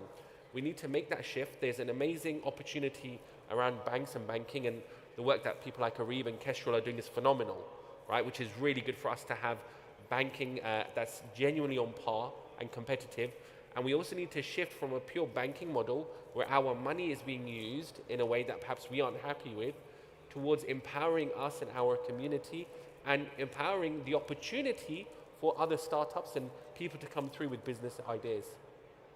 So the business is huge. I mean, this morning, the conference is focused on halal business and halal startups in general, and the total market size was estimated to be around $3 to $5 trillion for the halal. In terms of halal, probably food, or maybe a big part of it is related to food. But when it comes to halal investment and halal financing, it's almost 7 to 8 trillion, and now it is 5 trillion. So I mean, if we add the halal financing to the halal food business, this is a massive potential, yes.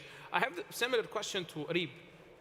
Since Kestrel used to be a budgeting, I think it started to be started as a budgeting platform, and now, mashallah, have expanded to many branches, including savings, investments, and currently you have a digital bank, or you already launched a digital bank, right? So what is your evaluation? What made you interested in this space? Do you have data for the potential of this market? Yeah, absolutely. So just as like a summary, Kestrel is a fintech on a mission to help 100 million Muslims around the world to bank without compromise. It was born of a very personal frustration that I had in the UK as to how poor the user experiences were and how high the fees were of local Islamic banks. We had Islamic banks, but very few people in this country were engaging with them, whether they were Muslim or not. 96% of people told us they wanted Islamic banks, fewer than 3% were using them today. Because of these reasons, poor user experiences and higher fees. So that's how Kestrel started. We started off as trying to be embedded within the banking system. We leveraged open banking technology here in the UK 5 years ago to do budgeting. You could plug in whatever bank account you had, Barclays to Monzo, plug it in. We'll take that data to create a budget for you, a savings pot. So whether you're saving for Hajj or a holiday or a home, we'll pull in that money. And we'll link you with different investment products to people like Wahid or Simply Ethical, buying gold or investing into homes on a tokenized way. So that's how we started. Interestingly then, Islamic banks began to reach out to us. Those same banks that we'd created a solution to try and solve the problem, they'd reached out and said, can we white label our technology, provide it to them so that they could digitize? So we started to do that for banks in Malaysia, UAE, Pakistan, and alhamdulillah, now we're seeing banks are recognizing that there's a huge opportunity in the UK.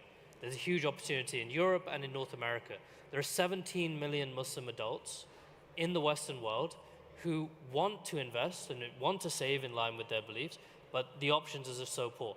So that's why we're launching our digital bank now. So this is in partnership with Maybank here in the UK, where people can store their money, they can spend their money, but generate a Sharia-compliant return as well off the back of that. And we want to introduce a whole suite of products from car financing, home financing, even storing your money into gold. That's what we want to introduce. And you're targeting the market here in UK? UK, we're looking at Europe and North America as well. Europe and North America, yeah. Perfect. Because Wahed, I think Wahed is accessible to more countries, right? So people from, I'm from Egypt, so from Egypt can invest in Wahed, and from Saudi Arabia, and from, right? Yeah, absolutely. I'm not marketing, I'm not doing, No, yes, but thank you, yeah. We allow international clients as well as being formally within a number of countries globally. Yeah, perfect. So back to Mr. Sim. For the investment, we had a conversation on the concept of impact investing, ethical investing, impact financing, ESGs. These terminologies are getting, like climate change, are getting very famous and very common with the UN SDGs and the ESG kind of investment practices. How do you evaluate this versus ROI? As an investor, a VC fund, you have LPs' money, and you want to give them their money back with ROI, right? So what is the impact or ethical investment in this space? I mean, in our case, it's not so hard because our investment regions and sectors are the areas where we are touching the lives of people. What I mean with that, we are investing in financial services and fintech, but focusing on small and medium businesses growth. We are investing in education. We are investing in healthcare services. We are investing in climate. That means all the areas that we invest and all the businesses that we invest has meaningful positive outcome for either their customer or for their society. So ethically making those investments are right. But also those are the areas where big need or big transformation opportunity lies. Climate change brings a lot of problems, but also alongside with it, it brings a lot of opportunities. SME development. Many countries, including UK, SMEs are the drivers of the businesses, and bringing innovative solutions for them to grow and investing in those businesses are A, ethically right, B, if the business and if the innovation is the right innovation, your returns are phenomenal. That's why it's a typical venture capital investment approach. So wherever the problem is high, we like to be a player, and we're looking for innovative business models to invest in. Basically, I mean, it's not a big challenge for us. It's relatively easy for venture capital. But I specifically put the definition of what kind of investor we are. We are a financial return first impact investor, because impact investing space is a big space. There are social entrepreneurship and other areas which I admire, which has to be taken care of, which has to be growing. But our focus is the kind of cross-section of high growth businesses, high value, high return businesses, which creates positive impact. This is our sweet spot. Can I just add to that? Yes. I think absolutely focusing on ethics and focusing on the returns, but I think there's a huge opportunity to rebrand Islamic finance in the Western world. On one of my podcasts, Mohammed Paracha, who's from Nesta, another Islamic fintech, put it really eloquently that he thinks the biggest mistake Islamic banks made were calling themselves Islamic. because you immediately alienate all of the non-Muslim population in the West. Exactly. And yeah. I agree with you. And even Muslims, a lot of them come with inherent suspicion, yes, unfortunately, towards that term. Whereas there's a real opportunity for us to really grab the ethical ESG mantle by the horns and really direct that in a way that is not just ESG, environmental focus, but also showing why a debt-free, lower debt, lower interest-based society is good for everyone, not just for Muslims. Yes, you know, in our case at Succeed, Succeed is the entrepreneurship development organization affiliated with the Islamic Chamber of Commerce, and our mission is to promote entrepreneurship across OIC, the 57 countries, and to Muslims globally. I would say our key label is the ethical entrepreneurship as a concept, because ethical entrepreneurship includes Sharia compliant financing, includes the orientation of the business itself. So having this label is, as you're saying, is very important. Not to be limited to, it's not limitation, but I mean, يعني إنما بعثت لأتمم مكارم الأخلاق. So ethics is the orientation of Muslims at the end of the day. So I want to ask again, Mr. Omar, about Wahed. You said that you have presence globally in many countries, and many investors or individuals can use Wahed from different parts of the world. And there are many regulations. Every country, especially when it comes to fintech, they have different. You are leading the risk at Wahed. So can you really be 100% Sharia compliant in every single country, or how this works out? All right, big question. Big question. Thank you. Define Sharia compliance part. Okay, let's be real here, yeah? Everyone that's listening. Islamic finance, as we have it, is always going to be subservient to the global economic system under which it operates. That's at a global level and then at a national level. So whatever the system that is in place, Islamic finance as it's practiced today has to sit within that. So it's limited in terms of how it can operate fully. Yep. So I'll give you a small example. In the UK, the regulator, it recognizes debt, it understands debt. When you come with a equity risk-sharing based product, they find it very difficult to engage with. And as soon as you make it into a debt-based or a debt-replicating product, then they understand it, okay? Also, I believe that it's a system that favors debt. If you look at the way taxation works here, you can write off debt as an expense, so you'll pay less tax. So people are encouraged to use debt to grow, if you could say so. So there is a challenge. Islamic finance has to navigate and operate within a global economic system that's based upon fiat currency, right? So this is a reality. It's based upon fiat currency. It's based upon trade rules that it's subject to. And so what we have to do is find a way for Islamic finance, and Islamic finance, the Sharia itself, has the ability to navigate all of this. The Sharia itself has the ability to navigate all of this. And part of the challenge has been that Islamic finance, say 40 years ago, the circumstances within which it was set up, the market has moved on in terms of development, especially through the acceleration of fintechs. Fintechs have allowed access to products and to markets in a way that wasn't available before. So there is a challenge around regulation, and just to say, just for people who are thinking about finance, etc., each of the different regulators, I will say, they are all very nationalist in terms of their approach. So even though we're global, we have to address every regulator individually, and they all like to be treated individually. So we can't go to one regulator and say, oh, we're doing this in this market. Everyone's like, no, speak to us separately.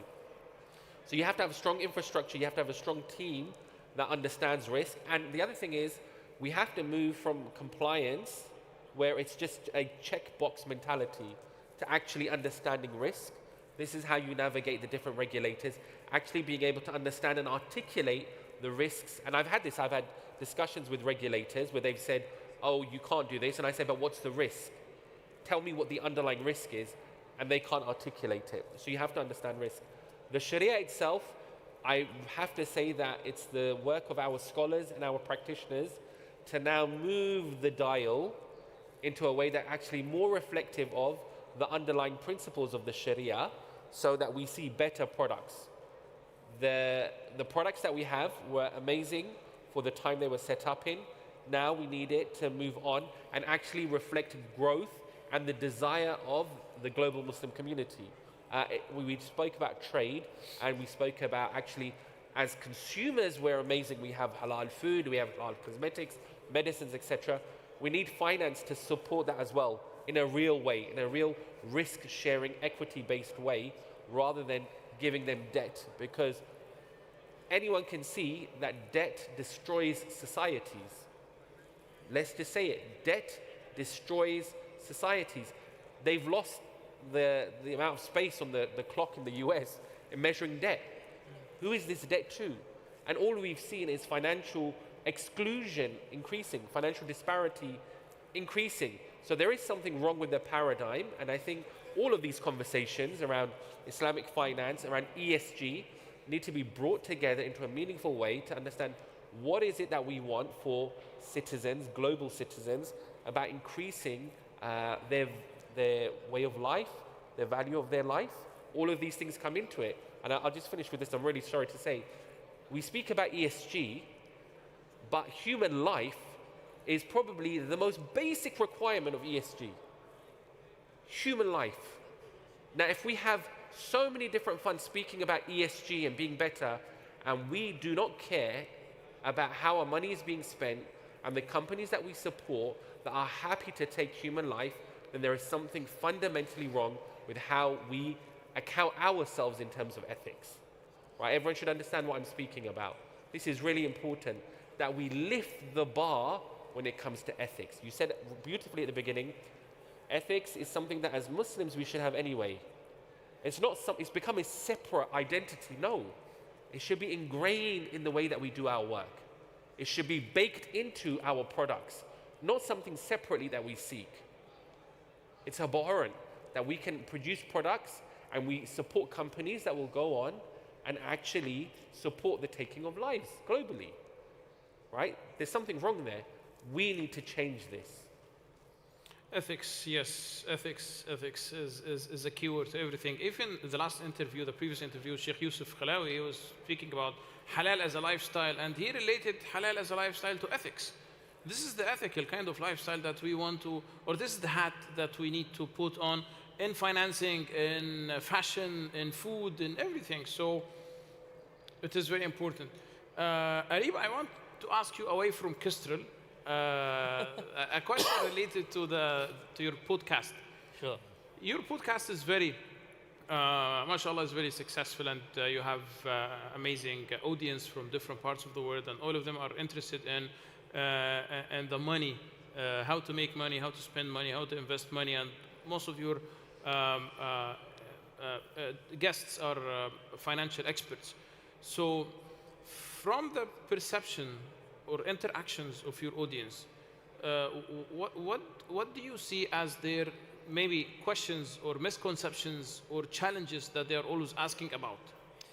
Yeah, it's a really good question. I think it's unsurprising. Number one is there is a slight suspicion around Islamic banking, certainly in the UK. I think that comes from a few high-profile scams that had taken place, a few banks that had gone under, poor user experiences as well offered by existing people on the market, and this general sense of, oh, well, is it just interest by another name? I think that is a theme that is quite pervasive within the collective consciousness, because people don't take the time to go in and actually understand and look at it. I'll refer to a clip of ours that went viral starring yours truly, Umar, where Umar quite rightly, as he so quite eloquently puts out here, talks about operating within the existing financial framework. And we took that clip and people sort of took it out of context and didn't really understand the end points, that this is the beginning and we're meant to be trying to take it further. They just thought, oh, well, there's nothing there, so you know, there's nothing for me. So that's number one. Second is the lack of awareness of actual products that are out there, and that's what we've been trying to shine a light on. There are equity-based home finance products available, right? There are fintechs offering home financing, car financing, allowing you to invest in anything from property to gold to crypto. There are even people operating outside of the financial regulatory frameworks, Web3 economies, Takadao doing amazing work offering life insurance products, right, to Muslims, but unregulated through Web3, through the blockchain. And that's fantastic. We need more and more people pushing that sort of thing. So general skepticism and lack of awareness is really what we see. But there's a real willingness for people to engage, is what I've found. And I'm going to go back to a quote that one of our users made, which was, it's not just about avoiding interest, it's about making sure my money is doing good in the world. And over the last 2 years with what has been happening in Gaza, that has brought more and more attention to ethics and to Islamic finance than ever before, where people are now questioning what's in their Sharia portfolios. Why are there so many companies which are in here which also seem to be backing a genocide? And that's why we decided, part of the reason we're doing the digital bank is we can actually flag instantaneously any merchants that you're spending at, anywhere you're investing, which is on a boycott list, for example. And that speaks volumes to people. And I think that's where you see the more of an alignment between the Islamic and the quote-unquote ESG type products and why they should be one and the same. Perfect. Yes, you're right. I have one more question. We have like 8 minutes, probably, maybe. I have one more question for each one of you, but I prefer if there is any question from the audience to please let me know. Until this happens, what's next in the halalpreneurship ecosystem? I mean, Wahed is halal startup. Kustral is the same. You invest in halal startups as well. So the concept of halalpreneurship with the use of AI, with the use of technology, what's next? What are the opportunities? May I start? Yes, please. I mean, for our investment case, for the next 5 years, we'll be heavily investing in fintech businesses. But those fintech businesses will mostly be Islamic investments or Sharia compliant businesses, maybe 100%. The reason why is it is interesting for us because we don't like Islamic business that solely 100% mimicking the interests or mimicking a conventional bank. I have no interest in that. It's, as a venture capital investor, there's no innovation in that from my perspective. What I'm interested in is businesses that goes beyond that. As my friend said, risk-sharing instruments. Use the analytics, use the data, use the digital, and understand and have more information about that business so that understand the risk better than conventional banks, and do not look at collaterals, do not look at receivables, and then look at something else and try to understand the future and create a financial product for the future business. Then it becomes truly, by the way, Islamic financing compliant. Because, I mean, if a business comes and says that I'm going to set up a new factoring company, or I created a business model which mimics factoring and which is Islamic compliant finance business. I have no interest in that because receivable financing creates diminishing returns, like my friend says. I mean, if there are a set of money that you're going to be receiving, and if I give, and if you're in need of money, even if I give you a fraction of it, your business will not grow because I'm also earning something as well. So I'm looking for growth. So the businesses that we will be investing will be creating a growth opportunity for those businesses, or and then create prosperity. But at the same time, I can earn only more if those businesses grows faster than the other ones who uses conventional models. So basically, my definition is this. And if the question would be like, are there any businesses? Yes, we know the businesses. We own the businesses. We invested in those businesses, so we know where to look at it. So next 5 years, there's a certain big opportunity in all around the world. Yes. So copy paste is not enough. Just copy paste and put Islamic on it. Tag will on make it is money. not. So you need to build something real, to have a real product, and to be real competitive. So yes, absolutely. Arib. Yeah, I think from a technology perspective, we're not seeing an Islamic fintech or Islamic finance player using AI and LLMs in the way that I think it could do. At Kestrel, we're trying to pioneer using AI and LLMs to actually seed Sharia screening and also the ethical screening of different companies. So if anyone's available in London next Monday, we're holding an event at Imperial where we're actually going through a use case of what we're doing on that, where we're implementing a tiering system for ethical boycott screening for companies, seeing whether they're directly involved, whether they are facilitating, or whether they're simply supporting online activities going on in different parts of the world, which are detrimental to human life, preserving human life, and fundamentally what our values as Muslims and as human beings are. So I think using AI and LLMs in that fashion is really interesting. I'm going to go back to Web3. I think there's a lot we can do in this sort of shadow economy, moving away from fiat currencies, but I think we need to take people on a journey. I think there is still a need to operate within the financial ecosystem, to operate under financial regulations, whether it's through digital banking licenses or investment management licenses, because, to quote Back to the Future, maybe you're not ready for it, but your kids will be one day, right? I think people still place a lot of value on regulated businesses, on businesses providing FSCS or insurance type guarantees on their deposits, and people who just have that license. That matters a lot to people. So I think it's a step-by-step change. We can't go from 0 to 100. We need to go from 0 to 1 to 2 to 3. So I think fintechs are bridging that gap of not going full on Web3, but still operating within the financial regulations whilst innovating. How about, you mentioned something about related to digital assets, and how about the digital assets and cryptocurrency that is Sharia compliant? I know that there are some players like Facet are penetrating this space, but is there room to initiate new digital assets or new crypto that is, from the beginning, it is designed to be halal kind of? 100%. I think stable coins are, I mean, it's not even that innovative anymore, that pioneering. A lot of the main banks and regulators are investing heavily into this technology. You could create a stable coin backed by gold, backed by properties, backed by real businesses and their returns. You know, this is a real way of directing people's savings into the real economy, once again, instead of it just holding it by a bank and a bank generating a return from it.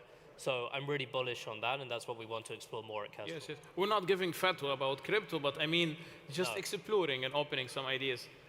Yeah. What's next? I mean, entrepreneurship. I'll just pick up this point. I think definitely anything which supports the real economy is something which should be supported. So if that's through crypto, and also if we're looking at digital currencies, one of the things why I was going to speak about is increasing the security for investors. And I think with technology, in the direction of technology, we should be able to protect investors' money in a better way now, right? So generally, there's two areas I want to speak. One is about products.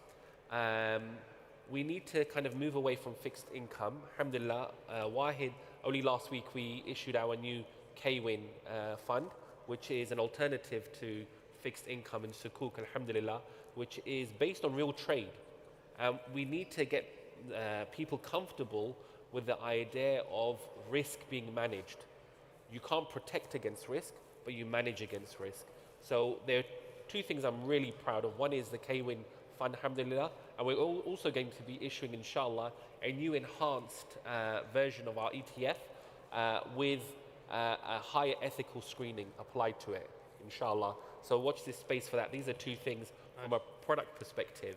I would also say on the other side, where there is an opportunity, is we heard about data earlier, actually using data, utilizing it in a real way to manage risk, rather than people protecting each other from risk contractually.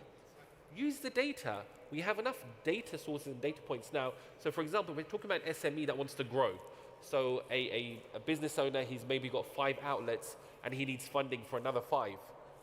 You've got data that actually tells you the amount of business going through his 5 outlets. Use that as a basis for investing, rather than, okay, I'm going to borrow money and protect myself, hedge it, contractually protect myself. No, have data that then makes the risk better. So I want to see more of this, inshallah. I think that's a great opportunity. Definitely look around AI and quantum computing, etc. There's huge opportunities there. But, we need to be in the driving seat. Too often we're passengers when it comes to technology advancements. And I guess I'll finish with this point. As a global Muslim community, we need to be better in terms of how we engage with technology, how we come up with technology, and how we fund technology. I've said this before on other platforms, I'll say it here. I did a study of the top 10,000 companies globally, 10,000.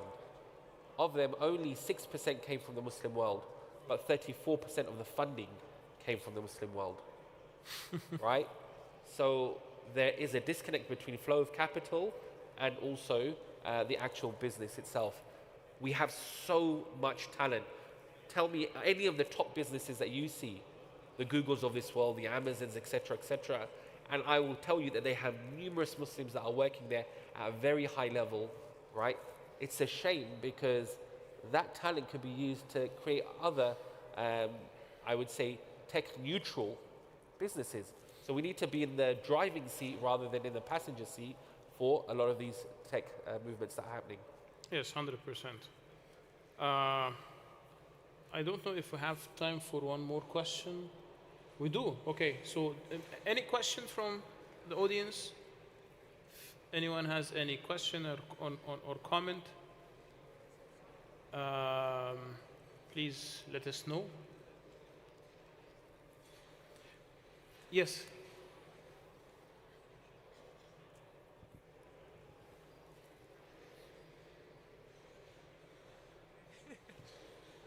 Jazakallah khairan for your talks, and Allah allow us to utilize that to the maximum ability.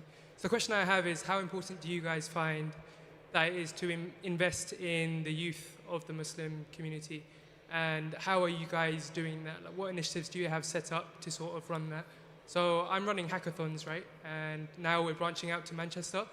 And we're really looking up to companies such as Wahed, such as Kestrel. Worked with Kestrel in the past. Alhamdulillah, it was a really good event. And we're really trying to basically get the youth, instead of going to all these consulting companies like McKinsey, and all that's good, like living your life, but we need the youth to then grow up, mature, and realize that their talents are really needed for this ummah to thrive, and really getting that to reinvest into the Muslim community. And I think it's important to have companies to help fuel that. So I just want to hear your thoughts on that, and yeah, Jazakallah khairan, everyone. Yeah, I mean, mashallah, Kestrel's full of youth anyway, alhamdulillah. So they're a youthful startup. From Wahid's perspective, look, a lot of our actual workforce is quite young. We do engage. We have young people in the roles that we hire. We do want to support our next generation of talent. But there is a trade-off. There's a trade-off between developing yourself that you can only do, I believe, in big industry, where you hone your skills, sharpen your skills, become really good, and then use the talent that you've created in a way that supports someone else. I'll say this here, because a lot of youth, when I speak to them, they all want their cake and want to eat it as well. So the point is that, yeah, we want to work for a Muslim startup, but we want to be paid really well, and we want to have a really flexible lifestyle, and we want all of this, and we want a halal bar, and da-da-da-da-da, right? When I first started working for Wahed, I was in conventional finance. And I gave them my time for free for over a year. When I was UK IFC, my time is free. Every one of my projects in Islamic finance has never been paid. It's only now when I'm working for Wahed, I'm a paid employee, right? If I say that to young people today, are you willing to give your time for free to develop yourself? If you're sincere in your message that you want to help, then what are you willing to sacrifice for it? But they then back away. So we've got to be consistent as well.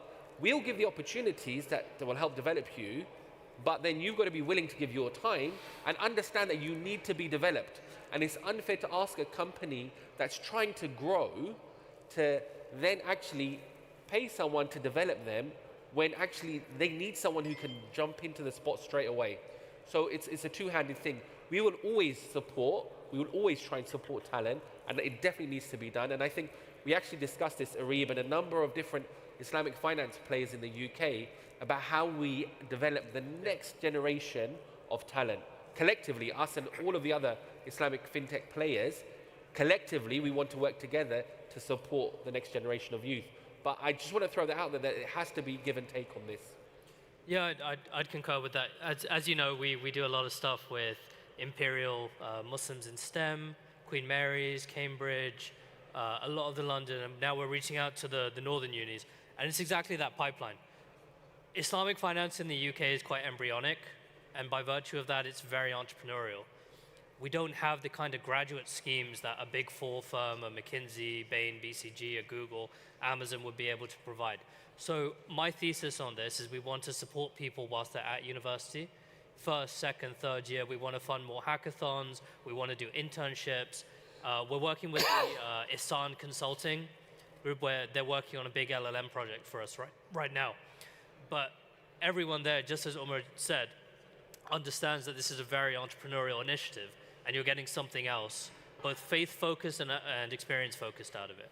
But I still think people need to go to blue-chip organizations. I mean, Umar and I came out of Big Four. Yeah.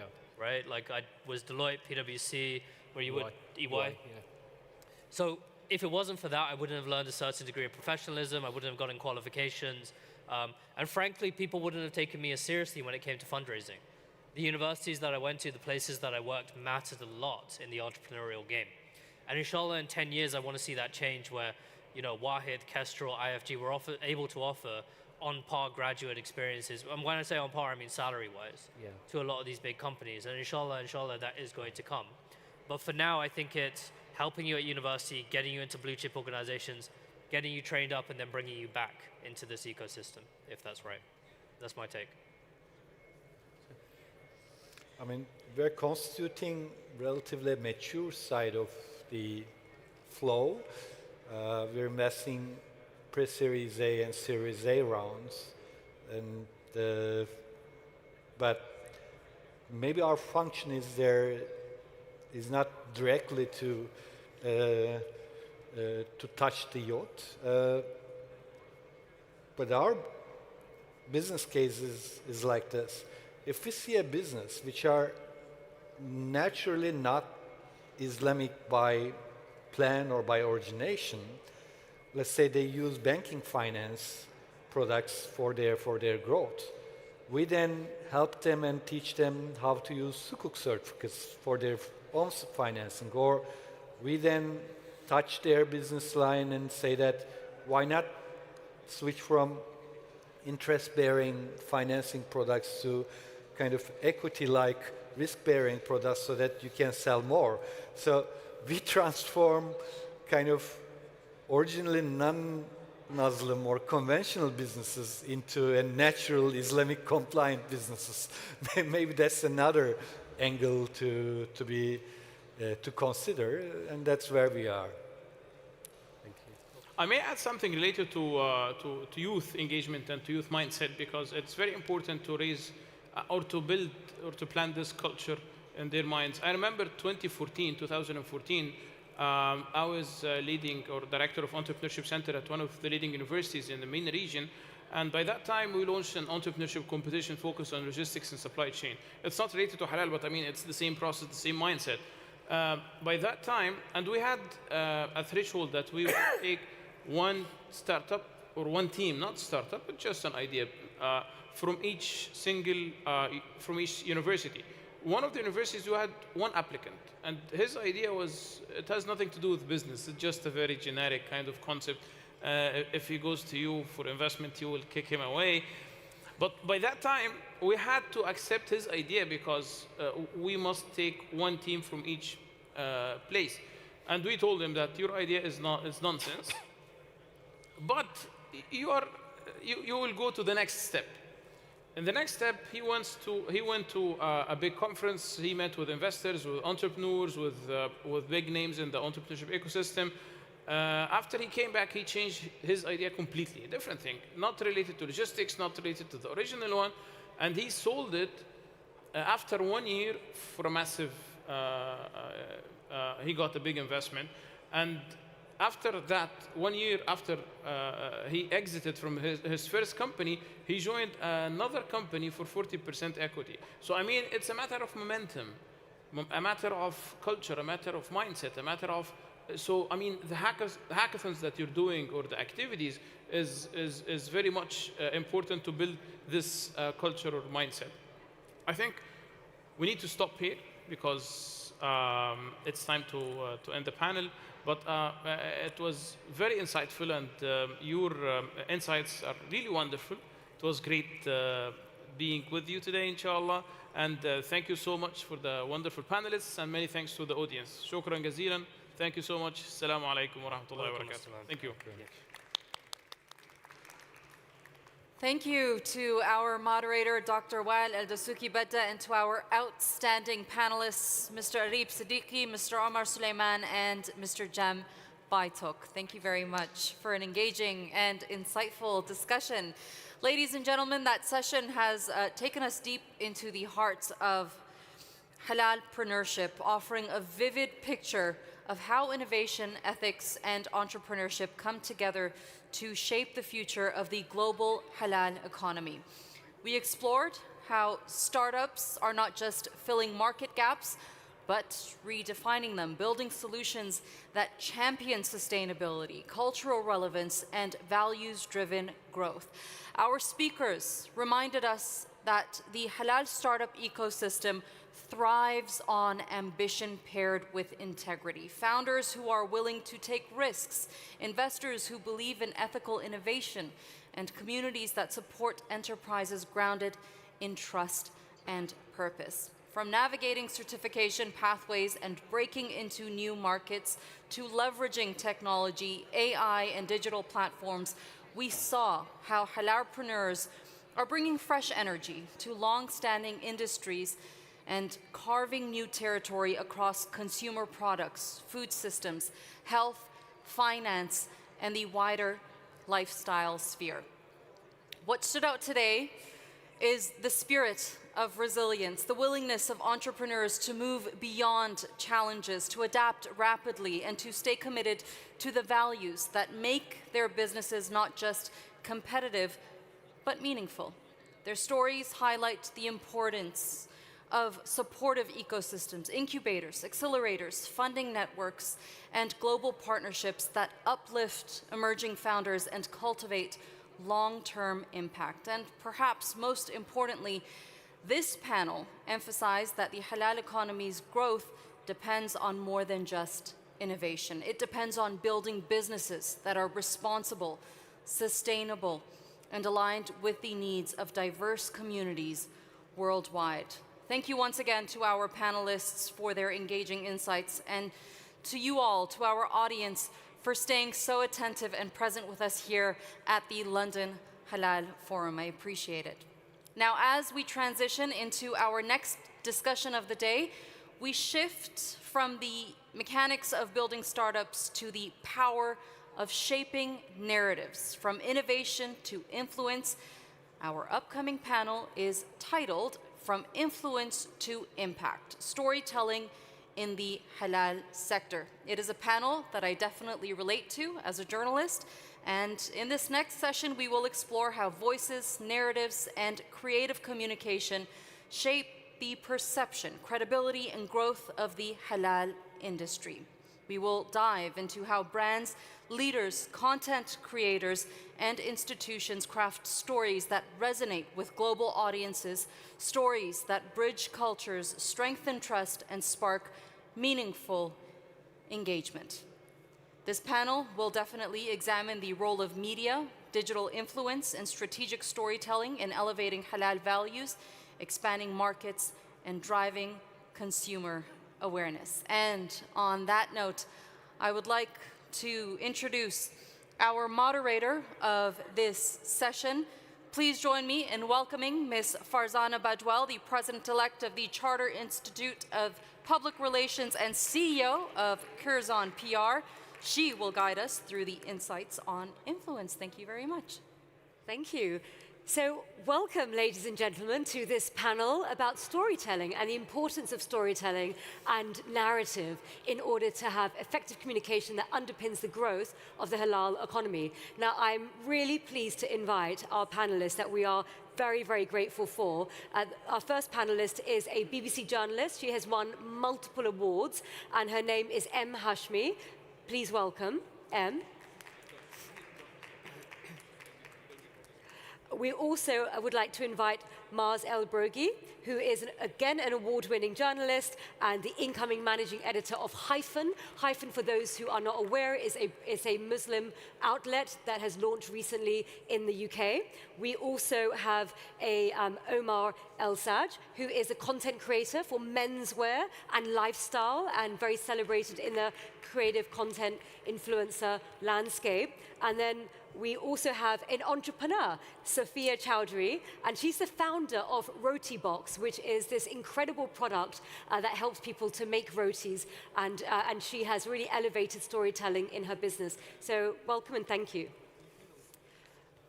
Now, the panel theme, it's about from influence to impact. And as we know with the halal economy, it is more than just selling. It is really the original ESG framework, the original stakeholder capitalism, and all of those stories that underpin the Islamic economy is based upon sustainability and ethics.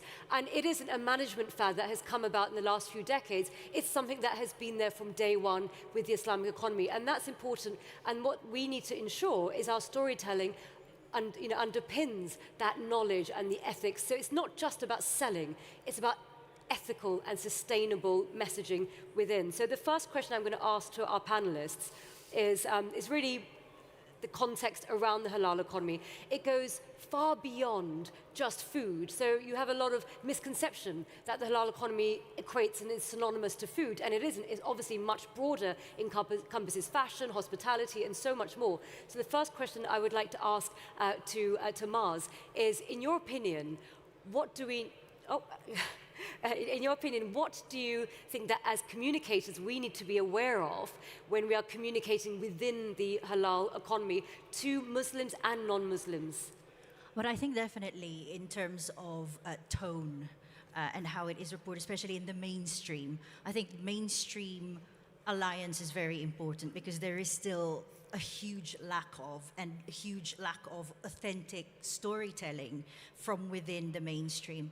And one video that actually I would say that stuck in my head and made me want to be a journalist, because this was like from a few years back, was it was an American anchorman, and his tone was so foreshadowing because he said in this tone, "Did you know that the butterball turkeys that you're going to have this Thanksgiving has been sacrificed to Allah?" It's so negative. And this sense of othering is obviously not good because it allows a lot of room for misinformation and disinformation. And so it's important that for non-Muslims, that there are credible and authentic storytellers out there that will really say what it is. And for Muslims, again, a credible, authentic platform is very much needed. So I think, it's such a good takeaway, because if you leave a vacuum, then others fill it, and others fill it with narrative that you don't necessarily want around, and that's where misinformation, disinformation come in. That's why it's important that everybody here, everyone's a storyteller. So whether you're a professional storyteller in terms of content creators, as well as influencers and journalists, or an individual, a Muslim who is working in the halal economy, we all have the ability to tell our stories for our smartphone. Now, I would love to hear from yourself in terms of being an entrepreneur and how you use social media to promote your business, but also the values that you hold. I think when it comes to social media, the first thing that you have to do is be very clear on what is your mission. So for me personally, with my business, it was twofold. Number one, I wanted to make life easier for the end users of the product, and I also want to keep the South Asian culture alive. So I think sometimes people get distracted and look for views and engagement, and they chase everything going viral. But I think if you stick to what is the heart of your business, why are you doing what you're doing, I think the results will follow. When it comes to the halal economy, I think it's all down to education. I think we need to educate that halal isn't just food. It's about running whatever your business is, whatever you're trying to do, with honesty, integrity, quality, and with intention. And I do believe then the results, whether it's profit, social media, they will follow. Yeah, brilliant. Thank you so much. And then also from your perspective as a content creator, do you often think about your identity as a Muslim working in the fashion world? And then how does that play out in the content that you create? So yes, of course, because your identity is very important when you're creating content. And you face a lot of challenges as well as a Muslim content creator or as a Muslim in many fields. There's a lot of troubles that you have to really, most of them are internal battles. So if I speak about my most recent experience, we went on a trip with Muslims around the world. And we went to Syria and Lebanon, and it was just to help. So this was something that I always wanted to do. It's something that's engraved in my personal values. But my true job there was to shed light on the situation. And I had this very deep internal fight where I had to understand, am I doing this for social media, or am I doing this because it's my own values? So it's tough out there, especially in the halal sector. But definitely, if it's something that if they're your values and you operate in that realm the whole time, you'll be fine. So, we've heard from a compelling content creator with huge social media following, an entrepreneur, and also the incoming managing editor of Hyphen. And for those who do not know about Hyphen, do you want to just give us a few sentences about the outlet? Hyphen is an online publication that essentially celebrates Muslims in the UK and in Europe. So we're talking about news, lifestyle, culture, opinions. So yeah, it's a nice publication with lots of new young voices as well. So we've heard predominantly from our panelists who are focused on channels that that are naturally inclusive. Either they own their own channels, such as you both, so you can control what goes on it, or you'll work for an outlet that is inclusive by its very existence as being for British Muslims. I wanted to bring it into Em, who I've known for many, many years, works tirelessly in the newsrooms in BBC. It must be so different for you, where it's not a given, such as yourself, when you go and you decide you want to do the story for Hyphen, which already is existing there to serve the Muslim community, or for your outlets that you control, as well as your own social media. I wanted to hear from you, Em, because Em I've known her for a number of years, and she's been tirelessly pitching stories in order to tell the right stories and the correct stories about Muslims in the UK and abroad, and about the halal economy.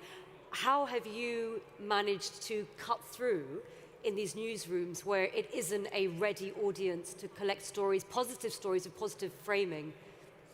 That's a really good question, and Bismillahirrahmanirrahim. Where should I start? When I started in the newsroom an awful long time ago, I would say well over 12 years ago, I found that I just wanted to fit in, and I just wanted to tell the stories that everybody else was telling. And then I fast realized that to stand out, I need to use my identity, my knowledge, and my background, and my culture, my religion, because that knowledge was very, very useful to the newsroom, and it's even more useful now than it ever has been.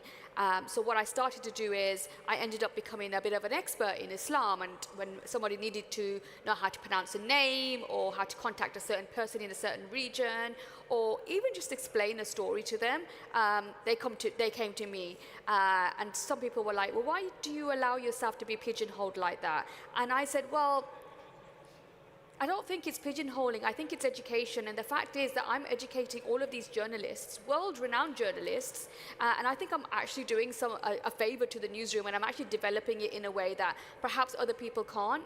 And the beauty is, I now tell stories that nobody else is able to tell in the newsroom, which is something that I'm quite proud of. But I think the most important thing, and especially coming from a journalist hat, and I tell people this all day long, is the communication of what you're saying. Journalists are busy, busy people, especially in the world we live in today, where there's wars and conflict and elections and President Trump. And so when you send us something, you need to make that as simple as possible. And that's exactly what this Islamic economy needs to do. I think it's still too complicated. So if I go to a newsroom and I go to one of the business presenters and I say, sukuk, zakat, sadaqah, they would just look at me thinking, what in the world are you talking about? But if I say charity, and I use other words, they'd be like, oh, okay. And I think that is what is needed, and that's how journalists will pick up and say, okay, fine. But then the other thing you need to do in news elements is then, what is the news of the day? What is going to be the news next week? Is there an announcement? Then peg that Islamic story to that news. And I think that's just a learning thing. And this is what I explain to people all the time. That's how you get your stories out there. You can't just go and say, hey, I'm doing a Muslim cycle rise and fundraising, and it's not necessarily going to get on air because everybody and their dog is doing that. So you just have to be very specific, but be very simple with your communication. Thank you. So we've got some very practical tips from Em in terms of how to liaise with traditional media. So I wanted to make this a very practical session for those in the audience to have some real takeaways that you can apply to your own businesses and your own personal branding as well. So I want to start off, Omar. You have cultivated this incredible following on social media.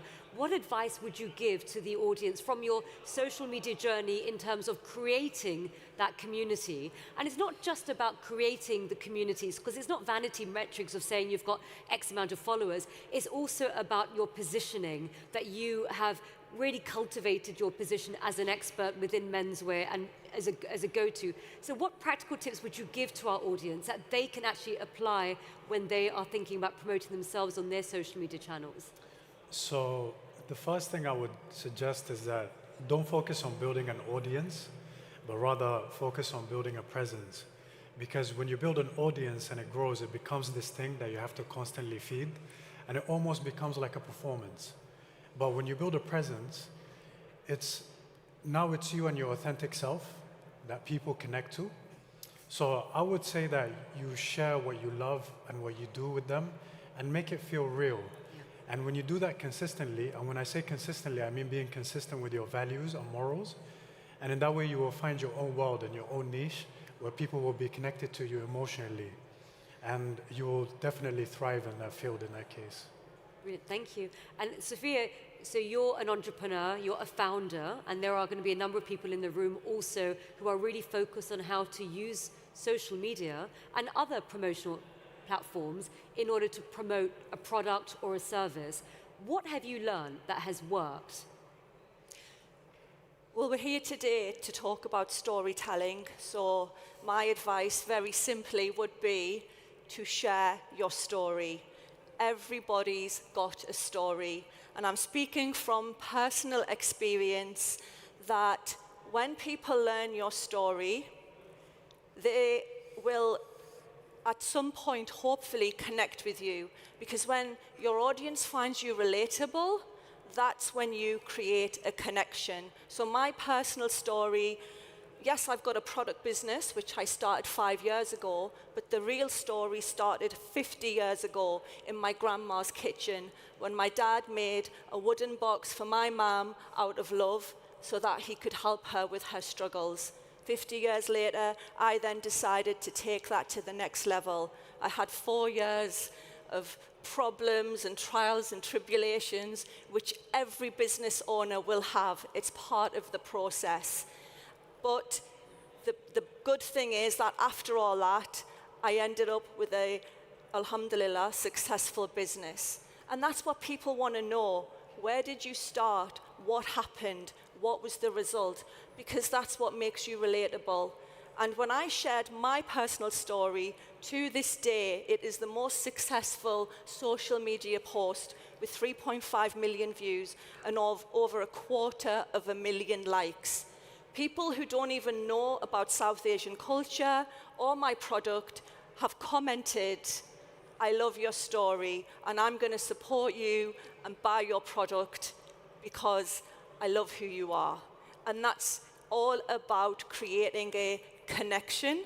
And you can only do that when you're completely authentic and always just your true self. It's really that simple.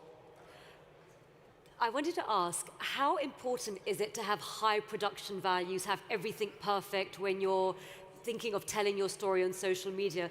Do you find that that's what the audience looks for, or do you think actually you can just do it with a phone? I mean, how much money needs to go in? Well, I've in total amassed 300 million views.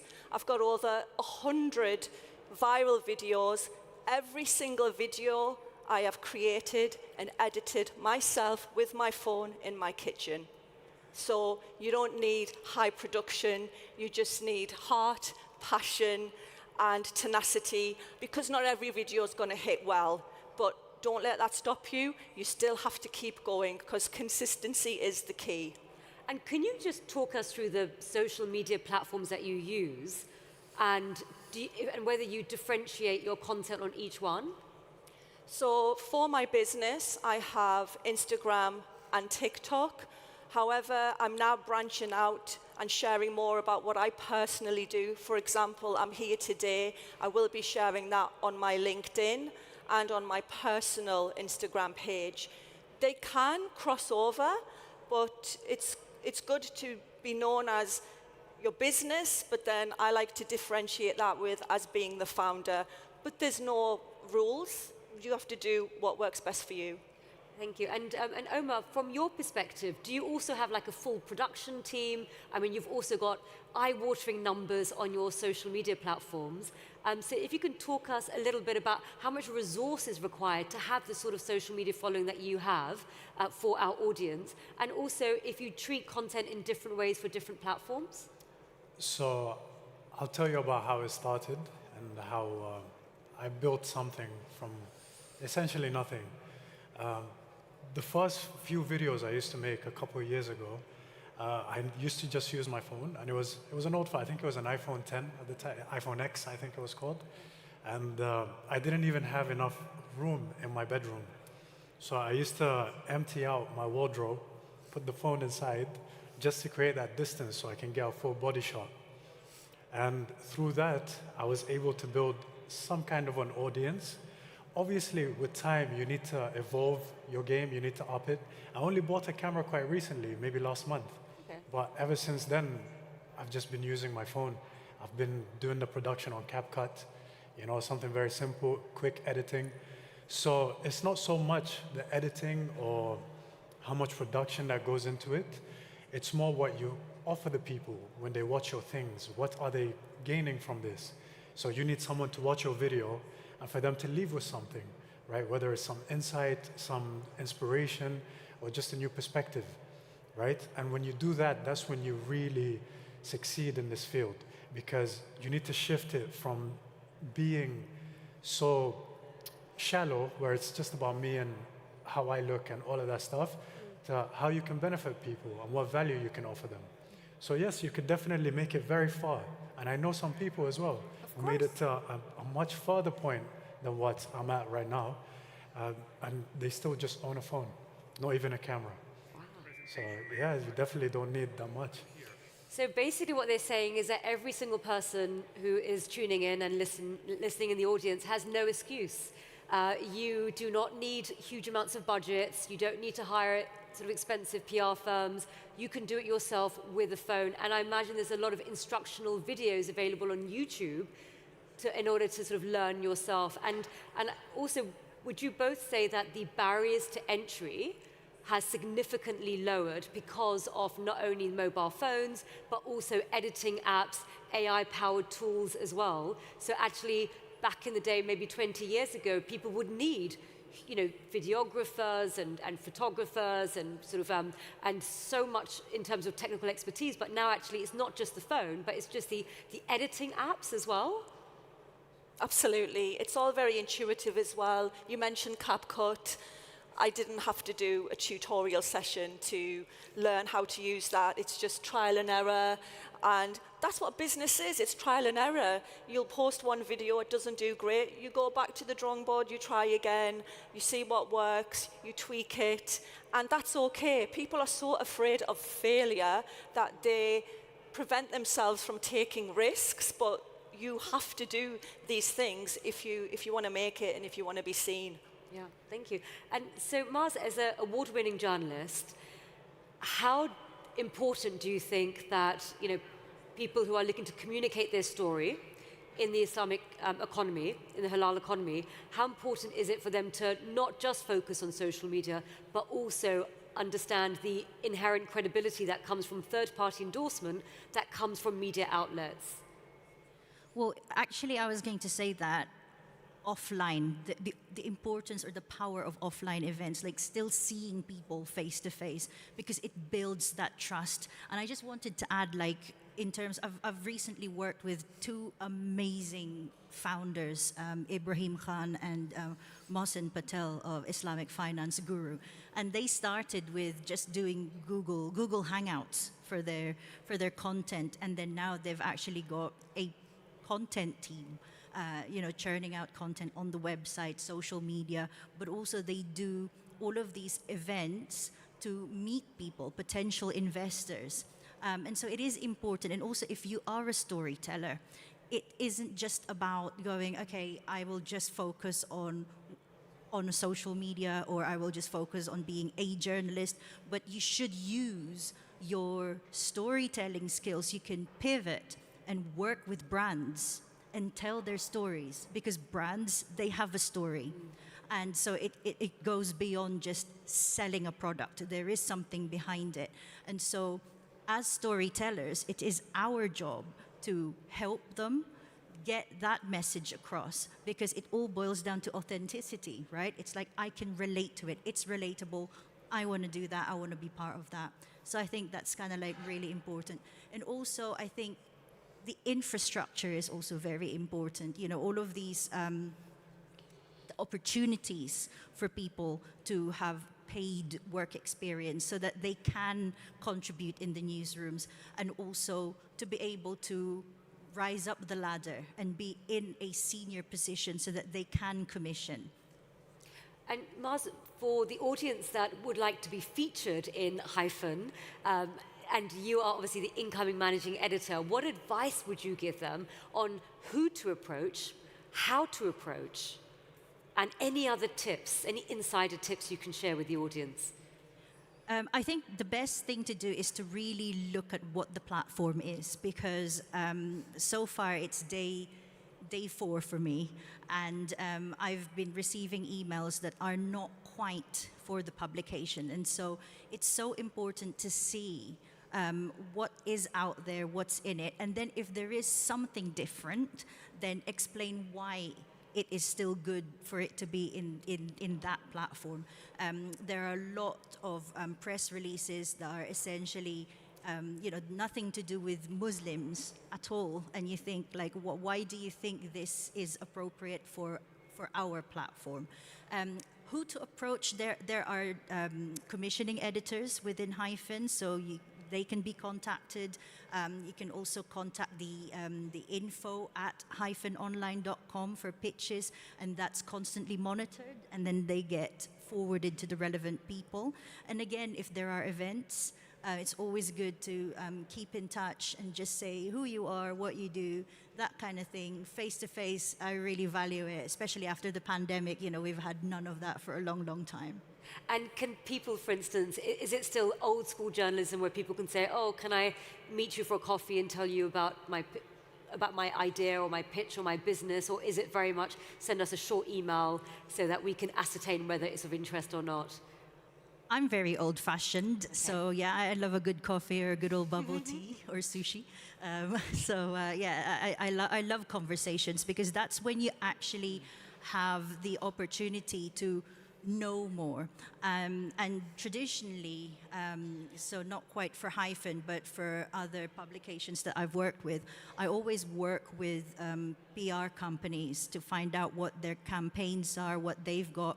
And also it allows me then to talk to them and say, like, you know, these are the kinds of things that we're wanting to do, wanting to reach.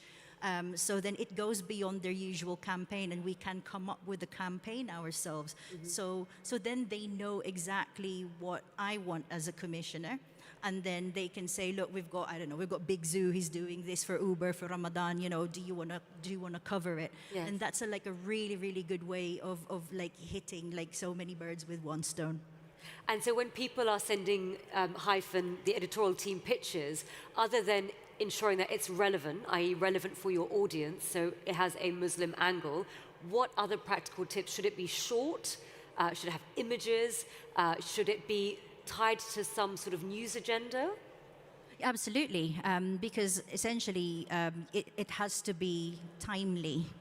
Or evergreen, like something that people would normally be looking for, right? And we all look at like numbers, don't we? So like, what do we think people are actually wanting to read, or what would be beneficial to our audiences? So definitely, I think similar to like when you're pitching for TV, right? Yes. You kind of have like your synopsis, and I always say that if you can't get it in one paragraph, you're going to really struggle to kind of like, you know, write like a 350-word story about it. So something nice and succinct, and then if that is of interest, somebody will be in touch. Yeah, and also as a PR, I always think it's important to personalize the pitch.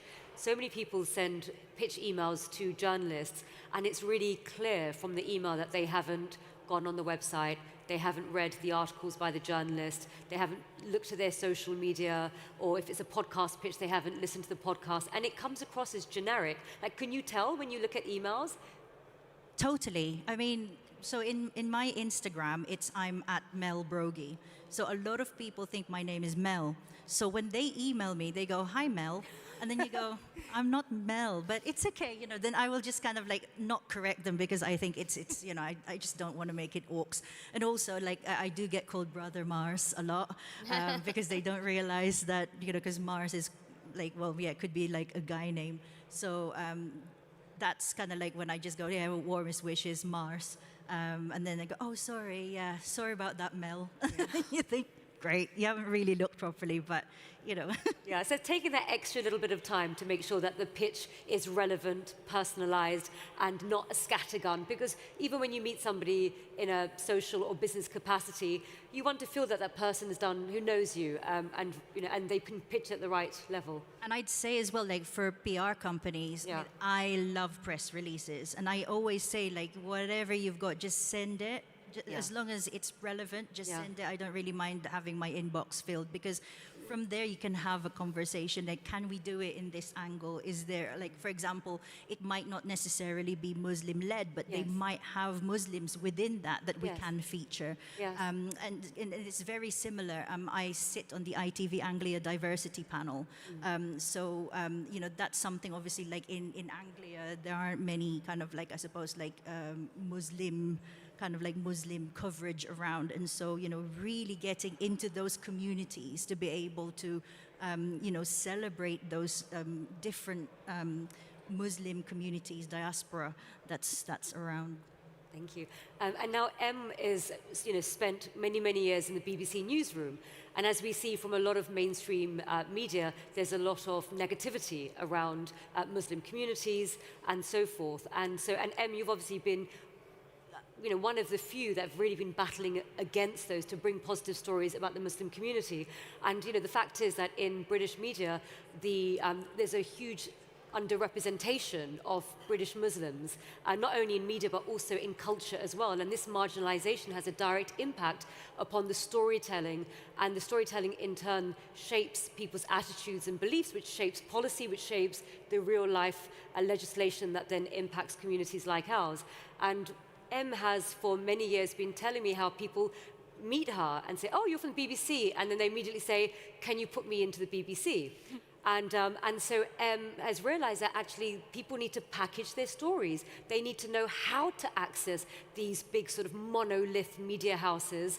And obviously, Mars, you have shared some tips. So M has set up recently a CEO for storytelling consulting firm, which allows her to teach people on how to not only tell their story, but to tell their story in a compelling way so it gets picked up by the big media houses that shape a lot of narratives around us. So Em, can you tell us a little bit about your journey into why you set up storytelling for CEOs and what the top tips that people can apply who are CEOs, C-suite, or looking to set up their businesses?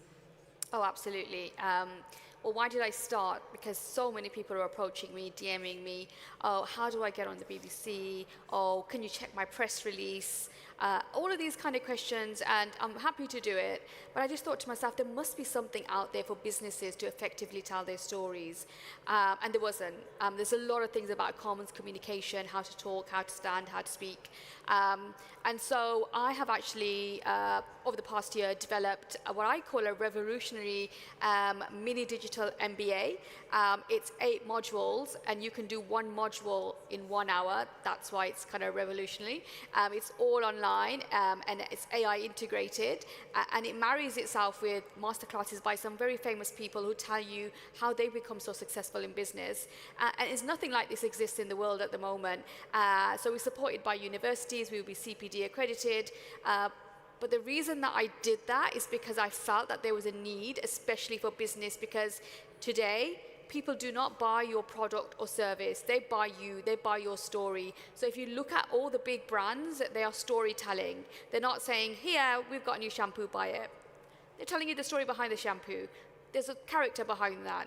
And I think people need to adapt to that. And I think there's a lot of businesses that are working very, very hard to try and do that, because that's how you capture the clients. And it's internal and external. It's not just about selling or pitching or speaking on a stage. It's also about internal communications. So if you're a large organization, there's a stat I read that 70 people in your organization, 70% of people in your organization, they just won't understand the company strategy. So I could go up to someone and say, can you tell me your company strategy? And they were like, I think it's this, and I think we're aiming for this. So that internal communication, that story from top down, it's not clear.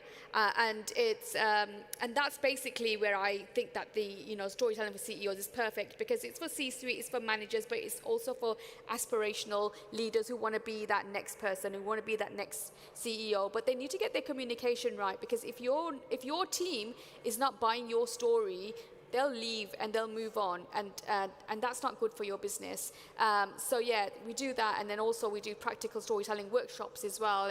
And we got through two methods. The flip method, where you flip your story. Okay, business isn't going too well, sales aren't that great, but how do you then use that to market yourself? And then the other thing is the 30-second story challenge, which we have, and I have my little sand timer with me, where we go up to people and say, right, tell me your story in 30 seconds. And you'll be very, very surprised at the amount of people who just can't do that. And they do it all wrong, and they're umming and ahhing. And one of the most important things, and I think you touched upon, this is your emotions.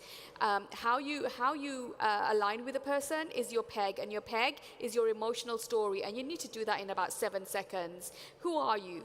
Why are you doing what you're doing? What's the impact? And then what's your call to action? All that in 30 seconds, but it needs to be told in a story manner. And that's how you build relationships, and you build business, and how your business grows. And it's been very heavily documented in the Harvard Chronicles and the business reviews, etc. I mean, there's so many stats out there. So I think that's really important, and it was a soft skill, which has become very, very important. So that's basically why I started it. So yeah, I'm happy to speak to anyone about it if anyone has any more questions. Fantastic. Now, the next question I want to ask is about AI, the intersection of AI and storytelling. So who in this room uses ChatGPT, for instance?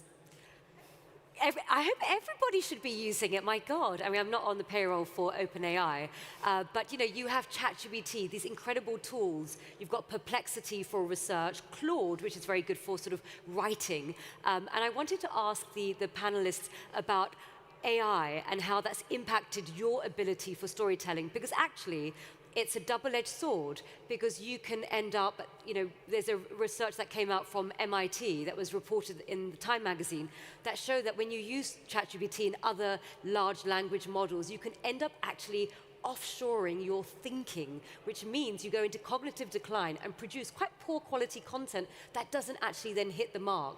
So AI can be used for effective storytelling, but it can also be used for generic sort of storytelling that ends up not hitting any sort of goals whatsoever. So I wanted to ask, any of you panelists who wanted to share a little bit about how AI has impacted your ability for storytelling. Do you want to start? Sure. So at the start, when ChatGPT came out and all of this, I thought it was a very useful tool. It still is. But I used it quite a lot at the beginning for me to be able to maybe elevate my storytelling in a way. But I also read about this study that you were talking about, and I felt it in me as well, where now I feel like my cognitive ability is in a decline. So I stopped using it because I feel like ChatGPT is very agreeable with you. Everything you do, there's no criticism to what you do. And I think criticism is very important to kind of evolve anything, right? So I stopped using it because of that. And I kind of rely on my management, for example. I speak to them quite a lot. What do you think? Tell me how we can improve this and that. But do I think it's still useful? Yes, but to rely on it completely, which a lot of people have started doing, I think is a big problem. Yeah. Me personally. I agree. I use it for everything. It's terrible, even for cooking. My poor husband. Does it cook for you? Yeah. Or just recipes. So from a business perspective, are you looking at these AI tools and thinking, I don't need a marketing budget like this. I don't need to hire the freelancers or the PR people or the content producer. Do you look at it in terms of a good ROI, a better ROI on your spend on marketing? Well, I'm going to let you into a bit of a secret. Okay. The story that I was referring to earlier, the one that I shared, the whole background, the one that went viral. And how many views did it get again? 3.5 million. 3.5 million. Just going to keep it there. Okay. I did that with ChatGPT. No. I did. Oh my God. And I'll tell you exactly what I did, so you can all go and do the same thing. When you actually explain your story, mine is pages and pages and pages long, yeah? And there's probably things in there which people don't really need to know. So I did a complete brain dump of my story, and it was about 4 pages. And then I quite simply said to Chat, summarize my story into 13 sentences. That's all I wanted. 13 pages. That's what it did. Obviously, you have to tweak it a bit. Anybody who uses ChatGPT blindly is, you still have to be the engine running the whole thing. But I did use it for my story, and I do use it for a lot of things, but I am still in control. I don't trust it blindly, but for me, and that instance, in storytelling, it did help me. But I do want to say one thing to anybody who uses chat. Please, at least, remove the M dash. That is a very, very good tip. And AI, and it's not just ChatGPT. You've got Claude. There's lots of different AI tools. And I think there was a story last week where I'm not going to name the newspaper, but a newspaper actually ended up publishing in print. Did you read the story? And the article, but they left behind the paragraph at the end that said, would you like us to summarize and do another version? And it went print, and it of course went viral. That is beyond laziness. Yes, That's what I mean. You still have to be in control. Right. So, you can't trust it blindly. Yeah, so that critical thinking has to be there in terms of the input and the edit as well. And of course, that outlet that I just shared this information, it was not hyphen. And then so that leads us to yourself. Tell us about how you're using it in the newsroom. I was trying to think and also, could you tell us, when people use it for pitches, can you tell, and does it put you off? I was trying to think of a nice pun with hyphen and M dash, but I couldn't. I just so I'll just give it a miss, but it's there. Someone have a think. Maybe I should ChatGPT it. No, I was just going to say, it's actually it's really helpful, but we must know the risks and the kind of like, you know, because ChatGPT hallucinates. So like you said, it's a change in mind settings. So for me, I would just go into like a sub-editor mode where you've got the words there, but like you still need to have that like critical thinking to go, will this still make a good story? Is this the same tone as we have from within the publication, whichever publication it is?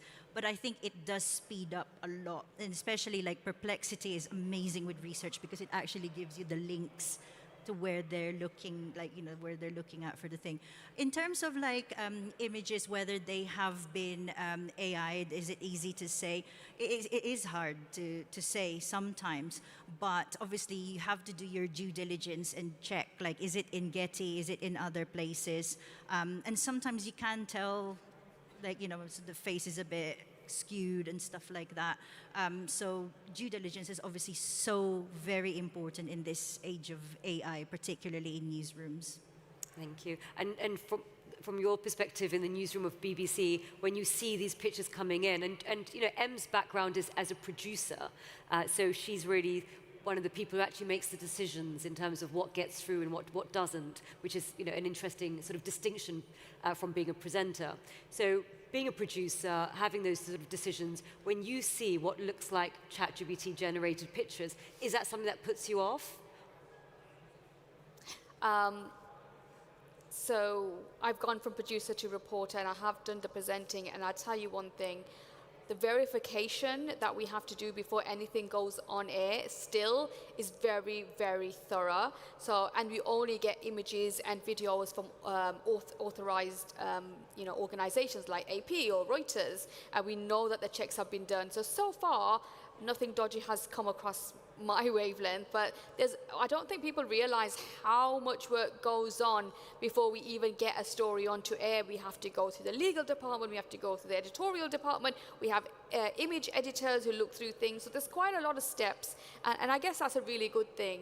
But what I will say is, there is definitely a lot of fake news out there, and I think people need to be really, really careful, because I see the rise of citizen journalism, with anyone can pick up a camera and say this has happened and that's happened, and unfortunately there's an awful lot of people who believe that, and I think that there needs to be some kind of regulation around something like that. I even saw on what was Twitter, X, fake news, and it had a verification code, you know, like a tick, and I'm like, oh my goodness, this is going to confuse the hell out of people. So I think people need to be really, really careful, and when they use things like ChatGPT, yeah, get rid of the hyphens, but also I would not use it as your absolute go-to. I probably, like, you can do some research on it, but I always fact check, because I've noticed that it makes an awful lot of mistakes. So you need to be really, really careful. Yeah, use it as a tool, use it for emotional support, or if you've got problems, and I know people use it for advice for children and how to bring up their kids, that's fine, but I would always verify where that news comes from. So I ask ChatGPT when I speak to it, I say, well, can you give me the source of that information? And it takes me to the source, and I see if the source is a verified, trusted source. So that's kind of one kind of tip I would say. The other thing is, I've actually made a silly mistake as well using ChatGPT, where I was in such a mad rush, but I wanted to speak to a new connection on DM, and I stupidly copied and pasted, sent it off, and only days later did I realize that it said dear, and then in the bracket said name, and I was like, oh, and then at the end it did say, would you like a revised version? And I'm like, and then I couldn't delete it either, and I'm like, needless to say, that person never contacted me, but it just makes everyone can kind of fall out and get into that trap. So I'm actually very vigilant. There's so many apps out there, and there's so much AI out there, but just be very, very careful. Thank you. So before I wrap up and start taking questions, I just wanted to flag up a news story that came a few days ago, and it was just prompted by Em's sort of mention about disinformation. An influencer in Sri Lanka was caught making hundreds of thousands of pounds or dollars even by actually manufacturing a lot of Islamophobic content and pushing it out in social media, and also understood that hate is the highest form of engagement, unfortunately. And also, Islamophobia is a topic that in the UK, it really does drive a lot of engagement. And so they targeted an older demographic because they felt that they were the ones who were most anti-immigrant and therefore anti-Muslim. And they targeted the UK specifically because they knew that they particularly had high engagement on Islamophobia. And they churned out huge amounts of Islamophobic content. And it's been reported in the Times and others, so you can read the story. But it just goes to show that if you create a vacuum, others will fill it. Now, it turned out this influencer didn't have a political agenda, and he wasn't anti-Muslim. He saw a business opportunity, and it was as simple as that. And so everybody in the halal economy who are actually in business to promote the ethics and the sustainability credentials that underpin the Islamic economy, it is very much our duty as Muslims to communicate, to ensure we don't leave a vacuum that will then be taken by hostile actors, whether they have an anti-Muslim sentiment or they're looking to make a quick buck. But that is the importance of storytelling, and that is critical, and that's why I am so honored to have these panelists with us, because not only are they doing their day job, but they're also making a world a much better place for Muslims, because whoever follows them, their stories has ripples, and it creates an environment where people see us not as marginalized the other, but as authentic human beings. And that's why it's important for all of us. Don't think just because you're in media or you're not a journalist. We all have social media platforms, whether it's for our business, whether we do it individually. So that I really feel is almost a duty for every Muslim to do in order to create a better perception of what Islam is. And when you look at the ethics and sustainability of the Islamic economy, this is nothing new. So the issue is people don't understand the ethics and the sustainability. They think it was invented by the ESG or the 17 Sustainable Development Goals by the United Nations, or indeed stakeholder capitalism back in the 80s. But this was a thought that was brought in with Islam at the beginning. And we haven't done so well in our storytelling. So now we have no excuse. We have AI tools.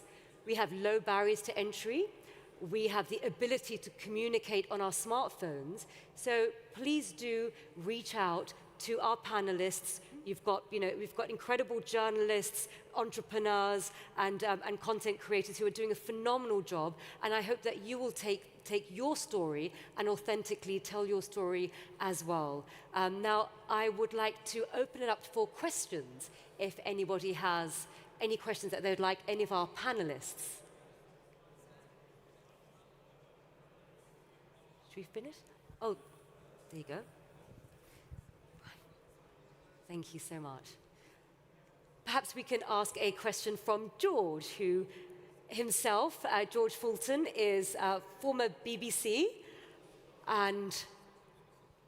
Well, thank you, first of all, for a very enlightening discussion. Really enjoyed that. I think my question is, so Fazana, you just mentioned at the end, there is no excuse. So what do you think the big singular message should be about the halal economy and the wider sort of Islamic business ecosystem? So besides using ChatGPT and taking the M dash out, and besides, yes, who would like to respond? I don't mind answering that. So I would say the bigger message here is to really highlight that halal is more of a value system. So now we need to shift the narrative, because people view it as a restriction, right? Oh, this, you can't do this, it's not halal. You can't eat this, it's not halal. So this causes another problem, which is it causes this exclusivity for Muslims, and it causes this distance for non-Muslims. So we need to address this and shift the narrative, so it becomes more of a, halal becomes more of an initiative rather than a barrier. Yeah, thank you. I also see in the audience my friend Hani Farsi, who I would love a question or a comment from. Hani Farsi is a British Saudi philanthropist who has supported a number of storytelling initiatives, including stories that support Palestine and raising awareness, and very much focused on the film as a narrative. So we'd love to hear about how you feel the importance of film in terms of supporting sort of narrative and also particularly those who are from marginalized communities. And yeah, over to you, Hani. Thank you. Hello, everyone. Fantastic forum so far, so thank you very much. Very enlightening. I think it's important that we tell our stories, and I think we need to champion stories from our part of the world and tell them and use them for two things. One is to tell our side of how we see things to the rest of the world, try to correct the image that has been going on for even before 9/11. We were either too rich to do any good with the money, or we were terrorists, or we're just horrible to women. We've always been caricatures, not real characters. But also we can use it as a way to look at our own societies and use it as a mirror to stand up and see how we can be better as well. I'm happy to say that things have changed a lot in the last 10, 15 years. There are a lot more stories coming from the global south, and they are reaching their audiences. I think it's important that we support them. I think it's important that we actually go and watch these films, and it's important that we engage with the filmmakers. The film that has just came out, Palestine 36, took us 5 years to make, and it was an uphill battle to make it. And luckily, with a lot of goodwill, it's still in the movie theaters. We started off with 30 to 40 cinemas across the UK. It's now up to 50, reversing the trend. Usually we start off with 50 and you go down to 20. And I'm delighted to see that, because we need to correct the misconceptions about who we are, and we need to tell our stories and connect with the West and connect together as well. So I don't have any questions except to thank you all for what you do, and to hopefully I get a chance to meet you all as well afterwards. Fantastic. Thank you. Thank you so much. And before we wrap up, I want to make a special announcement. With the support of Sheikh Yusuf Kalawi, we are working on a very, very exciting initiative. And the initiative will be called Menara Global. Menara in Arabic means lighthouse. And the initiative is going to be to launch a network for journalists, content creators, public relations professionals, and marketers. And it's going to be a global Muslim network that will support the capacity building, capability building, skills building, and creating a community for those who are working in the Islamic economy, in the IC countries, and the Muslim diaspora around the world. And so that will be launching next year. And so that is a very, very exciting initiative to help us move the needle in our storytelling for the halal economy. And without further ado, I wanted to thank everybody for attending, and also a huge thank you to our panelists. Thank you. Thank you so much. Thank you so much to our moderator and our distinguished panelists for that very insightful discussion, very engaging and eye-opening. Ladies and gentlemen, we will now continue with a very exciting segment that is dedicated to the dynamic world of halal business initiatives. Today, we shine a spotlight on the innovative ideas, sustainable practices, and entrepreneurial spirit driving growth across the global halal economy. From startups redefining halal food and beverages to fintech solutions empowering ethical investments, these initiatives are not just meeting demand, they are shaping the future of halal commerce. As we explore these inspiring ventures here at the London Halal Forum, we celebrate the creativity, resilience, and collaboration that continue to position the halal sector as a powerhouse of opportunity and impact. Farzana touched upon a very great and exciting initiative, and we want to delve a bit more into what that initiative is about. I'd like to welcome Ms. Alia Jafar with the Islamic Chamber of Commerce and Development that will walk us through what exactly the Menara Global Initiative is. Join me in welcoming Ms. Jafar. Thank you, Afnan. Thank you so much. Good evening. Assalamu alaikum. This is a tough one to follow. You know, after storytelling, you have all these guys, they're fantastic speakers. Please bear with me. I will try my best to keep it as interesting as possible. So for those of you who are not aware of the Islamic Chamber of Commerce and Development, we are an OIC affiliate body, Organization of Islamic Cooperation. It's the second largest multilateral after the United Nations. And our mandate is private sector development of the OIC member states, as well as the Muslim communities in non-OIC. Our focus is on, creating awareness and capacity, and also policy-making influence in areas that are most important for the world today. Halal being one of the most important, and of course, I don't have to repeat, we've all heard a lot of information, so from the opportunity to the responsibility, to the excellence that is now required to continue to achieve our very, very big goals. So,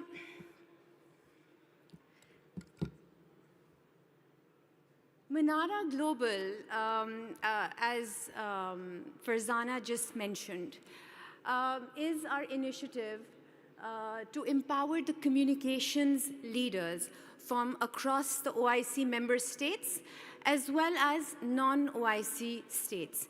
And why is this important? Briefly, we've touched about ethics. We've talked about AI. We heard, and recently also I did read about the Rohingya issue that came through. I think Farzana just mentioned about how hate is one of the most important, most significant drivers of engagement. And, one of these big companies, social media companies, actually did give their AI the objective to get the highest engagement. And as a result, this created into the Rohingya, sort of movement, and I won't get into that. But anyway, so this is a very important initiative for us to bring these people together so that we can bring the excellence in our narrative, in our packaging, in our branding. Oh, okay, sorry. So this network is going to bring together media, PR, and communication professionals. It's a collaborative platform elevating how we communicate with each other and the world. So a space where creativity, commerce, and culture converge. So why we're doing this right now? It's because the narratives about the OIC countries is not being shaped by us. And that is very, very important to reclaim our story with a shared purpose. Islamic economy is one of the fastest growing economic systems, and persistent misrepresentation limits soft power investment and opportunity. The talent that we have across OIC countries, we need to connect them in a network so that they communicate with each other. So our purpose is to equip the member states with a collective voice and capability to tell their own stories. So these are the 4 areas that we're going to focus on. So connecting a cross-border community of storytellers, strategists, and media innovators. Create innovation, so collaborative campaigns, research, creative projects that shape the global conversation. Build capacity, so trainings, mentorship, professional development that raise the industry standards. And last, develop the opportunity, so ethical, inclusive partnerships that strengthen the communication, supporting our economic growth across OIC, as well as communities outside. So more specifically, we're talking about PR communication specialists, content creators, policy and public affairs communicators, brand leaders, marketeers, journalists. And here's how we're going to continue in 2026. We'll start with a founding members roundtable, shaping long-term strategy and priorities, launch of Manara Global Network as a formal membership body, ambassador appointments and country chapters, capacity building programs and fellowships, Menara Talks, a global virtual series and awards celebrating excellence in OIC communications, and Menara initiatives alongside all of the Islamic Chamber of Commerce and Development events across the world. So this is a huge, huge task. And of course, we've talked about collaborations, the kind of purpose aims that we have. These are very large and ambitious. And so, of course, we need collaboration from all those people who have the same shared mission and vision. So the founding partners, one, of course, gain the recognition across all Menara global platforms.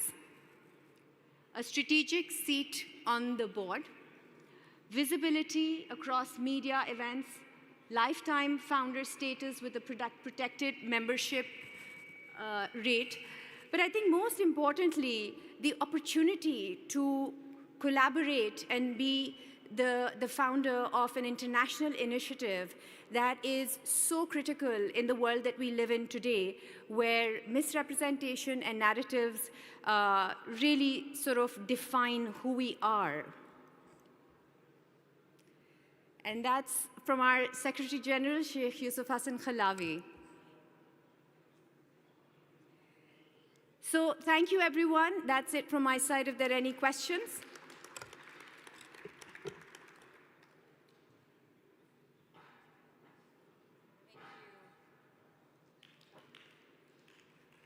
Thank you, Ms. Jafar, for walking us through what Menara Global Initiative stands for. Our second initiative focuses on Bosnia and Herzegovina. Join me in welcoming His Excellency Mr. Dino Selimovic, the advisor to the Minister of Foreign Affairs of Bosnia and Herzegovina.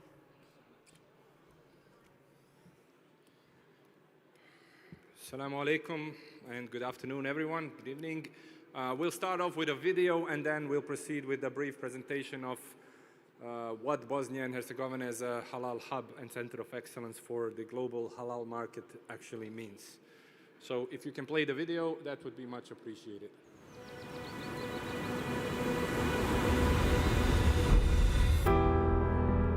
In a land where shadows dance with history, the future listens to its melody. Hear it. The pulse of a city that breathes secrets through its walls. Here, the call to prayer merges with church bells, creating a symphony of tradition and modernity, where every encounter is a new adventure. Discover it. Where East and West collide in a breathtaking symphony.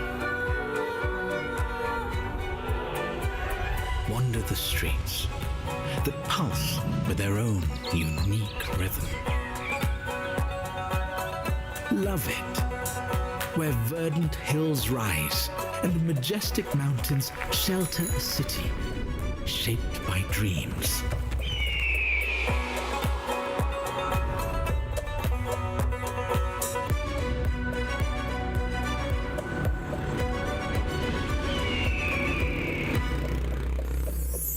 Savor flavors that narrate tales of age-old recipes and cultural fusion.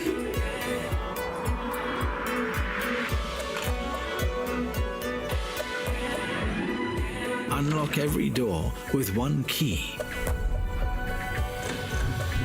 and dare to explore its soul. It will capture yours.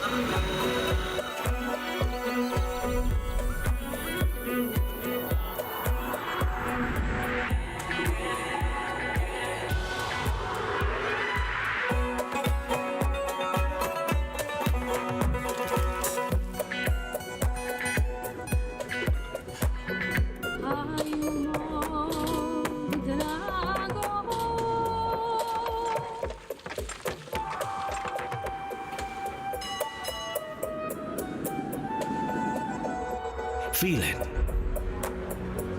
Enjoy it. Visit Sarajevo, a city that defies expectations.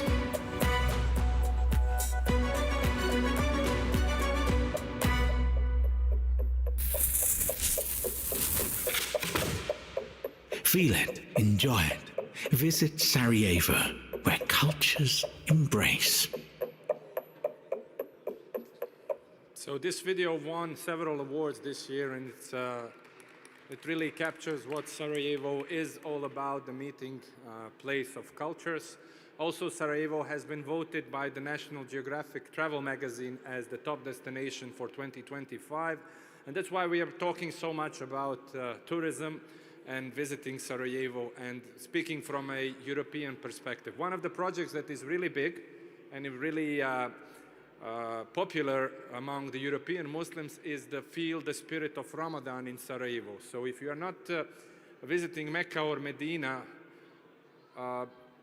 probably one of the best places next to Istanbul to experience Ramadan to experience Ramadan in Europe is Sarajevo. So we are working on that project. Our tourism board and the Islamic community and the Mufti of Sarajevo are combining this project. So we are getting more and more tourists actually wanting to spend a few days during Ramadan in the capital city of Bosnia and Herzegovina.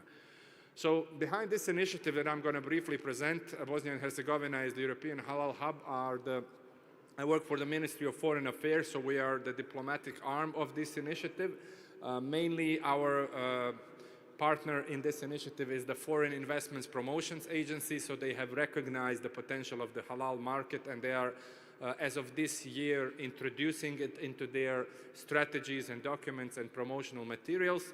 Also, the Federal Ministry for Agriculture, which has signed a memorandum of understanding with our minister Kemal Hrnić, with His Excellency Sheikh Yusuf Halavi in May this year. They have signed an MOU for us to have an institutional connection with ICCD, as Bosnia and Herzegovina is not a full OIC member, but is an observer in the Organization of Islamic Cooperation. So there are avenues for us to cooperate. And of course, our Agency for Halal Quality Certification of Bosnia and Herzegovina, which is globally recognized, accredited, and accepted worldwide. So why we are talking about the halal industry in general? As we said, that the global halal economy is going to exceed 7 trillion by 2030. Someone today even mentioned 10 trillion. Bosnia and Herzegovina has a long-standing halal heritage and institutional credibility. So we are an indigenous European nation which has accepted Islam and been living Islam for the last 5 or 6 centuries. And our goal is to position Bosnia and Herzegovina as the halal gateway to Europe, as a European halal hub, linking 500 million European consumers with the global halal market. Just to say why Bosnia and Herzegovina, the logo that is in the upper right corner is our agency halal certified logos, well recognized, and we have trusted OIC, CIMIC 2 and GSO accredited globally recognized agency for halal quality certification. That's number one. Number two, we have a proven experience hosting international halal-related, Islamic economy-related events, such as the European Halal Congress, which is entering its 4th year next year. The Sarajevo Business Forum, which was mentioned today, organized since 2010 as the largest investment conference in Southeast Europe, which is organized by the only Islamic bank in the country and in the region, so all of the investment projects are and were Sharia compliant. We had a couple of editions of the Sarajevo Halal Fair, which I was proud to be a part of. We have a small initiative started this year with the Halal Expo Sarajevo, and we hope to have a big European event together with ICCD and ICHS if we align all of our potentials and capabilities and seeing if we can set it up as the central event for Europe. Bosnia and Herzegovina has a strategic location bridging European with OIC and global markets in Europe's most organized halal market. So we have a very well-organized market in the country. And as I mentioned earlier in the panel, for you who were listening, we have skilled workforce, competitive operating costs, a strong export base, a large potential for expansion, and that's where we see foreign investments coming into the country. So if we are to talk about some of our strategic objectives, number one would be attracting investments. So we are looking to attract 1 billion euros of FDIs across manufacturing, agribusiness, tourism, and services by 2030, so in the next 5 years, which is a very, very feasible and tangible goal. We want to boost our exports, especially in the halal sector, by 20 to 30% each year by 2030.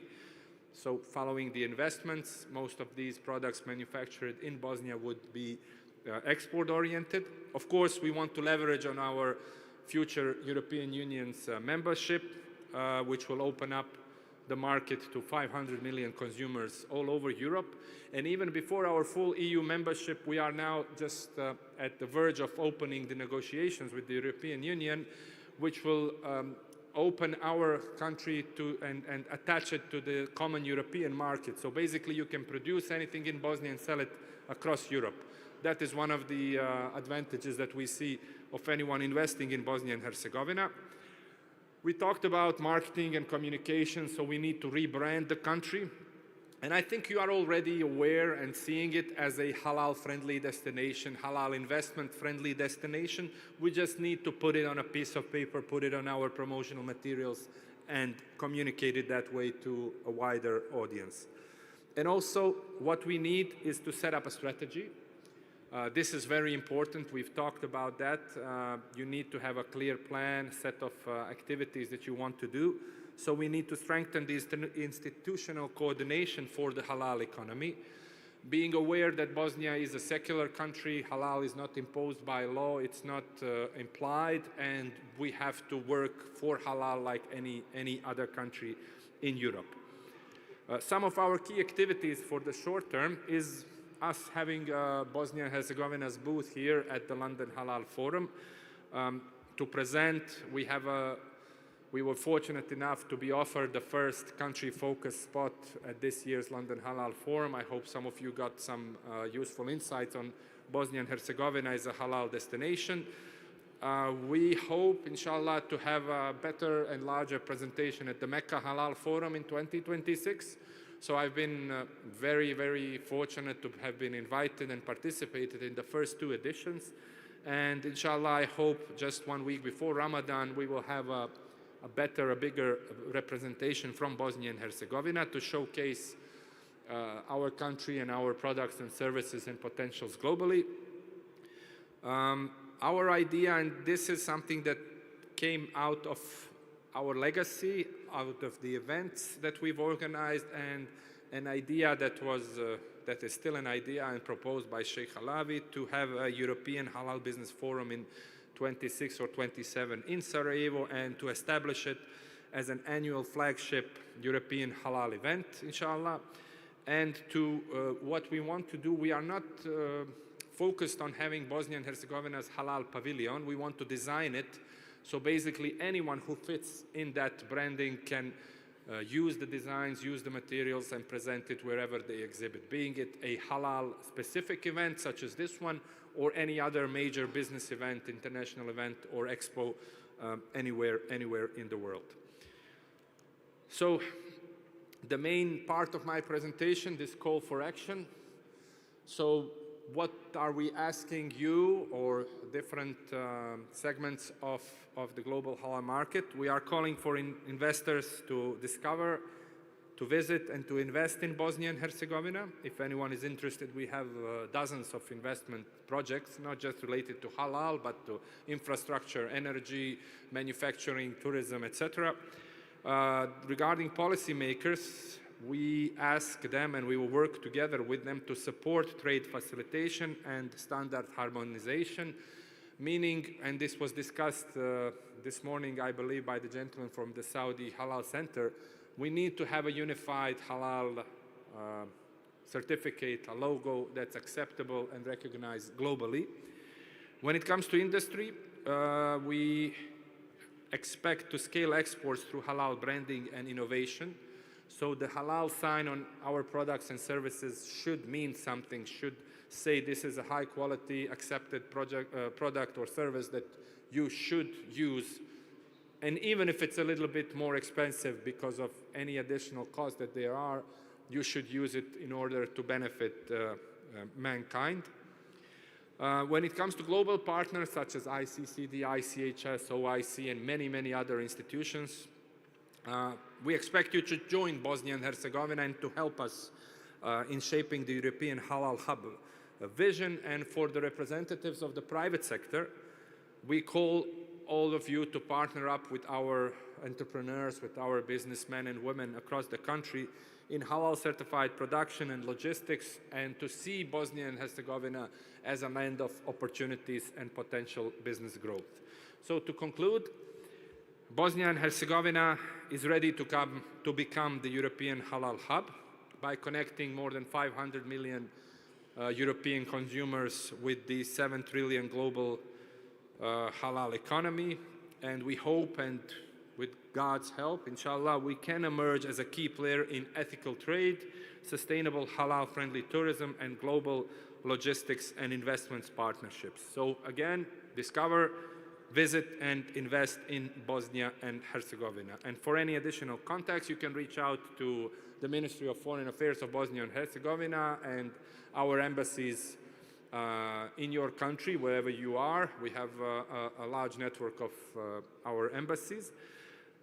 Again, the logical place for you to look for investment projects is our National Foreign Investments Promotions Agency. Also, the Federal Ministry of Agriculture, Water Management and Forestry, with whom ICCD has signed the MOU, is also another contact for you, and our Agency for Halal Quality Certification in Bosnia and Herzegovina. I'm more than happy to share this link on my LinkedIn after this presentation. For anyone who wants to connect with me, I'm very much present at many social media, so please do connect, and I will connect you further with my colleagues and peers and business owners across the country. Thank you, and see you in Bosnia and Herzegovina soon, inshallah. Assalamu alaikum.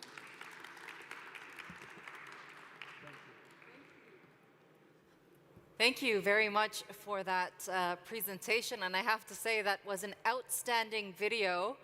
I'd like to specifically congratulate the producers of that video as well. It's great to see these halal hubs expanding further and further. All right, ladies and gentlemen, our third initiative is titled Halal Echo, Halal Influencer. Please welcome the Marketing Communications Manager at the Islamic Chamber of Halal Services, Ms. Nurhan Hafiz.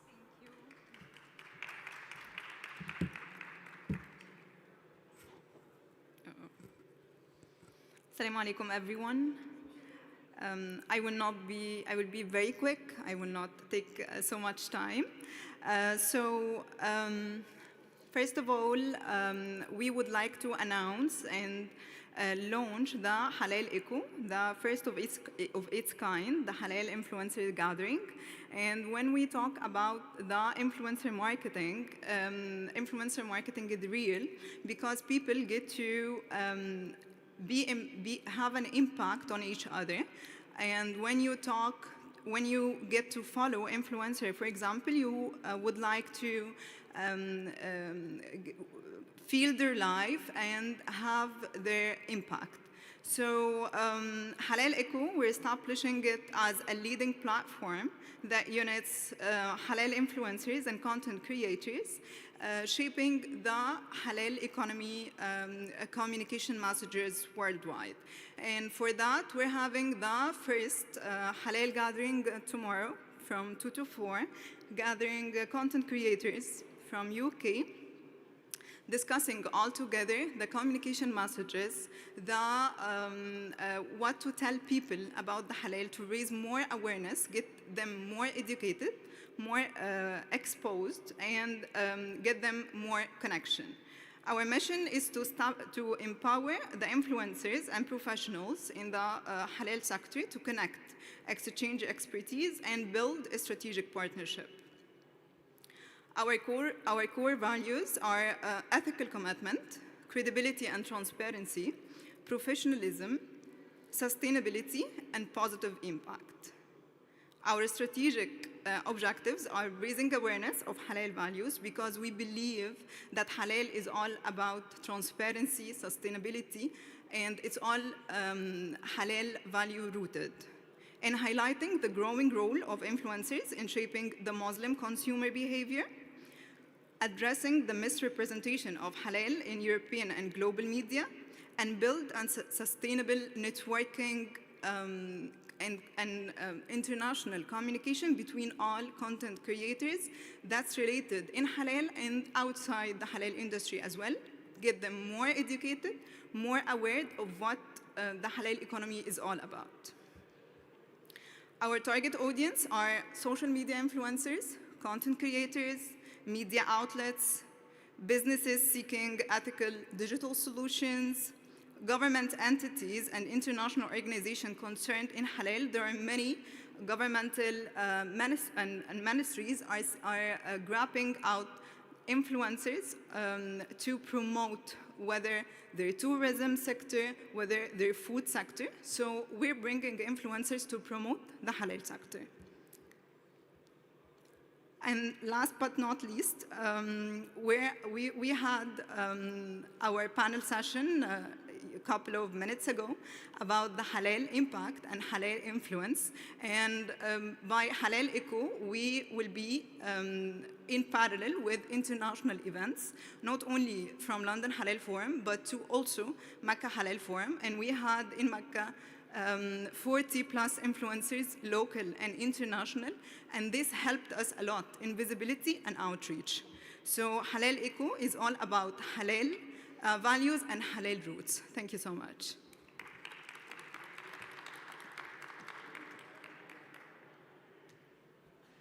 Thank you for shedding light on the importance of influencers and the impact that they have and could potentially have in this sector as well. Our fourth initiative is the Saleh Kamel Sustainable Entrepreneurship and Enterprise Development Organization. Join me in welcoming the Secretary General of the Saleh Kamel Sustainable Entrepreneurship and Enterprise Development Organization, Dr. Wael El-Dasuki Betta. Fourth time to you. Fourth time. So much, yes. Assalamu alaikum. So it's the fourth time and last time. Yeah, I mean, we don't have any rooms, not because it's the last time, because we have to have an end for the day. So maybe if the event finish at 8 or 9, maybe I have another intervention. For some reason, I found myself engaged in 4 activities. So this is the last one, I promise. Anyways, I just wanted to give you a quick idea about Succeed and what we do at Succeed. Succeed is Saleh Kamel Sustainable Entrepreneurship and Enterprise Development Organization. It's the entrepreneurship development organization affiliated with the Islamic Chamber of Commerce. Our mission is to promote the concept of ethical entrepreneurship. This is our main mission across OIC and beyond to the Muslim communities globally. Because the concept of ethical entrepreneurship is very broad. It has to do with halal financing, it has to do with halalpreneurship, it has to do with having this kind of ethics in every single business transaction, including marketing, ethics in marketing, ethics in finance, ethics in HR practices, how to handle the team and team dynamics and to fairly compensate them. So this is our mission, and we have, we are planning for several activities. One of them is soft landing to help or to support startups in soft landing. So a company in Nigeria, for example, wants to scale and go to Indonesia. A company in Malaysia and want to scale to Saudi Arabia, from Tunisia to... So this is very important because usually entrepreneurs, they lack this very important resource, which is access to global network, access to international network, and this is one of our main missions. Another thing is angel investors network. So we try to build a network of angel investors who invest with their hearts, invest in Muslim founders, invest in countries, because most of the active VC funds, or maybe the big names in the investment landscape, they are looking for the top high-tech AI companies based in San Francisco, maybe based in Germany, and so on. But there are many amazing business opportunities in African countries, in Central Asia, in Southeast Asia. So one of our missions is to do this matchmaking and introduction and build the network of investors and help entrepreneurs in different countries. In addition to next generation of entrepreneurial, I would say, mindset for youth and universities, Alhamdulillah, this year we had several interventions in different countries. Succeed is still yet under establishment, not yet officially established. So, inshallah, there are some discussions to be based in Malaysia. But this year we had several activities in different countries in Africa, in Asia, in Central Asia, in Europe, in Turkey, and so on. And the reason I'm here is to launch this initiative, Succeed Alliance. Succeed Alliance, we cannot do any, I would say, real impact alone. 1 + 1 = 5. So the thing is, we want to share resources, we want to share energy, we want to share connections, network to investors, network to mentors, network to markets, network to entrepreneurs, network to universities. So the concept of Succeed Alliance, we are aiming to have a partner at each regional partners in the beginning, and a partner in different countries across the OIC and beyond, in UK, in Europe, in the United States, and of course in the OIC, for the purpose of supporting entrepreneurs and promoting this concept and trying to help the startups nationwide or across the OIC. So if anyone is thinking of or supporting entrepreneurs within his country or region, or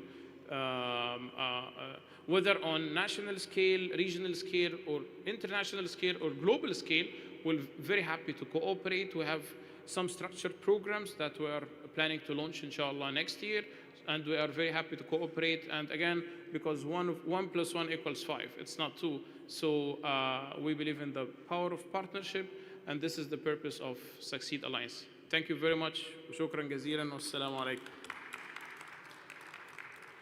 Thank you, Dr. Wael, for that presentation.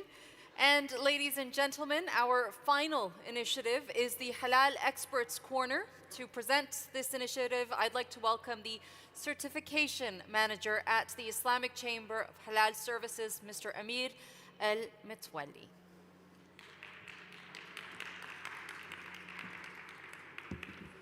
Assalamu alaikum.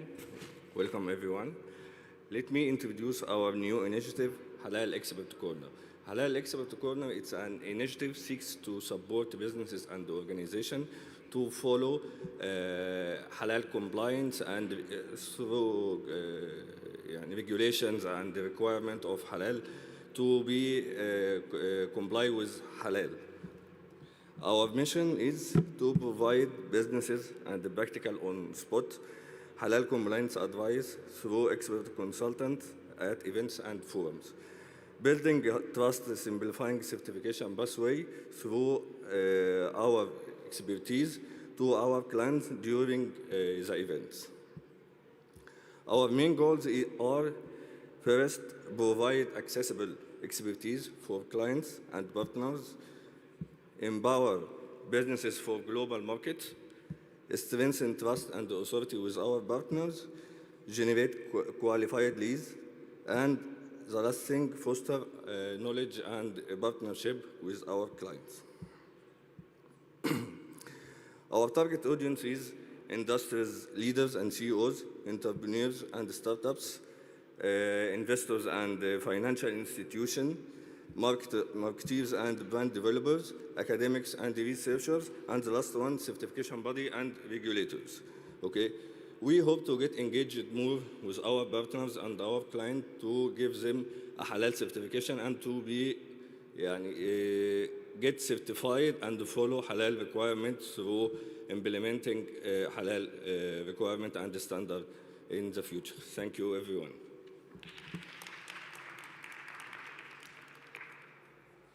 All right, I have to extend my apologies because I mispronounced the brother's name. It's Amr. Thank you for that presentation. If it was Tayyib, maybe he wouldn't have mispronounced that name, but mistakes happen sometimes.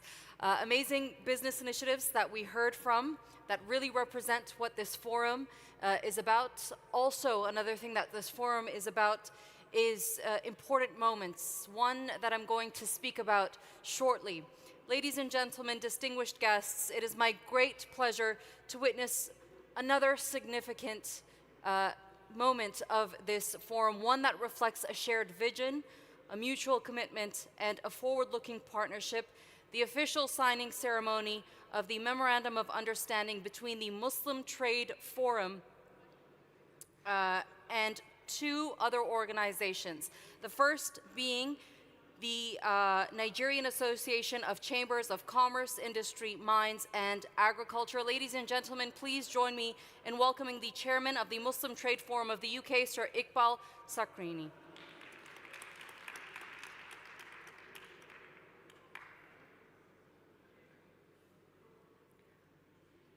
I would also like to welcome the chairman of the Nigerian Association of Chambers of Commerce, Industry, Mines, and Agriculture, Mr. Jani Ibrahim.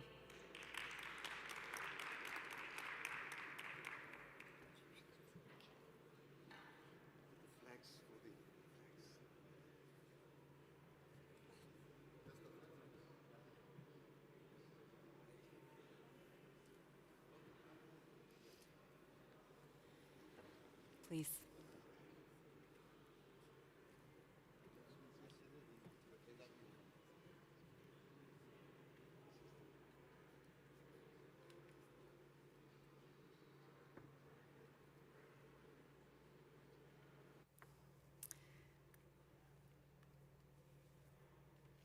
Distinguished guests, this ceremony marks not only the strengthening of ties between two dynamic institutions, but also the beginning of a collaborative journey aimed at expanding trade, empowering business communities, and enhancing economic opportunities across both regions. By joining forces, both organizations are setting the foundation for deeper cooperation in key sectors, fostering innovation and creating pathways that will benefit entrepreneurs, investors, and industries across the halal economy and beyond.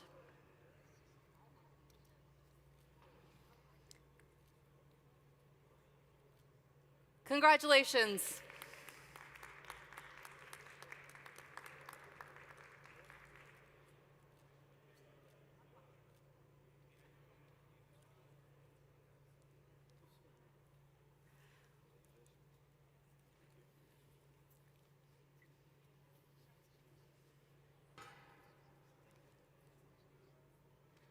Sir Iqbal, I'd like you to stay on the stage with me for a while longer because, as you know, we will be signing another Memorandum of Understanding.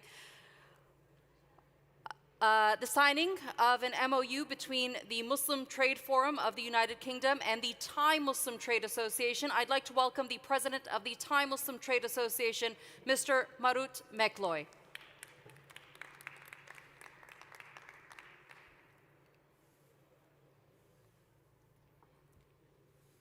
Welcome.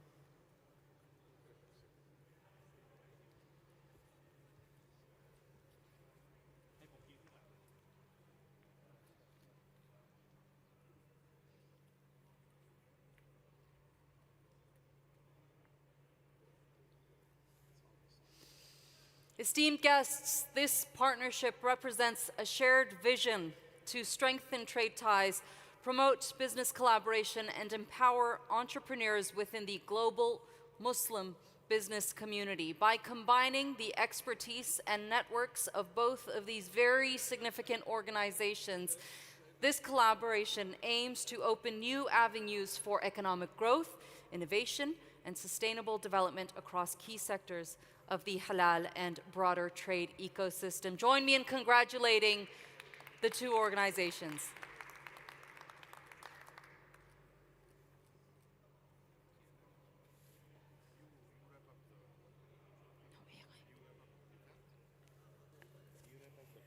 No AI? Thank you very much, and congratulations once again to our esteemed delegates. Ladies and gentlemen, we have come to the end of the first day of the first London Halal Forum.